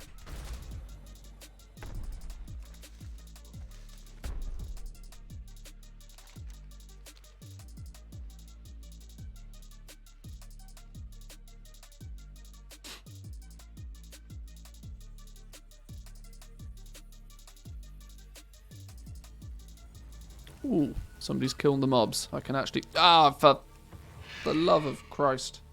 Sure. We're nearly dinged again. We're almost 52. It's less than an hour a level currently doing this little route. And that's without any rested experience. So with rested experience, this would be broken fast. Broken fast a word? It is now. Have you seen the Moor Walker? Speak now or I bleed you dry. Speak now or I bleed you dry. That's delightful, isn't it?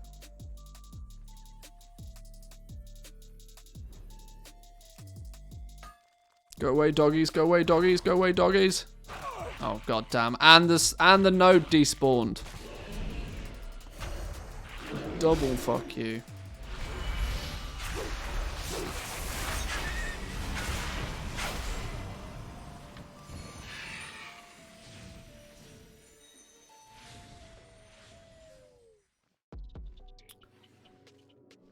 Imagine if you're arrested and wearing all the heirlooms you bought the other day. I have got the heirlooms on.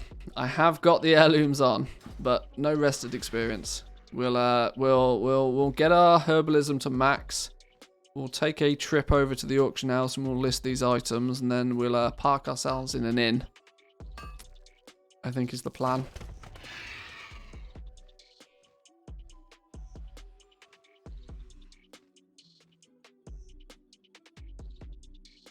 By the way, you cancel scanning? Nah.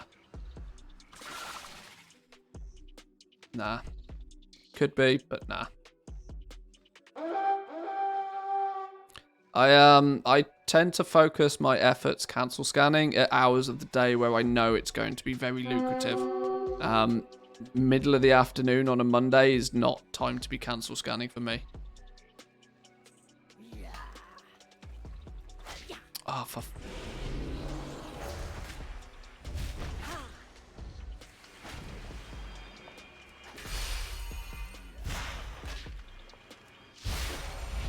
As much as I spend a lot of time cancel scanning, I don't actively enjoy doing it.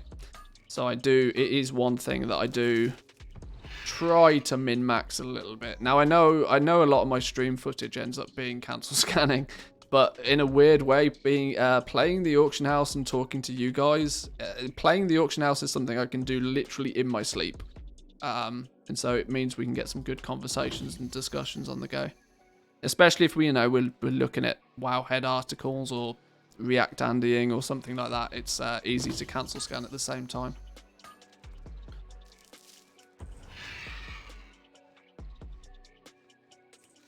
Just asking because you have multiple accounts. Was wondering what they're doing. They're doing absolutely nothing right now. Absolutely nothing. I mean, if I didn't make so much gold, my other accounts would not be anywhere near as useful. Only the fact that I've got that I sell legendaries is the only reason why I keep so many accounts active. If I wasn't making, because when I do spend an hour cancel scanning, I'll make 800,000 gold, which pays for the entire month just for an hour's worth of cancel scanning. So the actual cost of the accounts is like it doesn't matter. It like genuinely just doesn't matter.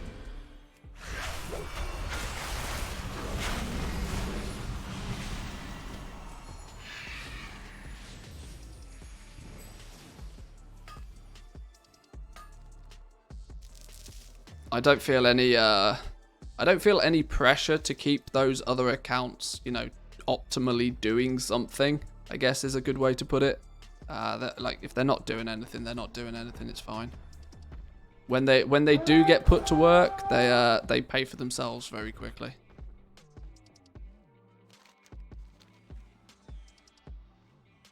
I mean, on one of my realms, there's no Korthite crystals, so like, it doesn't really matter all that much if I am selling things, because I can't restock things, so it's a weird situation where even if I'm not first in the queue to sell something, being second or third in the queue still means I'll probably sell my stuff. So I don't mind quite so much.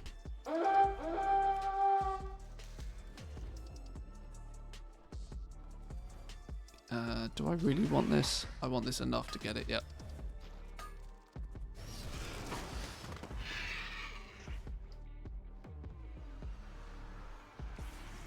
Put it this way, as long as you can make at least 300,000 gold more than you would normally do by having a second account, it pays for itself.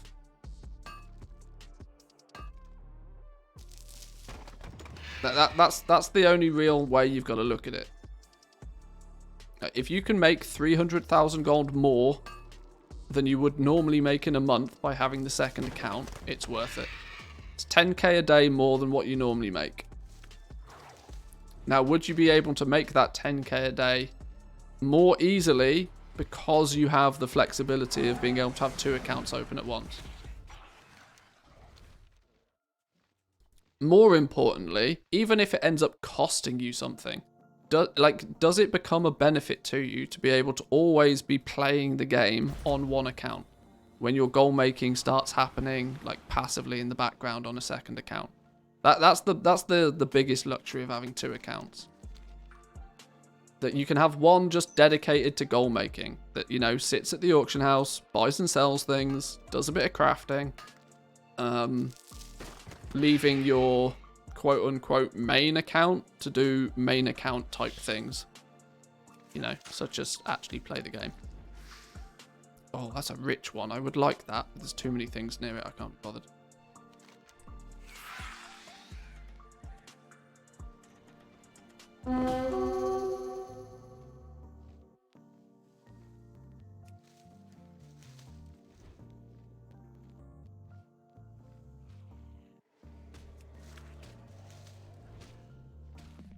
think we need like a few more herbs. We're 160 now on the herbs.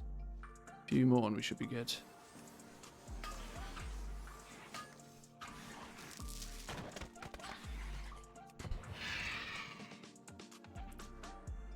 That's the big things of me. I can play and cancel scan using 2 accounts. See, I tend to find that when I'm streaming, I'm really bad at playing on multiple accounts. My multitasking ability is limited by playing on one account and, you know, trying to create an engaging stream. When I'm not streaming, I can play on 2 accounts quite easily. Simply because, you know, I have multiple monitors. I've got a 3-monitor setup, so I can quite easily see both of the accounts, and I can see what's going on both accounts, whilst maybe even watching a live stream or a YouTube video or Netflix or something on the 3rd one. So I can multitask much better when I'm not streaming. But when I'm streaming, yeah, I pretty much play one account almost solely. We might tab between different physical accounts, but it's not really multitasking in true form.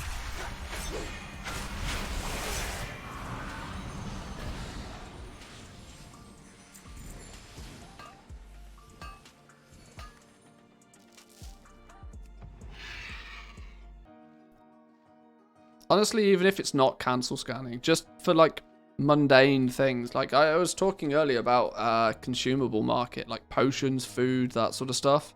The biggest problem with those markets is just how long you have to stand doing absolutely nothing, waiting for a bar to fill, because you're crafting potions or you're making food or something. All of that time is time where that account is not able to be doing anything else. Now, if that's the only account you have, you're basically sat there twiddling your thumbs waiting. That's not playing the game, that's not fun. You long term will not want to do that for very long. If you have 2 accounts though, you can have that account in the background crafting whilst you're doing something in the game that you actually enjoy doing. So like, for example, right now, I should in theory be making enchanted mats on one of my other accounts. If I was being optimal, I'd have both my bank accounts open and I'd have them both crafting, I don't know, enchanted Elysium bars or enchanted lightless silk or something. That would be an optimal use of their time right now. The fact that I'm not is just because I'm lazy. And it's because I don't feel the need to keep those accounts, you know, super busy, because they more than pay for themselves anyway. Because of what they sell. Multiple accounts also helps with farming. Farming mounts. Yeah, I mean, you can take all of your characters to one farming spot for one mount. Wait for that rare to spawn. Kill it on 2 or 3 accounts in one go. Triple your chances at getting rares. That was one of the big advantages of multi-boxing for a long time, you know. The fact that I could take 8, 16 characters to a rare spawn and very quickly get multiple kills. Like, just quite literally multiplying my chance of getting that either that rare mount or the pet or the toy or whatever. Obviously, with the annoyance added to multi-boxing nowadays, I don't do it, but...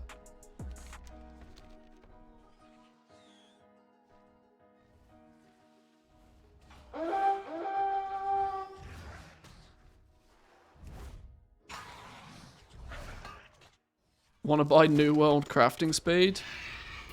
No, I want to buy New World refining speed. I don't want New World crafting speed. New World crafting speed is just as slow as, if not slower than World of Warcraft's. New World refining speed, on the other hand, yeah, I'd take that every day. Ow, phooey.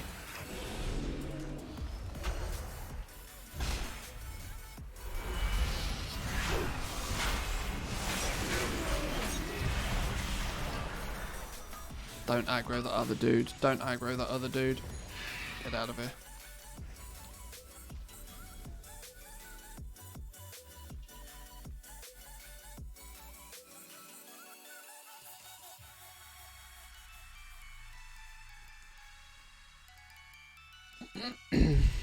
Multiple accounts solves 2 issues, crafting bars and loading screens. Yeah, I hate looking at loading screens.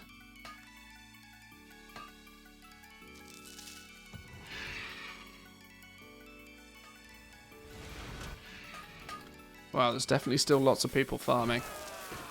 Oh, we got Elithium off 2 nodes in a row. 4 Elithium off 2 nodes in a row. We're rich.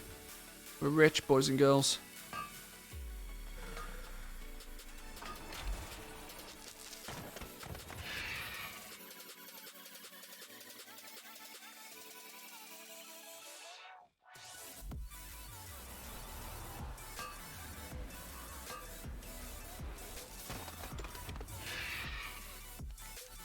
Right, we are nearly done, I think. I think we are nearly done. This is going to despawn, isn't it? Oh no, we struck lucky.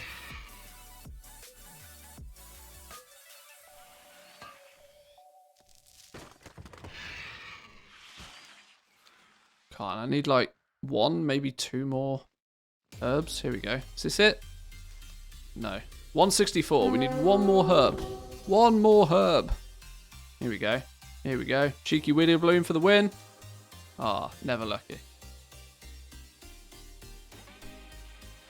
All hype for nothing. Oh, god damn. I even tested to see if it would aggro.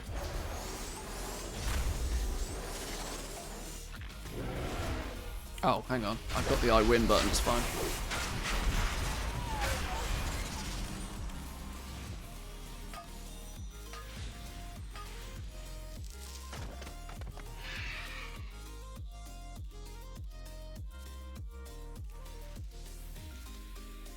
Oh, goddamn, never lucky.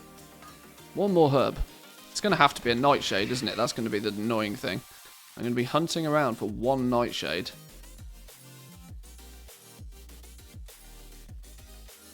Well, if I come across lots of Sinvit ore trying to find it, it'll be alright. Aha, more Elithium ore. I'll take it. At the moment, I use streams just to talk shit during long crafting sessions. Yeah, maybe second account is the right move for me. If you're spending any more than a few hours a week actively trying to make gold, then a second account will pay for itself. I can nearly guarantee you. I've never come across somebody that has made the leap to getting a second account that then ends up regretting it. Let me put it that way. Everybody that gets the second account usually turns around and goes, oh my god, why did I wait so long to get this second account? Simply that, even like I said, for one of many reasons. Either A, it gives you the opportunity to do something whilst you actually go out and play the game that you want to play on the other account, or B, it gives you so much more flexibility at the auction house that you end up making twice as much gold because of it. Win-win. People are going to hate losing the I win button for Druids next expand. Yeah. If they take Convoke off me, I think I will delete Druids.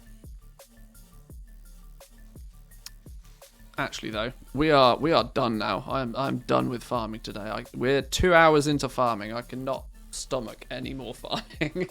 I literally cannot stand any more farming for today. Let's move ourselves back up. Not to Daz. Oh no, I didn't set my flipping Hearthstone at somewhere sensible.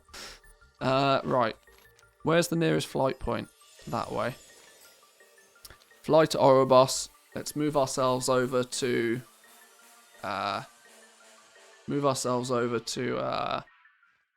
Orgrimmar. Sell our stuff.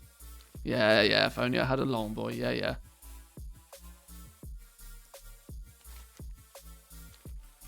Dreamwalk, teleport to Dalaran, teleport to Stormwind. That sounds very technical. I want to set my Hearthstone to Orobos while I'm at it, so it's fine. My master did say to serve everyone. Can you check what's in the black market auction house today? Not on this character, because you got to be 60.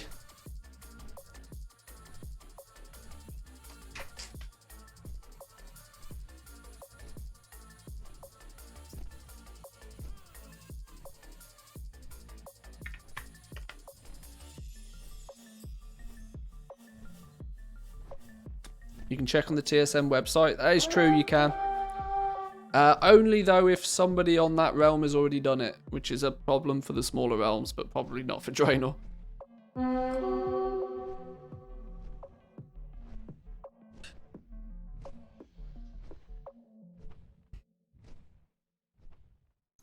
I'll probably have to start thinking soon about whether we make a dedicated bank character for Draenor. We'll see how much time I dedicate to Draenor first, actually, because you know I'm a bit, you know, I bounce around projects a little bit. But if we continue our well, considering I've just bought a boost for this realm, then that's a big incentive for me to at least recuperate the cost of buying the boost. We've got 3 characters over here now. One that's, you know, here. 2 level 60s already. We should be able to attack Draenor pretty heavily and make some good gold from the beginning. What's the best Legos to start with first? Well, I can tell you what the most in demand Legos are. I can't necessarily tell you that they're going to make you the most gold, but I mean, Grimveiled Capes, Shadowgast Ring, Shadowgast Greaves, Shadowgast Waistguard. I'm trying to think. Both, I can't think specifically of what the go-to Umberhide or Bone Shatter pieces are, but there's a few for you to work with there. Start with a bank character, boost it, Shadowlands it, and do Arden World quests on it to get enchanting and alchemy tackled. That's a relatively sensible start, yeah. Yeah, I tend to try and keep, if I'm going to go the route of having a dedicated auction house character, I like to do it on its own account, which means I'd need to boost a character on another account to get that in place. But we'll see. I don't know how heavy I want to go with Draenor just yet, especially since I know for a fact that it's going to take it's going to take time to, you know, get the ball rolling, because I'm not transferring gold over to this realm, so I need everything I do on this realm to pay for itself.